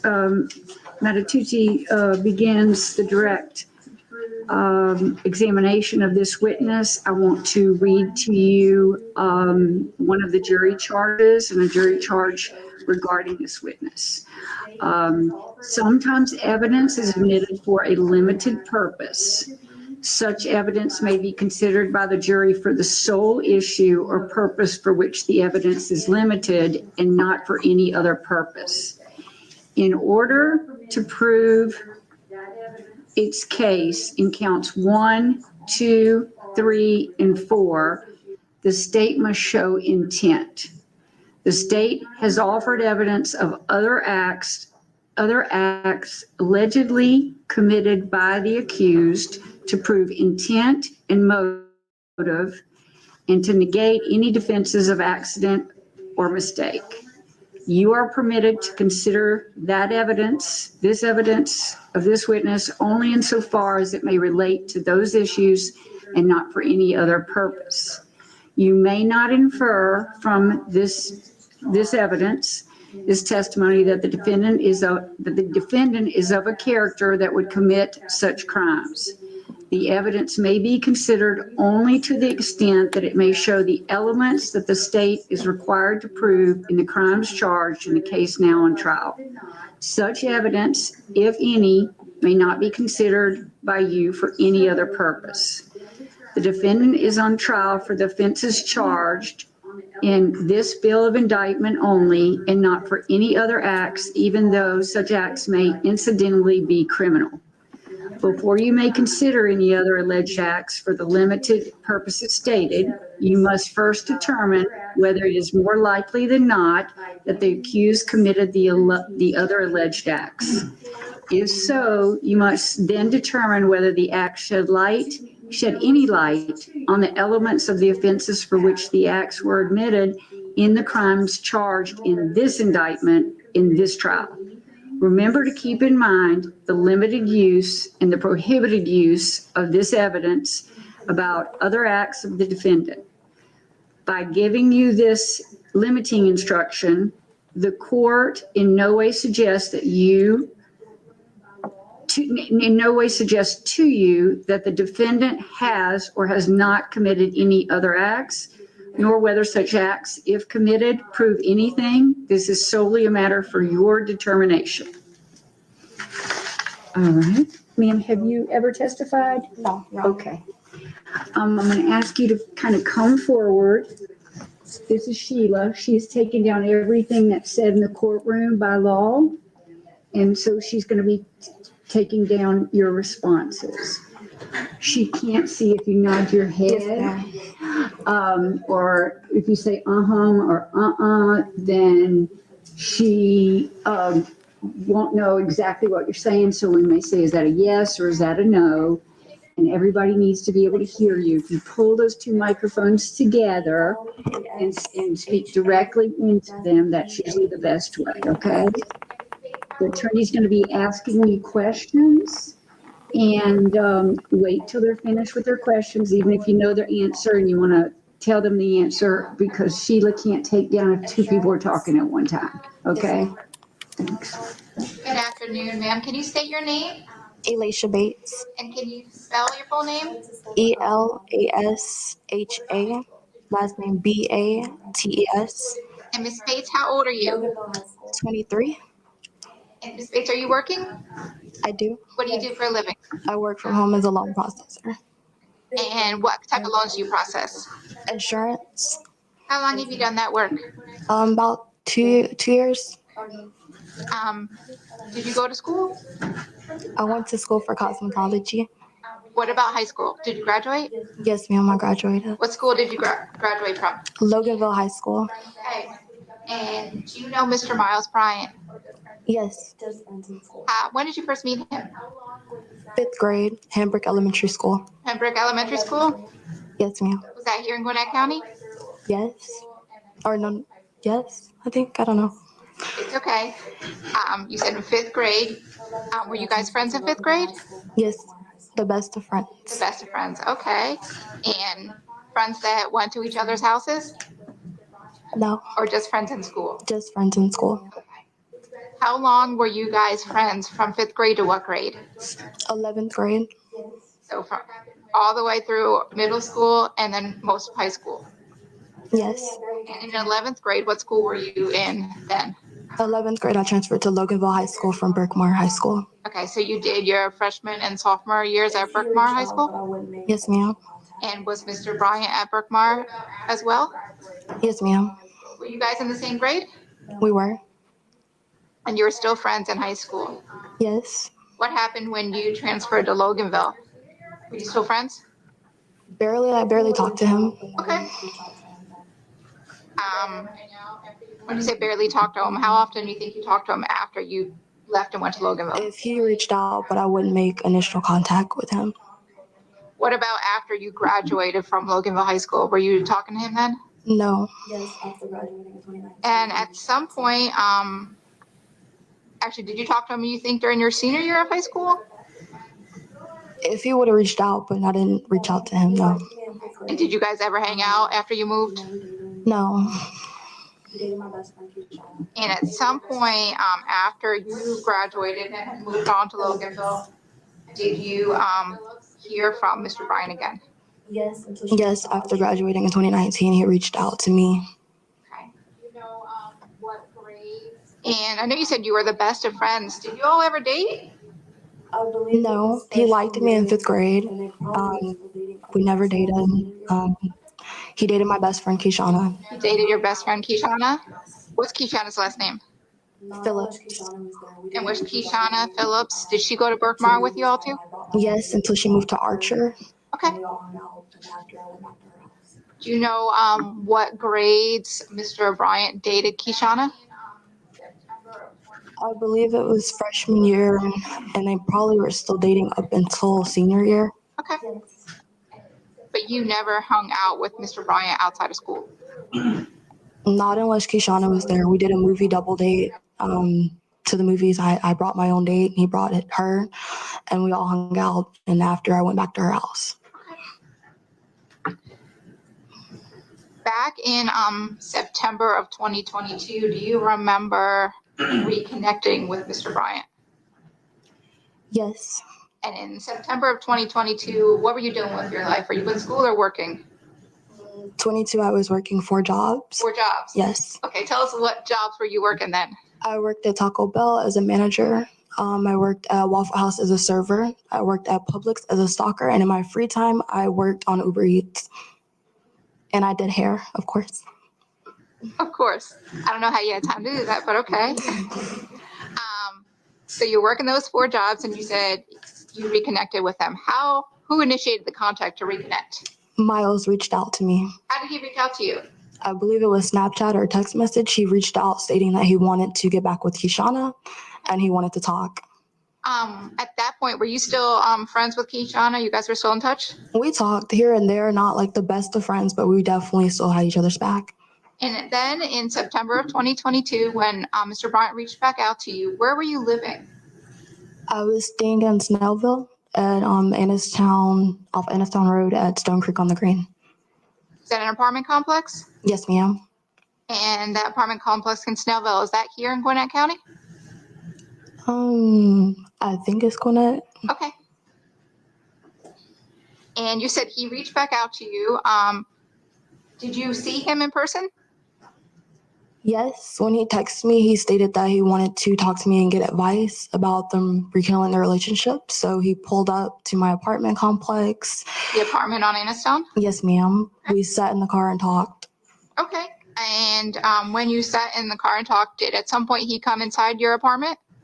Yes, ma'am. It was getting late. I was going to go pick my boyfriend up, and he came inside to talk to me for a little bit before he left. He said he wanted to make sure I made it home safe, made it inside. Okay. And let's talk about your apartment. Describe your apartment. Was it first floor, second floor, third floor? My apartment was on the 2nd floor. Okay. And is it an apartment that had a door that went to the outside, or did you have to go inside a building to get to the door?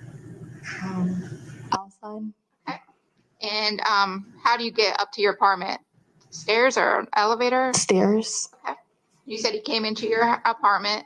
How long do you think he was in your apartment? Maybe an hour, if that. I felt uncomfortable. Why'd you feel uncomfortable? He was at my apartment and we were talking. He sat on the couch, but then he asked to use the bathroom.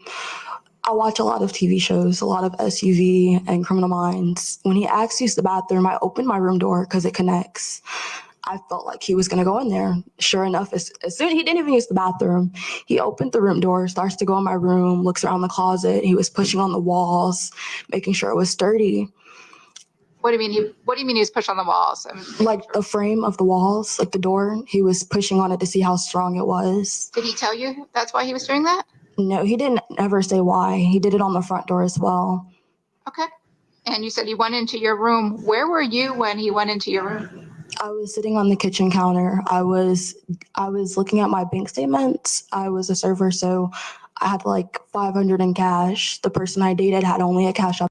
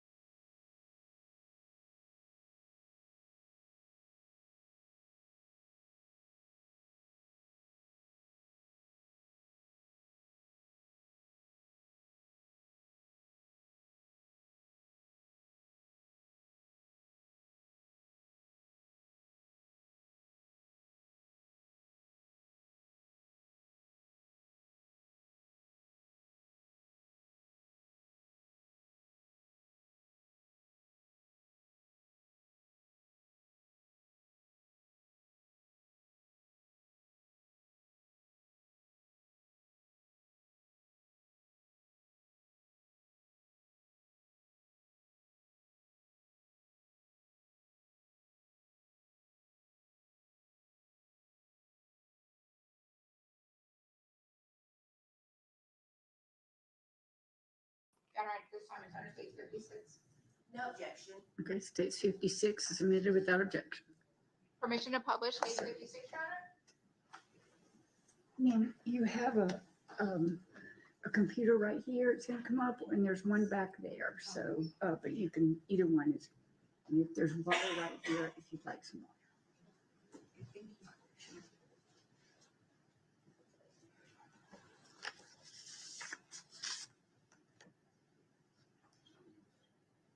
Yes.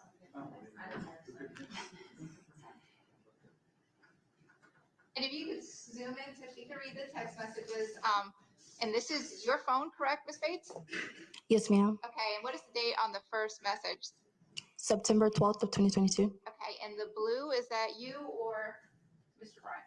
That's me. Okay. Can you read the messages, starting with the date and what the messages say? September 12th of 2022 is question mark. Miles responds, "This Miles, my bad. I was seeing such because I was out. You working?" Which is on September 13th of 2022 at 1:34 p.m. I responded September 13th at 9:22 p.m. Need to, but no, I couldn't. And he said, "I'm gonna pull up on you tomorrow if that looks." I said, "No, I'll let you know." He said, "Okay." I never responded. He texted me again September 19th, 2022, 11:58. "You up?" The next day I responded at 7:33 a.m. "Am now, you good?" Okay. Can continue to the next page. And what is the date of the first message? September 20th. Okay, that's the one you just read, and what's the next one from? September 20th at 4:24. He texted me and said, "Hey, are you free?" I never responded. He texted again September 20th at 6 p.m. "I have that software downloaded. Let me know what's up." Do you know what software he was talking about? He wanted me to let him get my ex's phone so that he could see if my ex was talking to other people. And I said that I didn't need to do all that. Like, who does that? Like, I would just leave if it's that serious. Okay, so you didn't ask him for any software? No, ma'am. Okay, you can keep reading. What is the next one back in October? October 15th at 8:05, link. I said, like, hang out, link. Like, when people typically say link, it's like sexual. It's not like just to hang out. So, okay. What did you respond? I said I'm still on finishing an order. He said, "Bet, I'm finna be on that side. Let me know. I got this moonshine I want you to try." I said, "Oh, hell, laugh my fucking ass off," which is LMAFAO. Sorry. Okay. He said, "Nah, it's good. It's banana pudding. Trust me." Okay. December 10th at 11:40. Next one, thank you. He said, "Hey, just called to check on you. Good?" Okay. And was that the last message that you received? Yes, ma'am. And if we could scroll to the top. Oh, sorry. I'm sorry, Your Honor. No, that's okay. Up top, what do you have Mr. Bryant saved in as your phone? Miles the stalker with an axe and a hole. Did you put that in there? I sure did. Why'd you put that in there? Because he is stalking me and he's a weirdo. Okay. We saw all those messages, him asking to hang out. After September 20th, the first day that you guys met up at your apartment, did you ever initiate any contact to hang out with him? No, ma'am. Did you ever go out with him? Or Never called him, text him, none of that. Just a moment.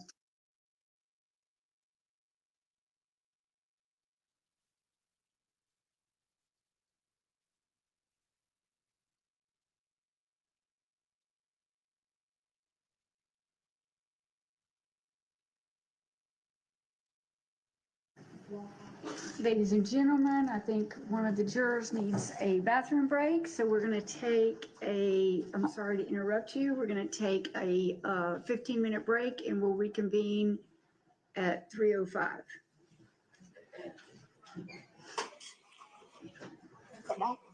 You go, hold on just a second. If you'll let my jury get out, then yes. Sorry. No problem, no problem. You don't know.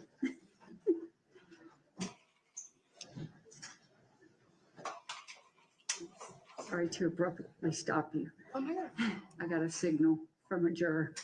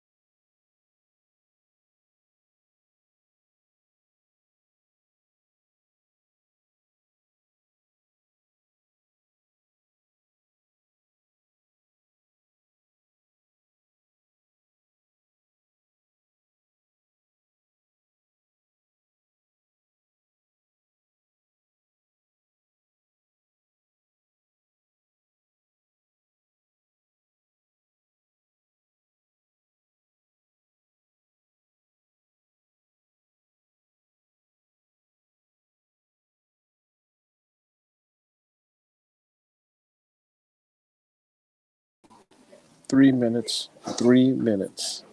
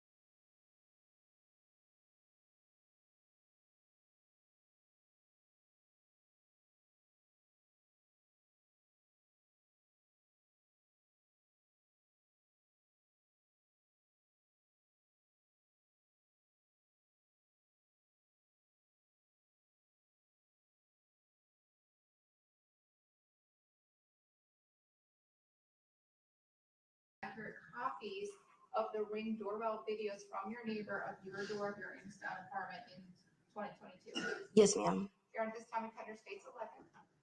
No objection. States 11 is submitted without objection. And Your Honor, there are 2 videos on states 11. Permission to publish those videos on states 11. Yes.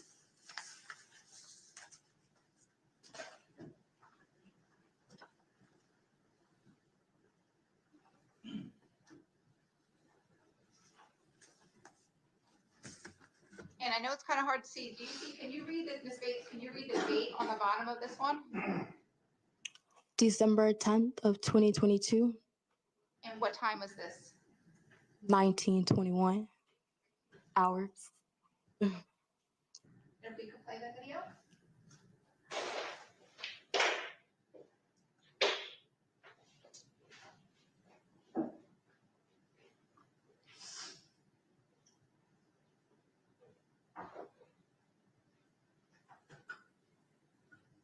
And Ms. Bates, was that your apartment? Yes, ma'am. Do you recognize the man that was trying to get on your door? I do. Who was that? Miles Bryant. And if we could just go back to like the end of it and pause. There, we see your door handle. How is your door handle in this video? Push down. Is that how the regular position is if no one was trying to get into it? No, ma'am. This was on December 10th. Again, were you home? No, ma'am. Did you invite Mr. Bryant to your home that day? No, ma'am. Do you know where you were that day? Working. I had just gotten off when my neighbor showed me the video. And Your Honor, we're going to play the second video on states 11. Permission to publish that? Certainly. Thank you.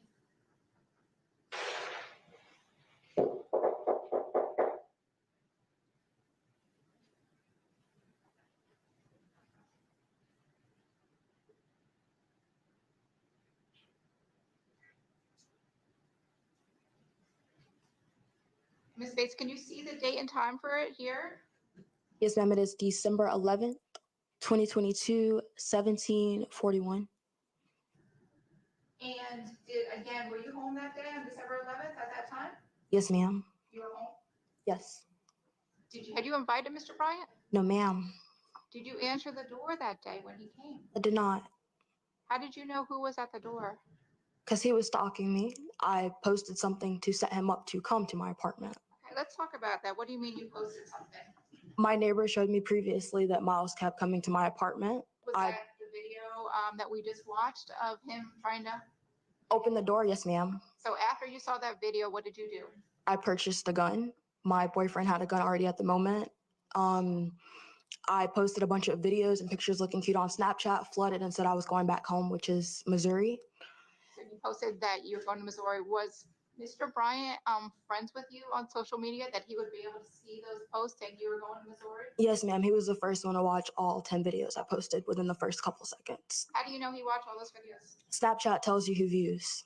Okay. So after you posted the videos, what happened? After I posted the videos, I waited. My ex-boyfriend at the moment, he pulled the TV closer so he could be in the door frame of my bedroom. I laid in the bathroom on the floor. I was just laying there. I didn't think that he'd be able to hear it through with the TV on. So maybe like an hour later, we hear knocking. He didn't hear it. I heard it at first, and I knew it was Miles. Sorry. My ex at the time. Okay, so you were in the bathroom and you heard the knocking. I heard the knocking, so I knew it was Miles. I grabbed my gun and I peeked through the peephole. I cocked the gun back, and he had his pointed at the door as well. I thought the whole thing through. I didn't want to just murder somebody like that, so I called the cops as well, so it'd all be documented. And you said that you heard the gun cock. Was that your gun? Your cock? My gun cocked back, yes, ma'am. And how were you able to see Mr. Bryant? I could see through the peephole that it was him. And what did you see when you looked through the peephole? At first, he was just standing there. He started knocking on the door, and then as I backed away, he started kicking on it harder. I moved to the living room of the house, and I started calling 911 at a distance so he wouldn't hear the phone call. And when you looked through the door, the peephole, was he wearing this gray hoodie that we see here in the video, States 11? Yes, ma'am. And you said you called the police? Yes, ma'am. Do you know how many times you called the police? I probably have called them a total of 3 or 4. that day on December 10th and 11th, do you know how many times you called that weekend? No, but I was determined to figure out where Miles worked because I knew that he was a cop. So I did research on Facebook and found his Doraville sheriff's ID badge or whatever. And then I started calling around. And then I was able to find out that he was a Doraville cop. And I made the complaint to his supervisor, who told me that Miles stayed at his. Ms. Bates, I need you to not say anything that anyone else says, just what you know from your own knowledge, so not what other people tell you, okay? So you called Doraville Police and complained? I called Doraville Police and complained about the defendant. And you also called Gwinnett County 911, correct? I did.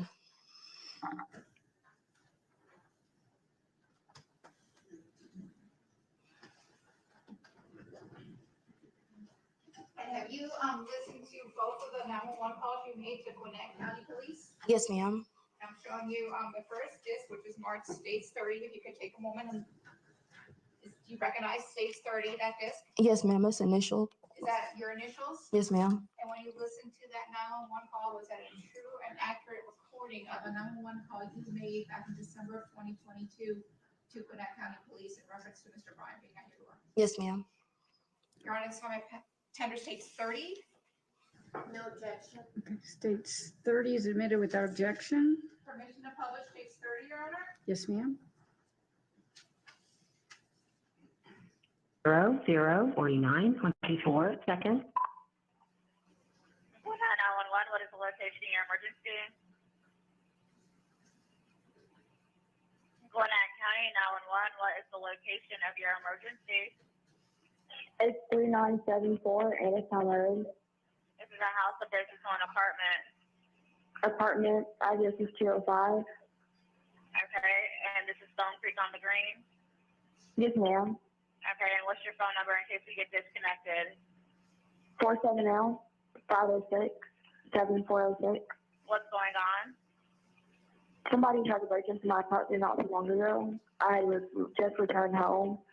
My neighbor, she was coming home too, and she let me know somebody's trying to break in. But I know who it is. And he was in my military. He still works for the cop. Okay, so when you say he was trying to break in, what exactly did he do? Did he kick the door? What did he do? He was trying to get inside. He was pulling on the doorknob. He covered his face up. Wouldn't look at the ring camera. None of that. Okay, and so how long ago was this? This was tonight. But when he broke into my 10 apartment, minutes ago, 20 minutes ago, like time lapse, how long ago? like 7 something. 7 p.m.? Yes, ma'am. Okay, and so, and you know this person, what kind of relationship do you have with this person? We went to high school. No, we went to high school together like years ago. His name was Miles Bryant.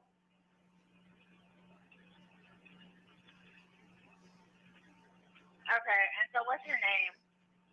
Alicia Bates.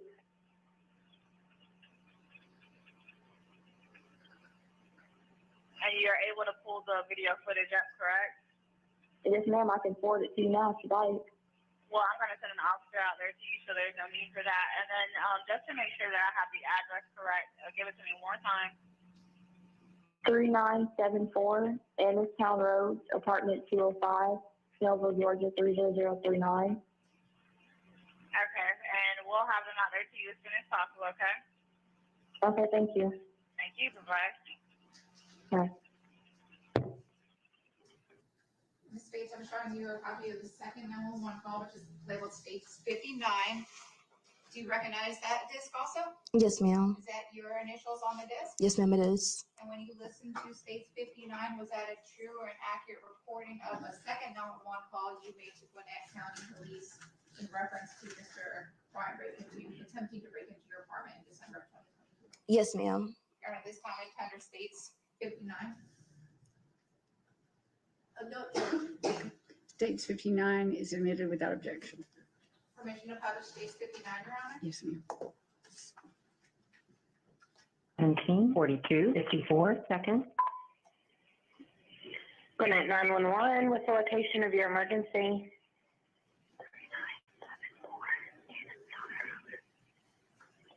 Repeat it. Okay, repeat. Repeat the address for me. 3974 Innocent Way, apartment 205. Okay, do you know this person? Yes, Who is it? Miles Bryant. Miles Bryant? Yes. Who is he to you? He's a friend since school. Years ago, I graduated 2019, and then probably about in 2017, talked to him maybe last year and tried to break down, but I wasn't home. But How do you know it's him? my neighbor caught it on camera yesterday, and I knew it was. Okay, what is he, when you say he's breaking in? He's at my door trying to get in. So is he like jiggling the door? Is he kicking it? Yes, and pushing up against it. Okay. Were y'all in a relationship? No, never. He dated my best friend. Have you seen any weapons? No. Why would he be trying to get into your house? I don't know. I mean, he wouldn't just randomly come to your house. Have y'all been in an argument? No, never, ever. Please, you can help me. That's what I'm doing, but I need you to stay on the phone with me.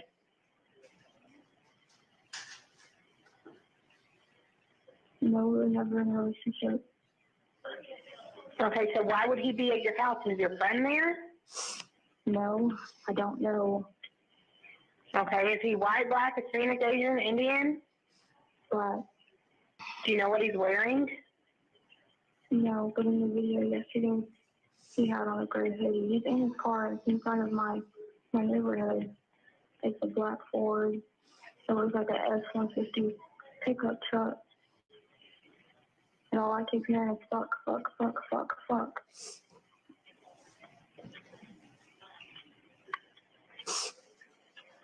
But he was there yesterday trying to get in as well? Yes.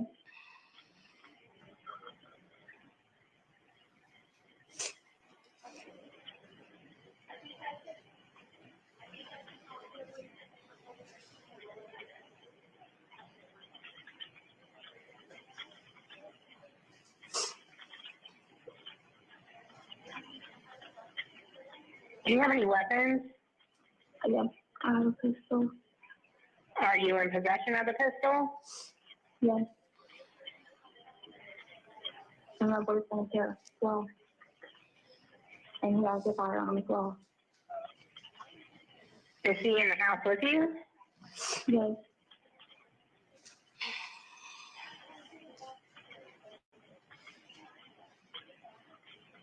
Like your boyfriend's right beside you? He's watching the door. I'm watching outside the window to get his car. He's trying to leave now. Yeah, he's leaving now. Okay, what is your name? Alicia Bates. He's leaving. I'm trying to get the license plate. Hold on. I can't see today. He's going to the gate. Are the cops close? No, ma'am, they are not.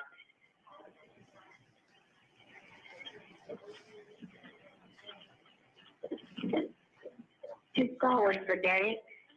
Yeah, he's going to the gate now. Okay, what's your phone number, Alicia? 470-506-7406. Okay. Is he leaving for sure? Yes, he's leaving. Okay. He's at the gate and there's a guy behind him. And he's behind him. Who's behind him? There was a black, not like a silver Nissan behind him. Okay. Okay, we'll send somebody out there since y'all seem to be having a problem with him. And they will come out and meet with you. I need you to go ahead and put the weapons away though, okay? Yes, ma'am. Okay, thank you. But are there going to be if you get arrested tonight, are they going to be able to do that? Because I don't know, ma'am. I don't know, ma'am. Obviously something's going on that you're not telling me. I don't know why that. No, ma'am, there's nothing going on that I'm not telling you. He was dating my friend from like years ago when we were all kids. I've known him since 5th grade. He dated her. They broke up in high school. I hadn't talked to him since. He wanted to talk to me about possibly getting back together with her. I knew that she still had somewhat feelings, and he still liked her, so we talked. He came to my house, we had pizza, we talked about her, and then I sent him home. He tried to stay to sleep. I said no, and I sent him home. When was that? I kept trying to wake up. When was my apartment broken in today? Last year, maybe December something? December, November, something like that. Okay. We will get an officer out to meet with y'all. If you will, like I said, go ahead and put those weapons up for me, okay? Yes, ma'am. Okay, thank you. If he comes back, give us a call back.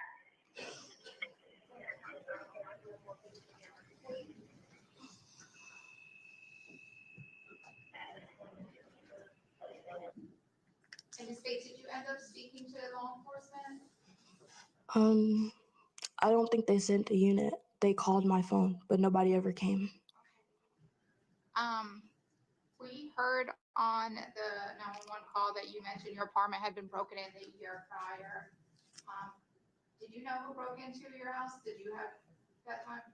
I didn't know. I had an assumption because I received a bunch of phone calls and text messages from Miles. Okay, but you didn't know you weren't there to see who broke into your apartment, right? No, ma'am, I was working.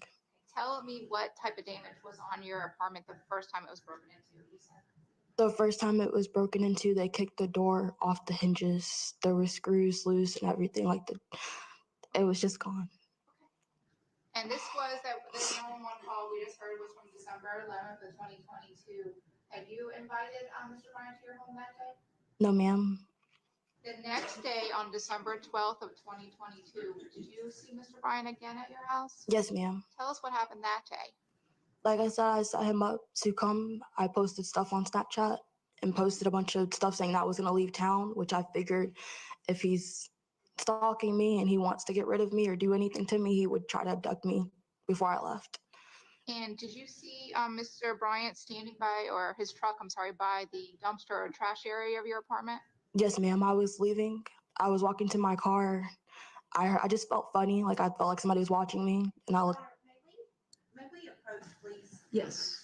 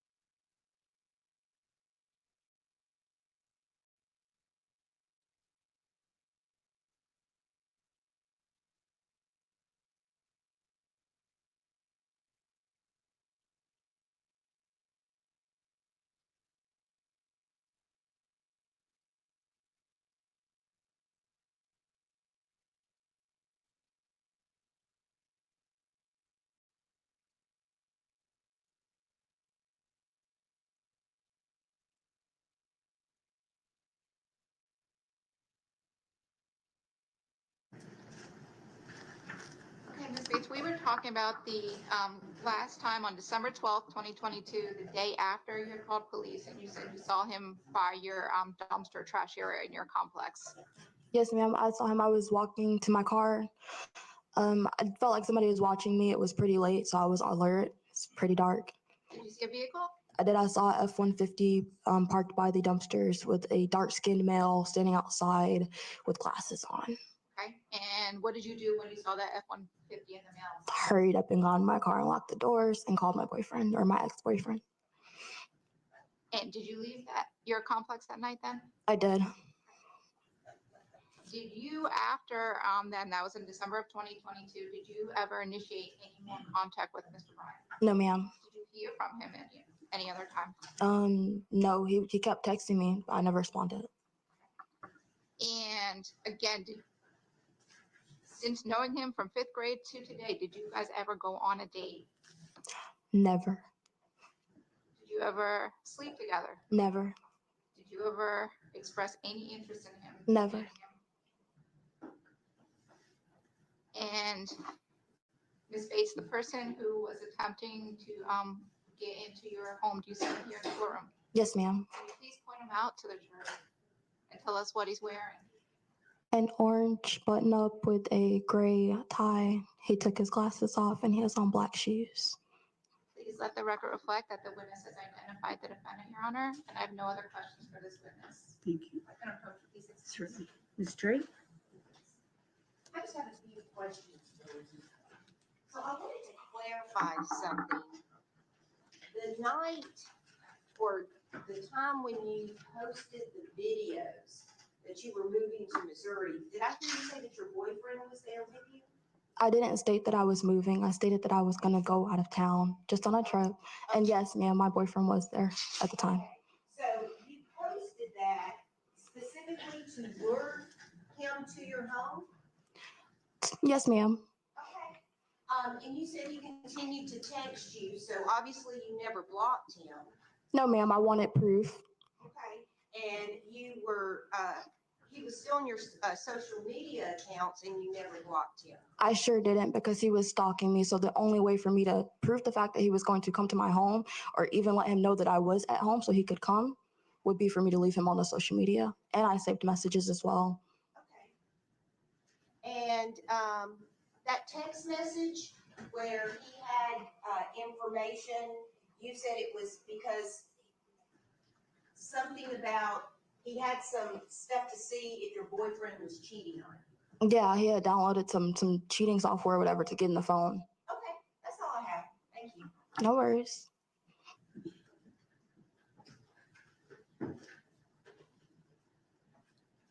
Ms. Bates, just for clarification, you said you posted those messages to say you were going out of town to try and set him up. Yes, ma'am. Were you trying to have law enforcement catch him? Yes, the whole plan was to post. I knew that he was stalking me, so I posted stuff like I was going to go out of town, knowingly that he would pop back up the next day or whatever. I waited, and like I said, I did not shoot him. I could have shot through the door. He was kicking through my door, like he was kicking hard, but I didn't. I called the cops. I did the right thing. And Ms. Bates, before you did that, posted that stuff on Snapchat, to use your words, I've set him up. Have you called police and not gotten any help? Yes, ma'am. I called police and I spoke to his supervisor. So you had called Doraville Police and Gwinnett County Police before you did that, correct? Yes, ma'am. Okay, and Your Honor, if I could approach you, what marks of it? Certainly.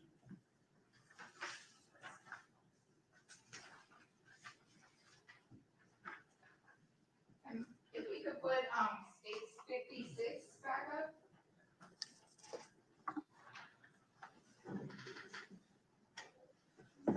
States 56.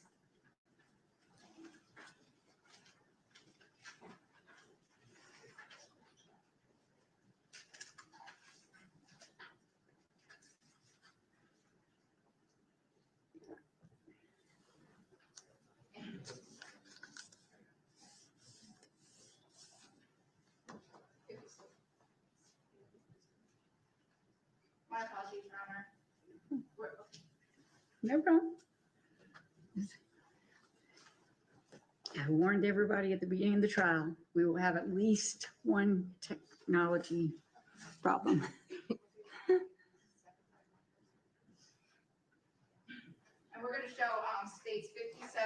17.1, again, that was already admitted into evidence. What is the time, the date and time on this? October 15th at 6:53 p.m. Okay, and then we're gonna go to states 56 on page 2 of that exhibit for October 15th, the same day. What time on October 15th did you receive that message from Mr. Bryant saying link? 8:05 p.m. And you said what does link mean? Like when somebody's trying to link up with you, it's like hanging out. But when you guys say it is kind of more sexual, it's something that they're expecting. So he's asking you to meet up after on 57.1, he's already been at your door? Yes, ma'am. Thank you. Now, on the ring tone or whatever it is, video that shows him knocking on the door, where's the one on him trying to kick in the door? The video stops. I was home and it's the 911 call as well. Thank you. I have no further questions for this witness, Your Honor. Nothing else. And may we release this witness? Yes, Your Honor. Okay. Yes, ma'am. Okay, thank you very much, ma'am. You may be. Your Honor, the state calls Ms. Sia Lions, who is also subject to instruction. All right, And now this is the witness on which I'm asking. for the charge, The media. the media and the charge. Okay. All right, let me first address the media. You're not to show this witness face, anything from the neck below, and you are not to show the video that will be presented.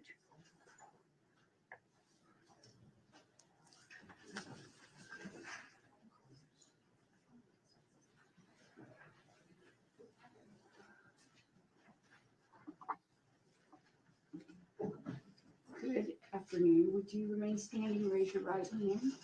Do you swear or affirm the testimony you're about to give in this case is the truth, the whole truth, and nothing but the truth?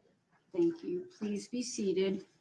Ma'am, I have instructed the media to not film or take photographs of your face, nor to take photographs or videos of the video that will be produced. But ladies and gentlemen of the jury, I need to give you the same instruction I gave you with the last witness. Sometimes evidence is admitted for a limited purpose. Such evidence may be considered by the jury for the sole issue or purpose for which the evidence is limited and not for any other purpose. In order to prove its case in counts 1, 2, 3, and 4, the state must show intent. The state has offered evidence of other acts allegedly committed by the accused to prove intent and motive and negate any defenses of accident or mistake. You are permitted to consider this evidence only insofar as it may relate to those issues and not for any other purpose.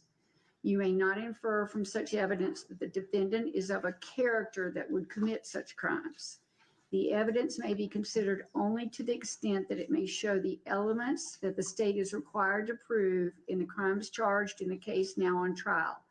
Such evidence, if any, may not be considered by you for any other purpose. The defendant is on trial for the offenses charged in this bill of indictment only and not for any other acts, even though such acts may incidentally be criminal.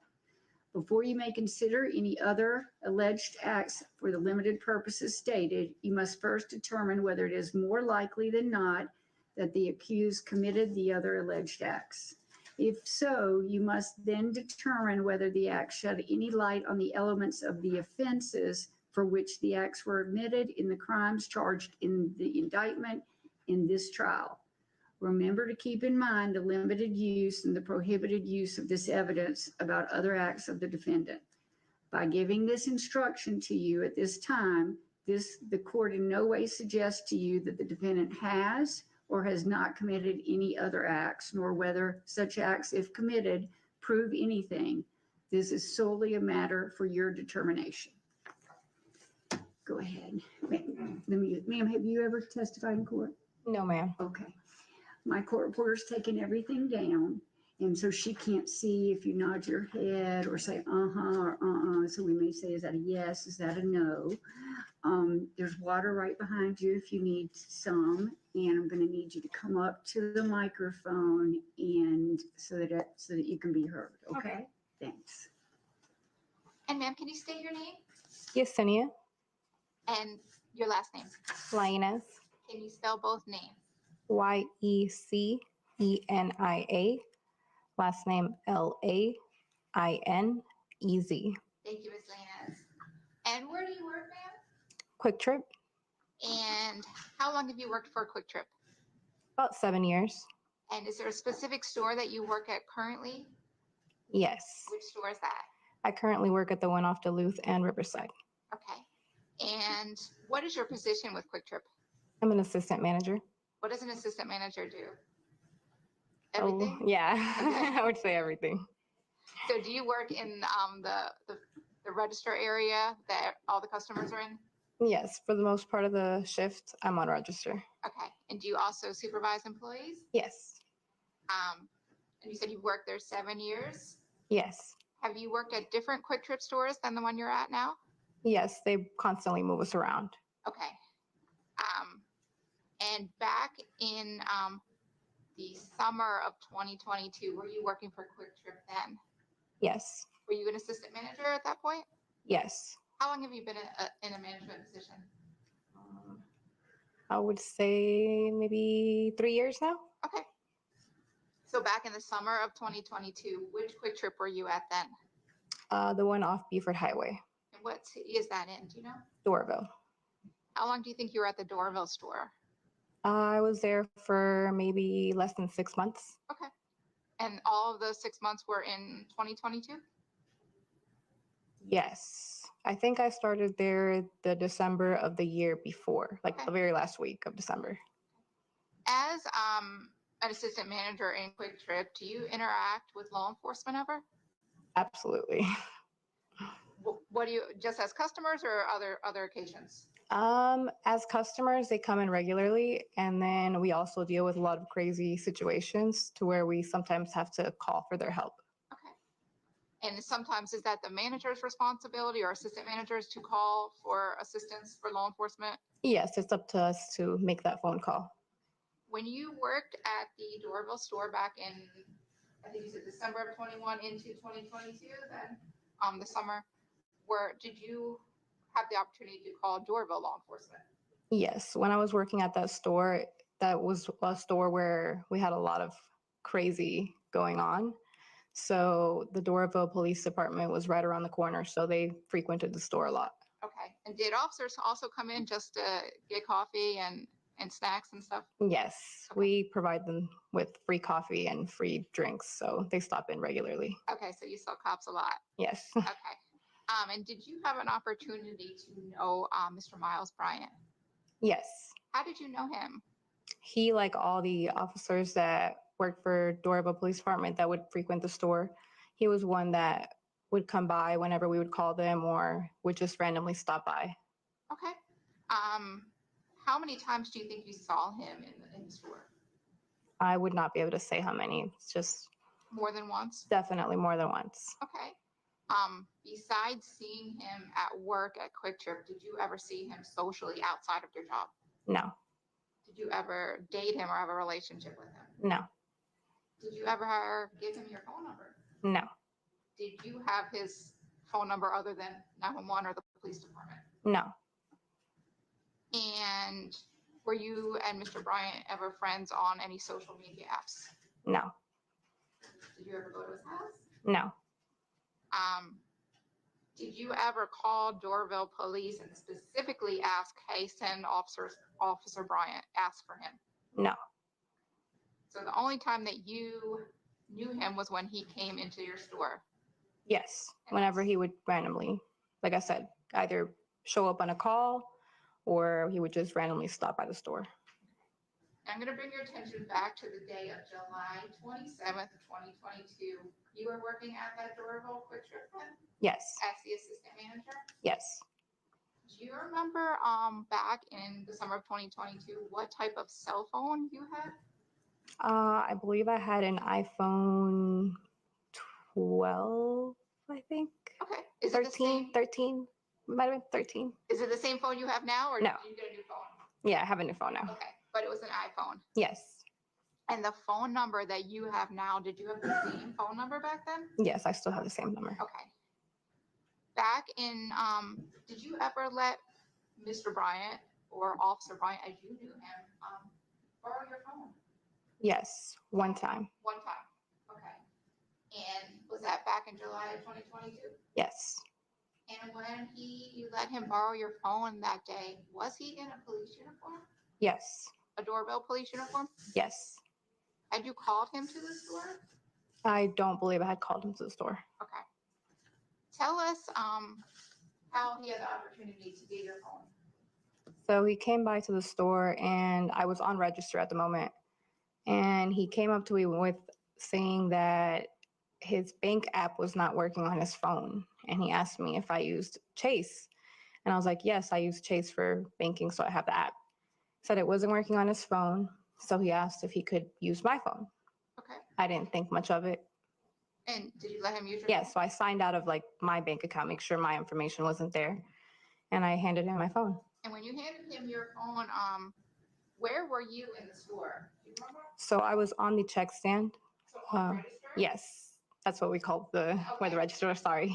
And I know it's like there's a counter and a little higher. Did Yes. Mr. Bryant come back behind the registers with you? No. So he was standing on the side, like on the sideline on the outer. And I was like inside behind the register. Okay. How far do you think he was from you while you're working that register? Few feet. Okay. And did you, were you still working while he actually had your phone? Yes. I want to say when I handed him my phone, I wasn't, but Quick Trip is a job where it's very fast paced. So I'm sure that I was still ringing up customers and multitasking. So I'm sure I walked away for a few seconds, maybe a couple of minutes. I'm sorry. You said multitasking. Tell us what you're doing. What do you mean? I'm ringing people up. So I'm on register, helping out customers who may have questions, directing my clerks that work with me. That store in Doraville, that was a busy store? Yes. And you said you gave him the phone, and could you see what he was doing with the phone while you were ringing up customers? No. Do you know about how long he had your phone in his hand? It couldn't have been longer than a few minutes. Did he, you said he told you he wanted to check his Chase app, Yes. and after he had the phone for a few minutes, did he give it back to you? Yes. What happened then? He just handed it to me. Okay. Said thank you.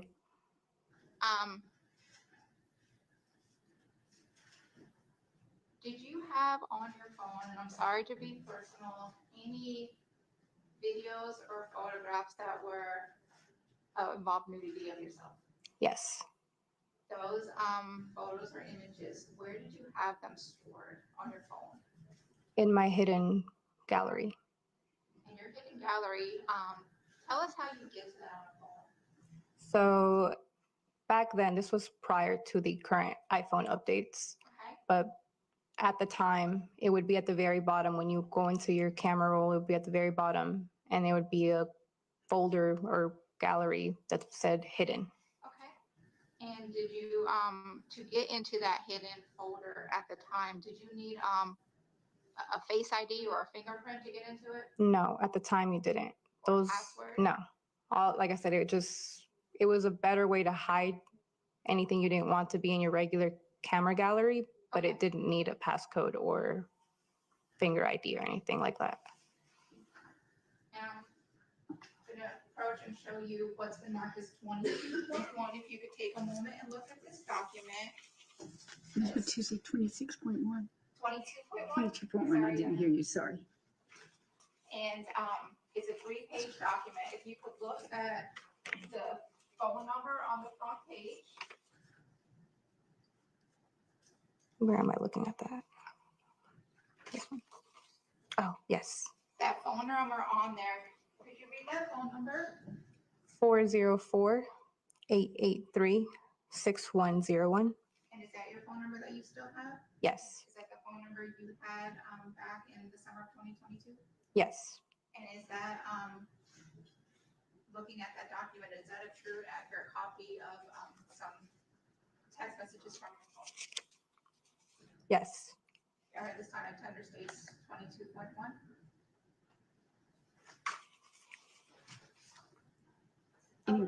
Okay, that's okay, that's okay.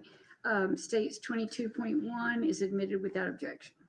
Permission to publish 22.1, right? Yes, ma'am.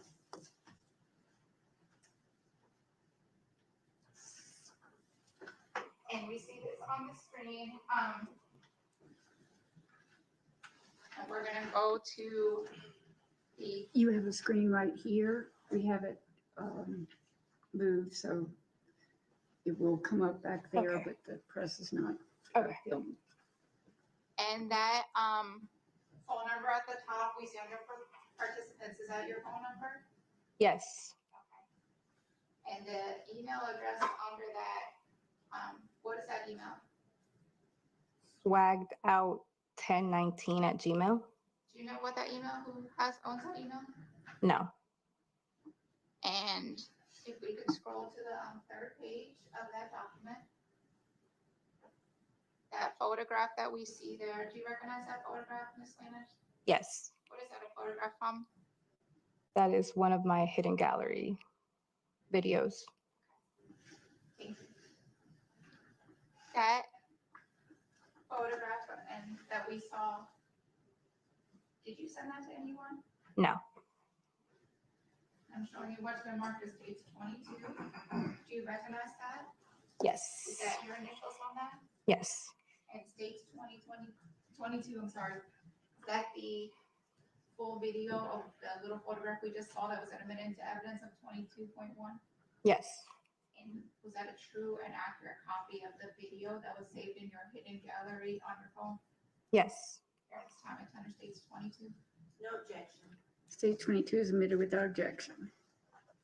And Your Honor, permission to publish this. Yes, ma'am. And Your Honor would ask the media to remember the court's instructions. Yes. This video can't be photographed or filmed.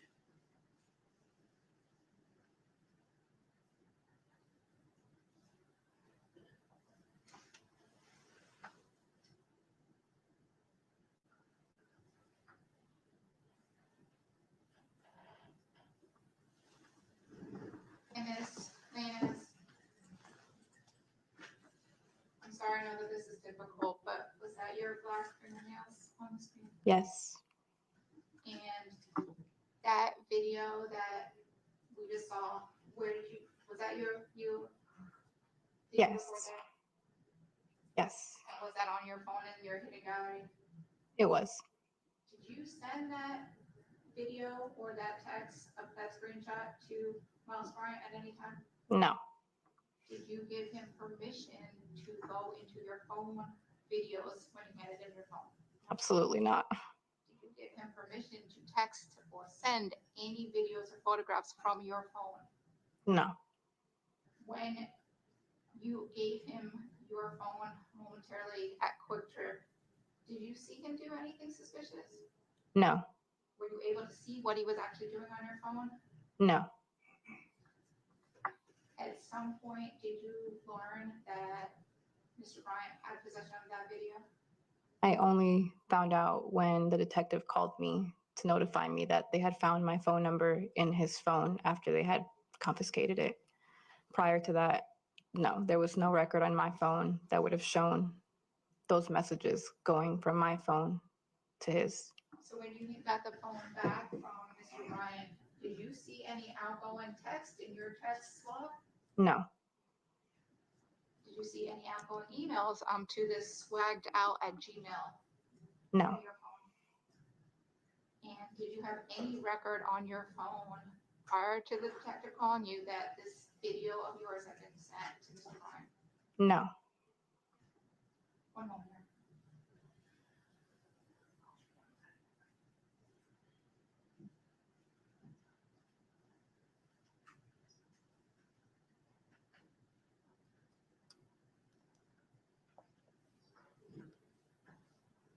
Do you remember, Ms. Lannis, what time he had come in the store? I don't remember. And Your Honor, if we could republish 22.1, that's been sent.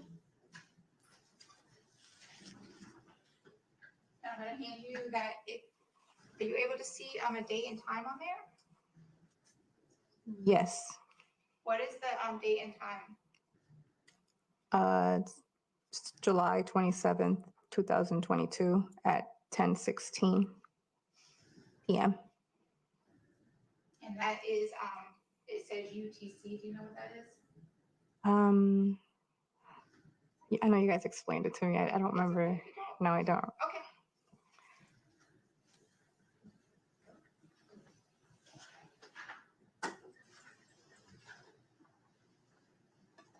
And did you give him permission to send anything to you? No. And did you, why did you hand him your phone to let him use it for a minute? I honestly didn't think much of it. He asked for a favor. You know, you don't think somebody's going to go to your hidden gallery and send themselves something like that when you hand them your phone for a few minutes. Is that because he was in a police uniform also? Yes. Is that because you knew he worked for Doraville Police and had come to your store before as a cop? Yes. And the man who did that, do you see him here in the courtroom? Yes. Can you please point him out to the jury? And just tell us what he's wearing? He's wearing a peach colored shirt and tie. Your Honor, please let the record reflect that the witness has identified the defendant. That's all the questions I have. Ms. Drake, I don't have any questions, ma'am. Thank you. may we release this witness?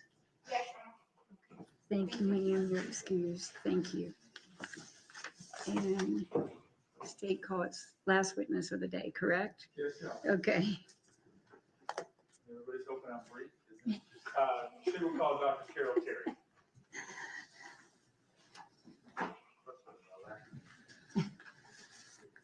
I was the first one to laugh at that.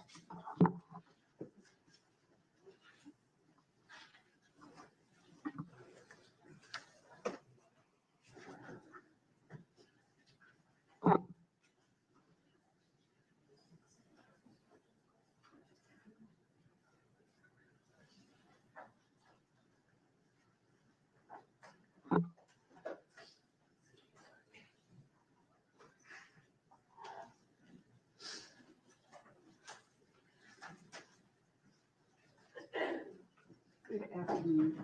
Good afternoon. Will you raise your right hand? Do you swear or affirm the testimony you're about to give in this case is the truth, the whole truth, and nothing but the truth? I do. Thank you.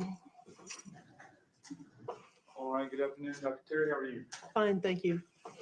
Would you introduce yourself to the jury, please? Tell us your name. I'm Dr. Carol Terry, Could you spell it for us, please? certainly.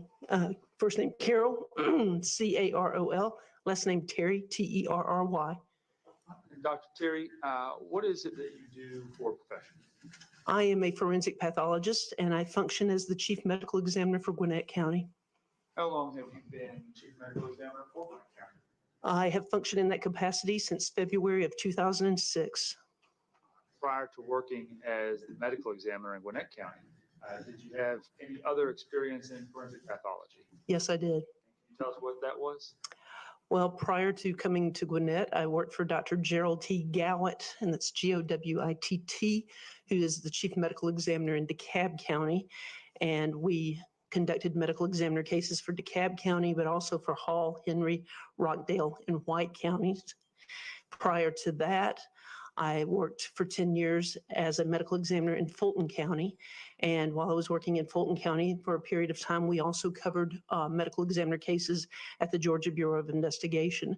So the GBI, covering medical examiner cases throughout the state.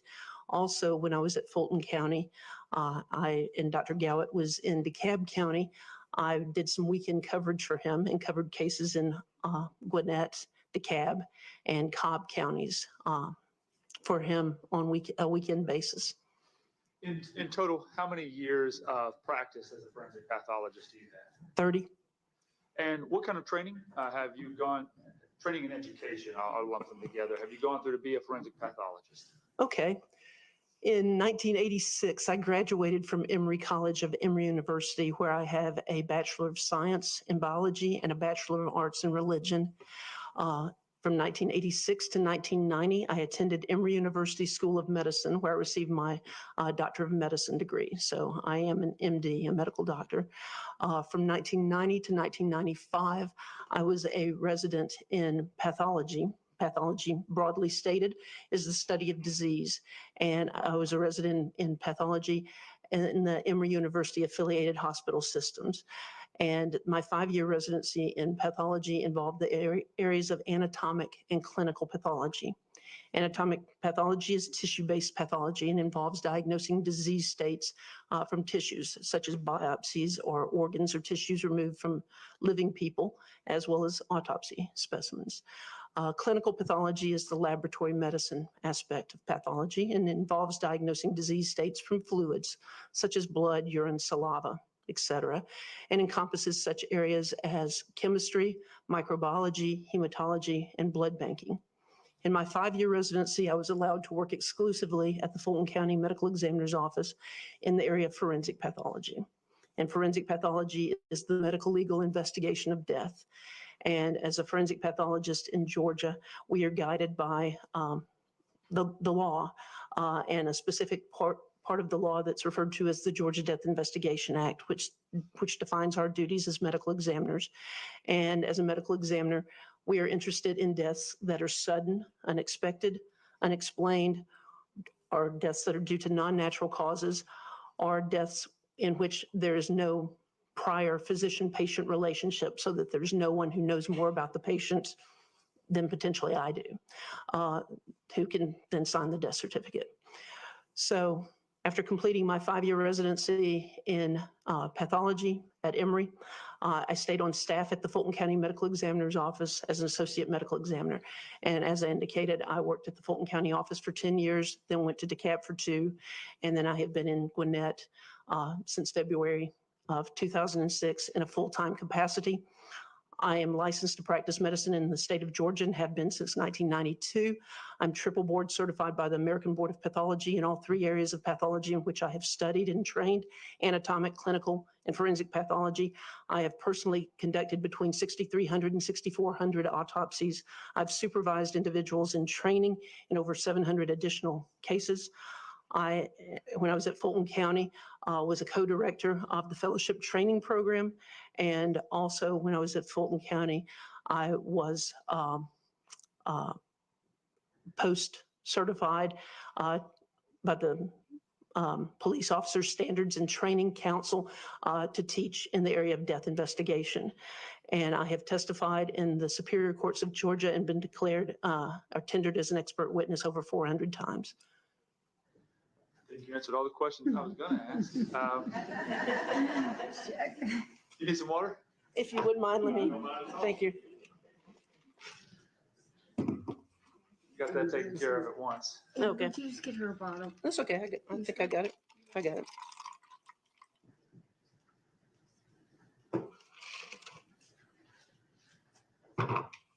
Alrighty. And Dr. Terry, well, before I go any further, Judge, I'm going to move to qualifier as an expert in forensic pathology.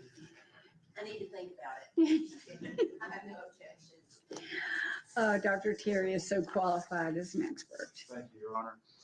Dr. Terry, we're going to get to the specifics of this case here in just a second.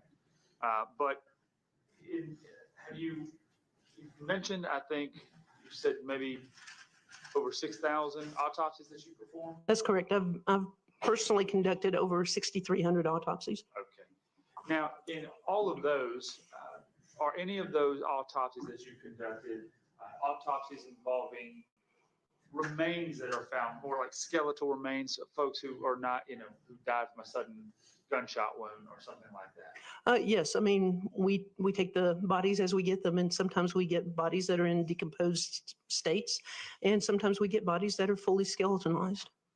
And do you have any idea, just on a ballpark estimate, of how many times you've had to perform an autopsy on a skeletonized body that you've got? Oh, I mean, I'd say we get maybe about 5 to 10 a year or so. So over 30 years? Yeah, I mean, we get a handful of them, and sometimes, incomplete skeletal remains. So. All right. I want to take you, well, let me ask you, are there any challenges that present itself when you're conducting an autopsy in terms of a skeletonized individual versus, I would say normal, I don't know what the right scientific term is, but a person who's not skeletonized, who's recently deceased? Yes, recently deceased. Yes, there are many more challenges when you're dealing with just skeletonized remains because you only have a fraction of the body. Now,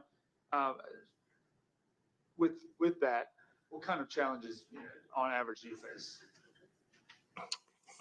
That's kind of a broad question. I'm sorry. Can you tell me about what exactly you're asking me? Yeah, I can narrow it down. So, how do you generally go about when you look at a skeletonized remains? How do you generally go about determining, a cause of death in general? Okay.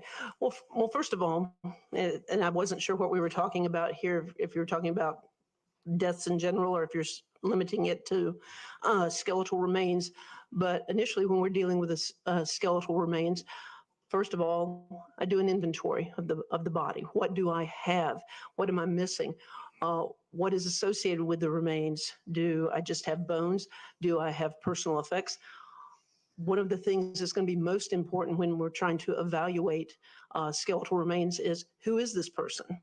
Because as we've indicated, I have a fraction of the body. So to determine a cause of death is going to be more challenging, and it's really going to be helpful to know who this person is, because then you can evaluate the circumstances more. And as a medical examiner, I don't just conduct autopsies in a vacuum. Circumstances or what's at the scene is very important, and certainly with skeletal remains, that's the case as well, because you've got a whole different situation if the deceased is an elderly person who's known to be a demented and will wander away from home versus someone who is not known to have any kind of mental illness or mental challenges and who winds up in a place that's radically different from an environment that they typically inhabit and has, no other medical conditions that anybody's aware of. All right. Now, to get to specifics, did you respond to a human remains scene off of Highway 316 in Decatur, Georgia, back on February 6th of 2023?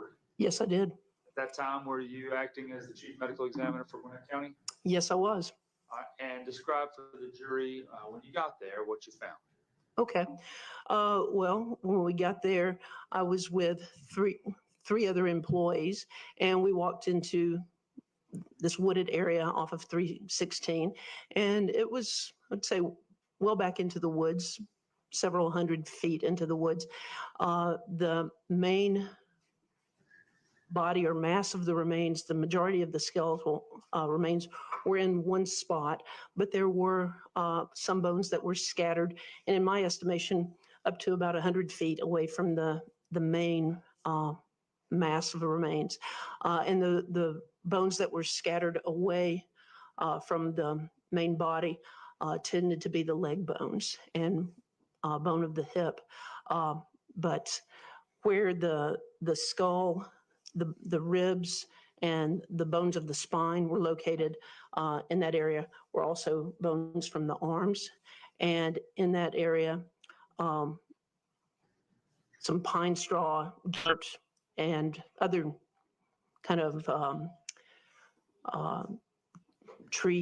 small tree trunks and stuff had kind of amassed on top of these remains. So it involved digging into the top layer of the ground cover a little bit. There are leaves there as well. And at this point in time, it was dark. I know from referring to the record that I pronounced the deceased dead at 8 p.m. that night. So it was dark. People were there with flashlights, and we're trying to recover as much of the body as we can at that point in time. Obviously, I think you and the investigators that were on scene ultimately made a call to secure it, come back, and continue to search the next day? That is correct. And the next day, there were other employees from my office who went back to search. I did not return the second day, but I did have other employees who did. On the first night when you were there, did you take efforts at that time to try and get some kind of idea about maybe the age or gender of the person whose remains were recovered? Yes. And how did you attempt to do that? Okay, well, one of the best ways to ascertain gender or sex of skeletal remains is to look at the bones of the pelvis. And so in looking at the bones of the pelvis, the pubic angle where the bones come together in the front was very broad. That's indicative of a female sex. Males, the angle tends to be very narrow. It tends to have sort of a V shape, but with females, it tends to be very broad. So in looking at the pelvis, I knew we were dealing with a female. Also in looking at the skull, something that you can look at is like the brow and to see how developed it is. And in this case, the brow was not very prominent. Also the mastoid processes, the bones kind of back behind the ears, again, not very pronounced. With men, they tend to be more robust. So I was confident I was dealing with a female individual. And one of the things too, in looking at the bones, was I was able to see that some of the growth plates were not fused. And so where as people get older and grow and the bones elongate, that will happen as long as the growth plate isn't fused. And in this case, I could see in some of the bones where that had not occurred. So I knew we were dealing with someone young. Also at the same time, and by young, I mean probably teenaged. And one of the things that I had remembered from a skeletal remains analysis type class I had attended years ago was that the last bone to completely fuse is the collarbone or the clavicle. And in seeing the clavicle there, I realized that was not fused. So I knew I was dealing with a young female. And in seeing the skull, there were features that looked to be blended between kind of black and white ethnicities. And that's something that's commonly seen in a Hispanic individual. But while I'm looking at these things and making these observations, I also had one of my coworkers contacting our forensic anthropology consultant who's in Arizona, and they were texting back and forth. I don't think they were actually talking and texting. And some of the things I was saying, she was texting right back. And so confirming what I was seeing, that we were dealing with a young female who was probably Hispanic. You are now, of course, the witness. Dr. Terry, I'm going to show you. I've got some photographs here. I've marked them in State's Exhibit 26.1 through 26.13. Would you mind taking a look at these and letting me know if you recognize them? Okay.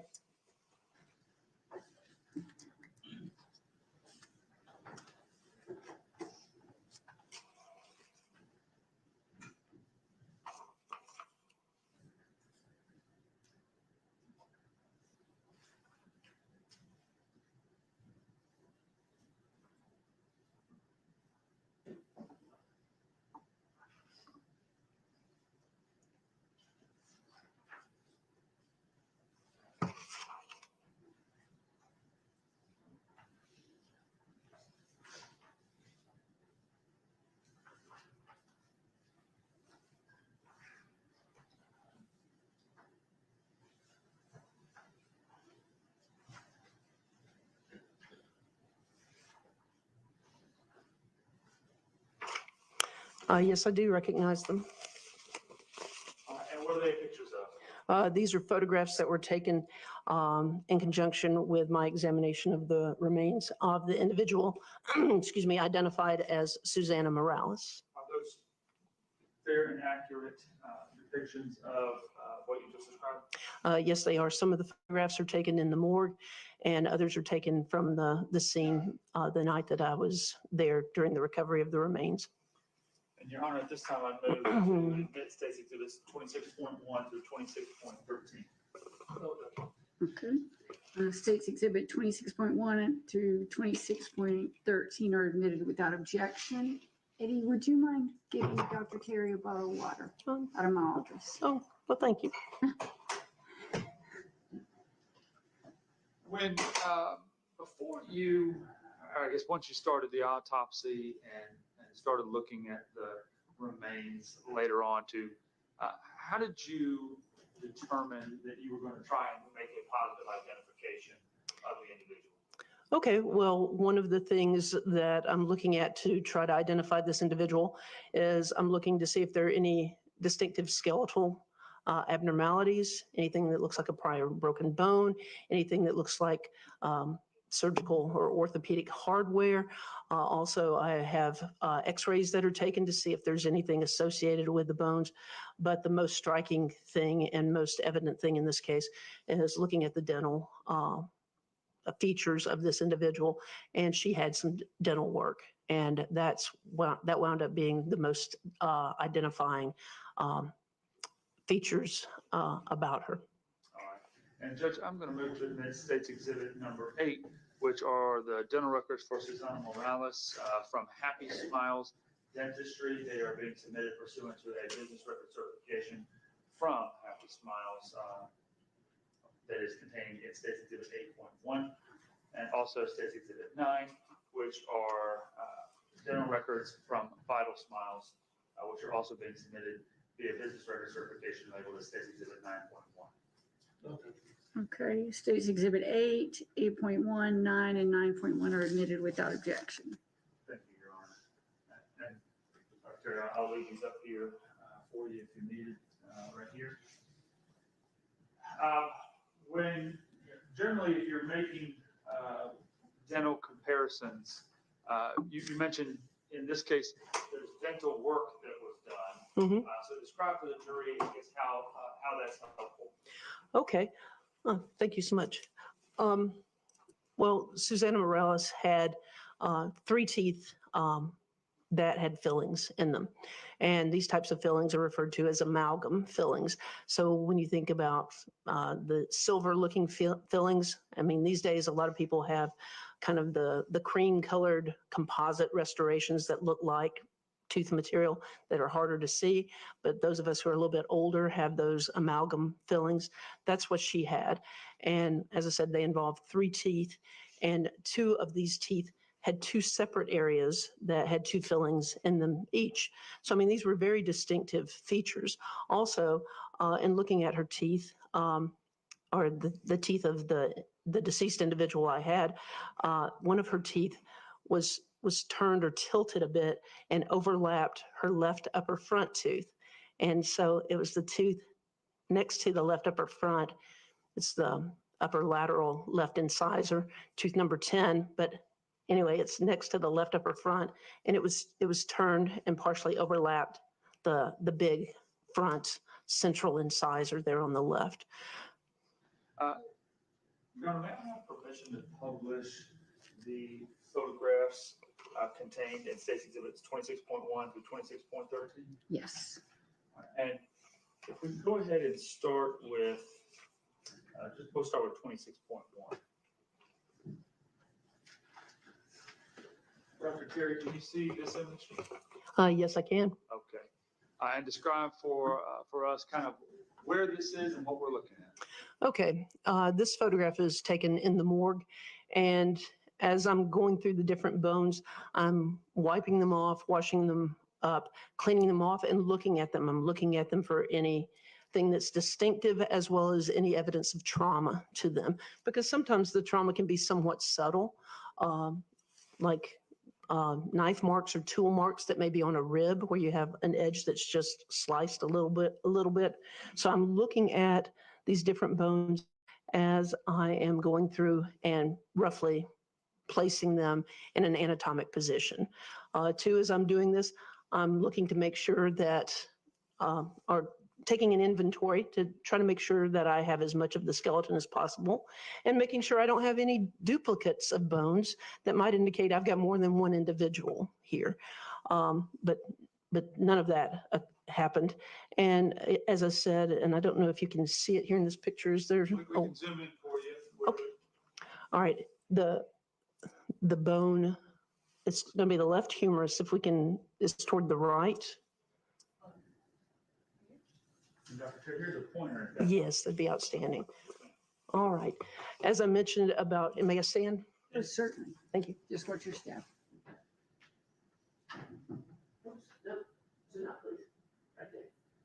That's the growth plate I was talking about. Whoops. In one of the bones there, I could see that growth plate had not fused. So again, we're dealing with someone who's probably teenage. And when you see that sort of thing that has occurred or not, where it has not fused, that indicates you're dealing with a younger individual. We go to 26.2, please. All right, and what are we looking at here? Okay, this is just another view also taken in the morgue of the bones laid out as I'm going through them. A lot of the bones of the hands and feet just kind of lumped together in the little trays there at the bottom. Again, putting things out roughly in anatomic position. And at this point in time, the only bones that I'm aware that I don't have are the kneecaps and probably some of the bones of the hands and the feet. There's structures in the neck that we're looking for, specifically cartilages and the hyoid bone that were not located. But other than that, we've essentially got the complete skeleton. We go to the next photograph. All right, and this photograph? Okay, in this photograph, it shows the skull with the jaw placed next to the upper teeth. As you look at the skull, those are normal sutures or areas where the bones come together in the skull. That is not trauma. Those are not fractures or breaks in the skull, but this is just kind of showing an overall appearance of the skull. It's somewhat oval to rounded, and just again showing no obvious trauma. All right, and the next photograph? Okay, this photograph also showing the skull. Unfortunately, the jaw is kind of slid forward. It really should have been positioned back a little bit. But, looking at these facial features here, the nasal bridge is somewhat narrowed. There's kind of a prominent nasal spine. As I said, there's some features here that look somewhat blended between African American and Caucasian. And also, what was it? Oh, I mentioned before about the brow not being very prominent. Again, consistent with a female sex. And the next photograph? This is 26.5. All right, what are we looking at here? Okay, in this photograph, we're looking at the skull turned upside down. So we're looking at the upper teeth. And as we're looking at these teeth, let's see, as we look at them, the way you number teeth for purposes of identifying them is your wisdom tooth, your third molar on the right upper side is number 1. She doesn't have that tooth, but it would be here. Then you count 2, 3, 4, 5, 6, 7, 8, 9, 10. There's that tooth that's tilted, as I described earlier. 11, 12, 13, 14, 15, and she doesn't have 16. She doesn't have a third molar on either side of her upper jaw. And you see the 2 fillings there in tooth number 14. So I have all of the teeth of her upper jaw or her maxilla, and the only one that has restorations in it is tooth number 14. All right, and can we go to the next photograph? Okay. And are we looking at closer up photograph of the top part that you were just showing on tooth 14? Yes, we are. We go to the next photograph. Okay. And what about this one? Okay, we're looking at the other side. So before we were looking at the left side of the upper jaw, this is the right side of the upper jaw, and we're not seeing any restorations there. And by restorations, I know what you mean, but you mean Fillings, yes. Next photograph. Okay. All right. Now we're looking at the lower jaw or the mandible. And when we count these teeth, so we ended with 16 up here on the left upper side. Then we drop down to the left lower side and start with 17, which would be the third molar or wisdom tooth on the left side. She does not have that tooth. It would be there. So then 18, 19, 20, 21, 22, 23, 24, 25, 26, 27, 28, 29, 30, 31, and 32 would be there. So she doesn't have teeth. She doesn't have third molars or wisdom teeth on the upper jaw or the lower jaw. She's got fillings here in teeth numbers 19 and 30. Tooth number 30 actually has 2 fillings in it. And then as we look at this, we see 2 empty spaces there next to,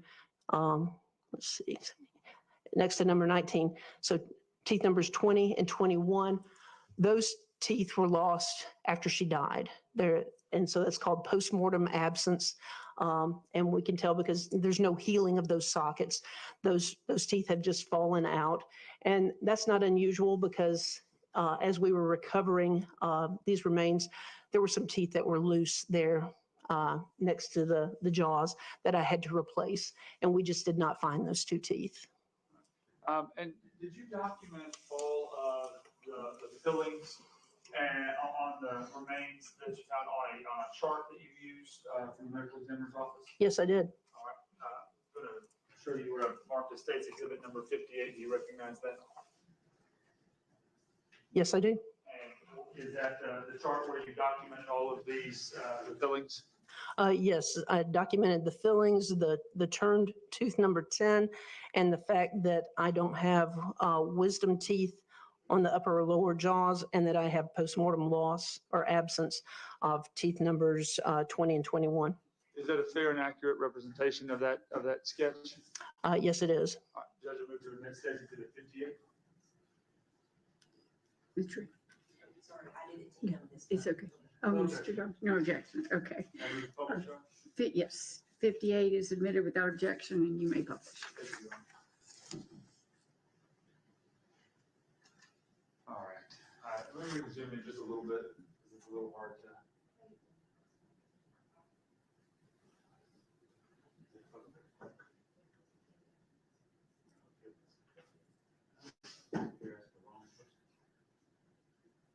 Well, it's not letting us zoom, so we're going to do the best we can with this one. Can you just kind of walk us through this sketch that you did here? Okay. Now, bear in mind, this is a diagram I did of the skull before I knew who the deceased was. The label that's up on the top has been added after she was positively identified. So in taking these remains, I've looked at the teeth and I have made this dental chart to show what I have. And as I indicated, I don't have the third molars, upper or lower, those wisdom teeth.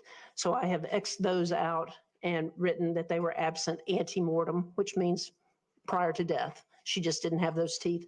Whether she, had them removed or they never came in, I don't know. I just know that they're not there. The ones that are labeled 20 and 21, those are the ones that I told you were lost post-mortem. They fell out at some point and we just didn't recover them. So if there are any distinctive features about those teeth, I don't know because I never got to see them. We didn't find them. What I do know, tooth number 10 that's indicated up there, I drew a little arrow to indicate it's turned somewhat. And then the fillings that are on teeth numbers 30, 19, and 14, I've indicated them on this charting as well as which surfaces of the teeth they involved. And so you'll see where I've got O is for occlusal. It means it's on the chewing surface of the tooth. You'll see B is for buccal or buccal, which means the side towards the gum. L is for lingual, which means toward the side that faces the tongue. And so I've depicted these on this chart so that I can have this for reference to compare to any dental records that I'm presented with. Did you in fact compare your findings to dental records? Yes, I did. And Those dental records, are those the dental records that I've provided to you up there in State Exhibit 8? Yes, they are. Now, and with State Exhibit 8, can you put, can I move to publish this? Sure. Sure. Let's put that up.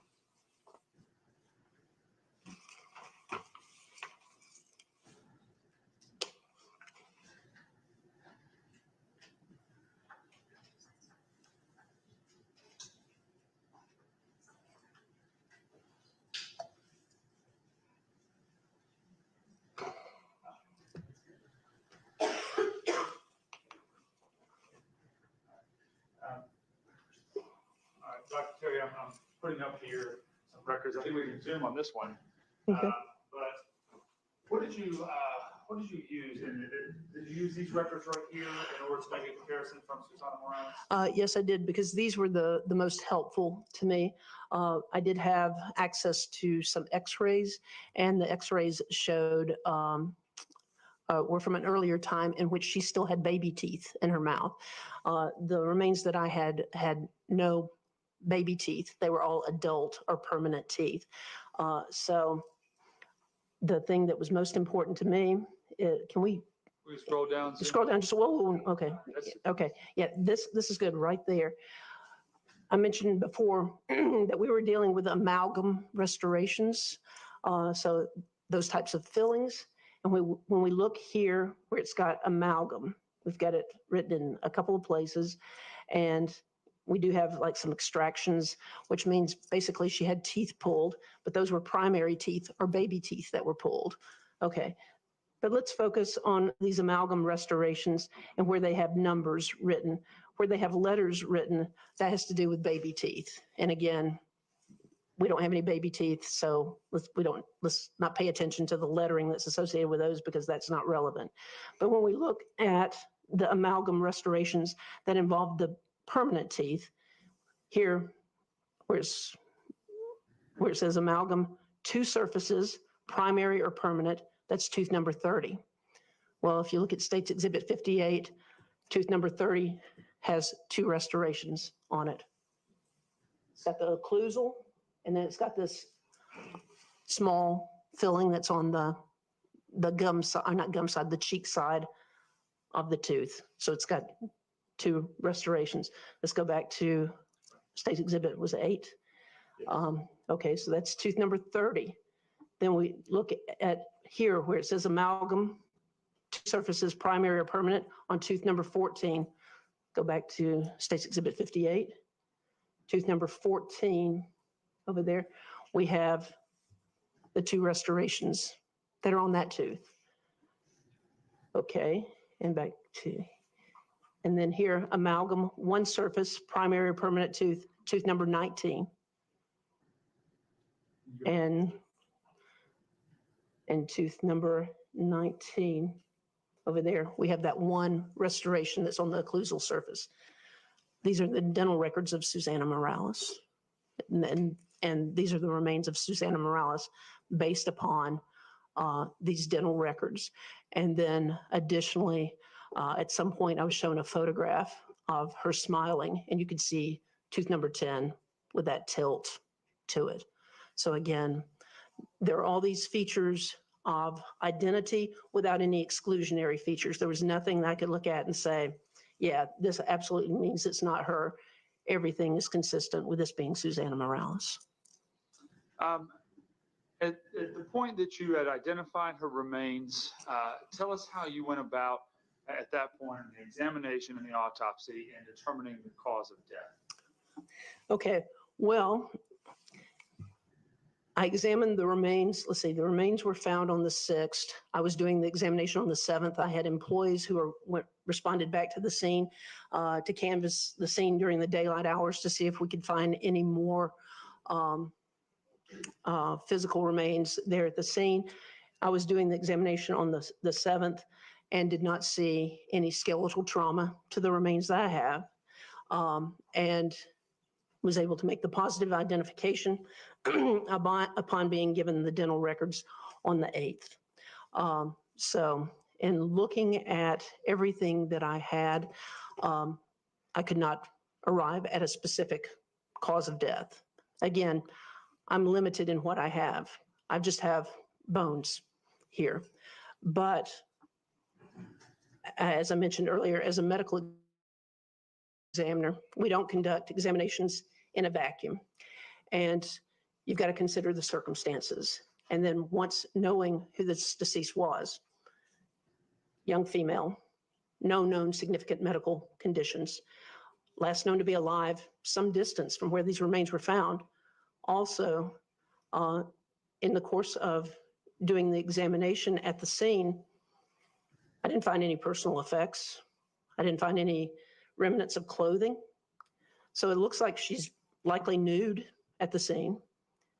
And so many years ago, early in my training, I was told when filling out death certificates, one of the things that's important is to be consistent. And throughout my career, if I don't have demonstrable physical trauma to the remains, I will tend to use the term undetermined, and then will specifically say why. In this case, I called the cause of death undetermined due to decomposition with skeletonization. I believe if I had had the intact body, I could have come up with a specific cause of death, but I'm limited based on what I have. The body is too decomposed. All I have is a skeleton because the circumstances, again, young female, this isolated area where it's far removed from where she was last known to be alive, and no personal effects, no clothing. As a medical examiner with 30 years of experience, if I were to see an intact individual at this type of a scene, first thing I'm going to think of is some type of homicidal violence, specifically some type of asphyxial type component, strangulation, suffocation, chest compression, things of that nature. Because if you have a nude individual, nude or partially nude, that better be, as a medical examiner, that better be one of the first things you're thinking about. And so the fact that she doesn't have any skeletal trauma does not exclude that. And again, my cause of death, undetermined due to decomposition with skeletonization. It's not, if I could test this or that, I could come up with a cause of death. There's no getting around the fact that I don't have what I need to have to make to rule out what I think is going on. I'm very suspicious of strangulation, chest compression, suffocation, smothering, something of that nature. And I just do not have the body in a condition where I can prove that or disprove that. And so I've called it undetermined. And as you can tell from listening to me, I'm very verbose about stuff. On the death certificate, I'm limited to what I can put. But in my report, I'm quite explicit about these are my findings, these are my impressions from the get-go. There's no more testing I can do because what I need to see is not there. And there's no bringing that back. I mean, her neck structures, they're not there. Skin, flesh, it's not there. And it's not that not only can I not tell, no other pathologist is going to have access to this because it's not there. She has decomposed to the point where I can't establish this. I can say I'm very suspicious, and that's where I have to leave it because it's based on the circumstances. And so that's how I came up with my cause and manner of death. By convention, unless I have, again, being consistent, unless I have physical trauma, I tend to call things undetermined and say why. But then we'll go into detail in my report about what my opinion might be. And again, based on my experience, 30 years as a medical examiner with this type of situation, again, young female, deceased, no obvious trauma, and decomposed well away from where she was last known to be alive. This is different from someone who may have dementia, live in the area, and then shows up dead in the woods somewhere. You know, it's very much dependent upon the circumstances, and these circumstances are very suspicious for homicidal violence, but I can't prove it because of the condition of the remains. Dr. Terry, based on the recovery of the remains in this case, were you able to make any conclusions about how long the remains had been at the scene where they were at, or yeah, that's it. They'd been there a while, I would say, and by a while, months, maybe, I think she was last known to be alive in January and not January, July of 2022. And then the remains were found in February of 2023. So it's consistent with that time period. And I say that because almost all of the flesh is gone. There are a couple of bones that have a slight amount of dried soft tissue, but it's very minimal. And there is some fatty degenerating material referred to as adipocere that's associated with rare bones. But she is almost completely skeletonized at that point. And so she's been there for a period of months. Were you able to make any conclusions in your report? Now, obviously, you positively identified these remains as Susana Morales, but in your report, the approximate age and or height of the remains? Yes, as I indicated, the fact that the clavicle was not fused, that puts her at these remains at an age of approximately 16 to 17 years old, consistent with Susana Morales. I don't recall what her height was, but these remains, taking measurements of the bones, it gave an estimated height of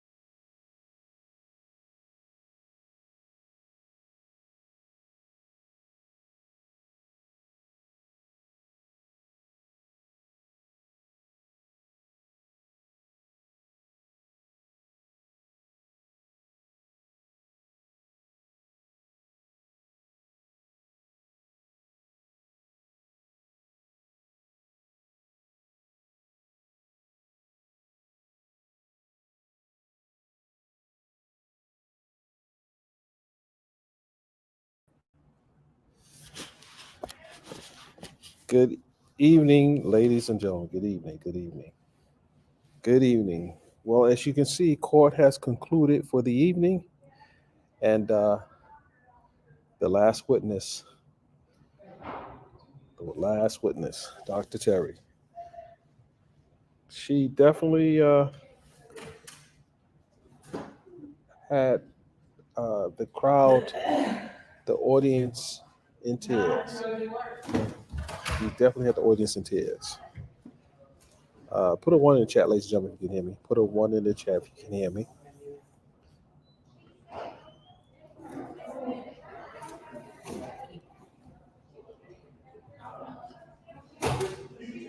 Hope you guys enjoyed the coverage today.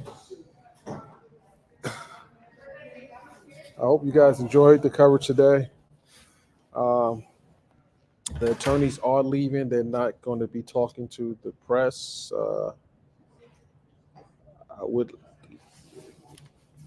sorry.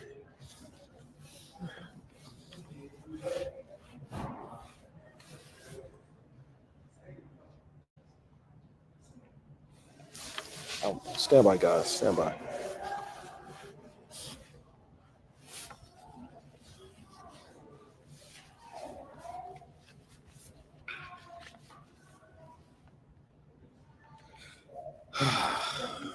Stand by, guys.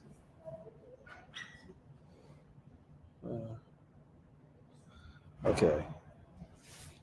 Let's wait for the attorneys to leave.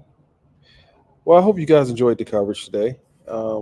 Next week is going to be probably the final week of testimony. I think the case will probably go to the jurors Wednesday or Thursday, maybe Friday, but this case will be over next week.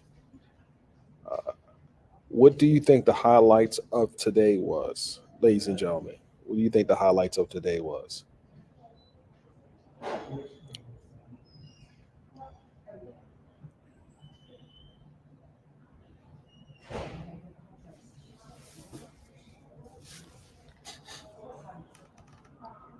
I'm not in a rush right now because I'm going to be stuck in traffic anyway. Just waiting for the attorneys to walk past.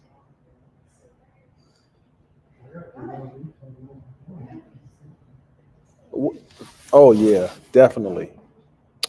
Yes, the friend. Let me see if I can grab an image here real quick. A shot of the friend. Let's see if I can grab an image here. Hold on. That would be Alicia Banks. That sounds like Alicia Banks. Yeah. She was a very powerful witness. What do you think about the 911 operator who was speculating that there was something other than what Miss Banks had said? That was a little irritating for me. I almost got like, wait a minute, just do your job. How about that? Just do your job. You're not a psychologist, sociologist. Your 911 operator is supposed to keep the caller talking, not to antagonize her.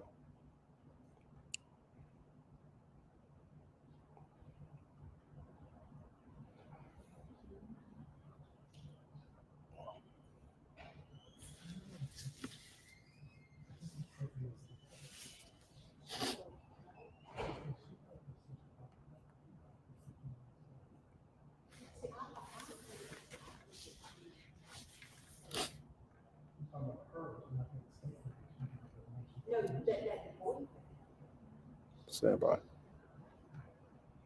The lawyers are talking. I don't want them to hear my commentary.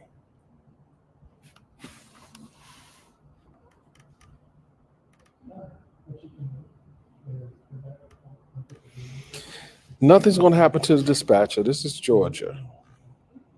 It's nothing happened to the dispatcher, especially one coming out of Gwinnett County. Forget that. It's nothing happening to her. Okay.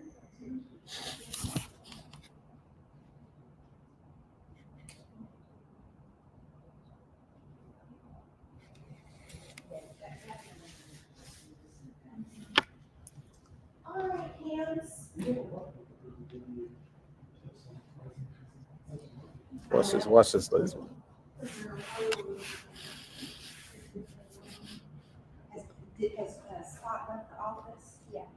Attorney Drake, can I get the first interview after the trial's over with, please? Okay, honey.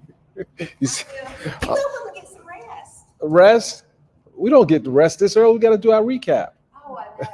Oh, where's my little camera guy? You gonna harass him? Tony, he left. Oh, poo. Oh my goodness. Oh, wait, he didn't get in trouble today, did he? He didn't get in trouble today. No. Oh, right. That's because I'm here now. I'm here now.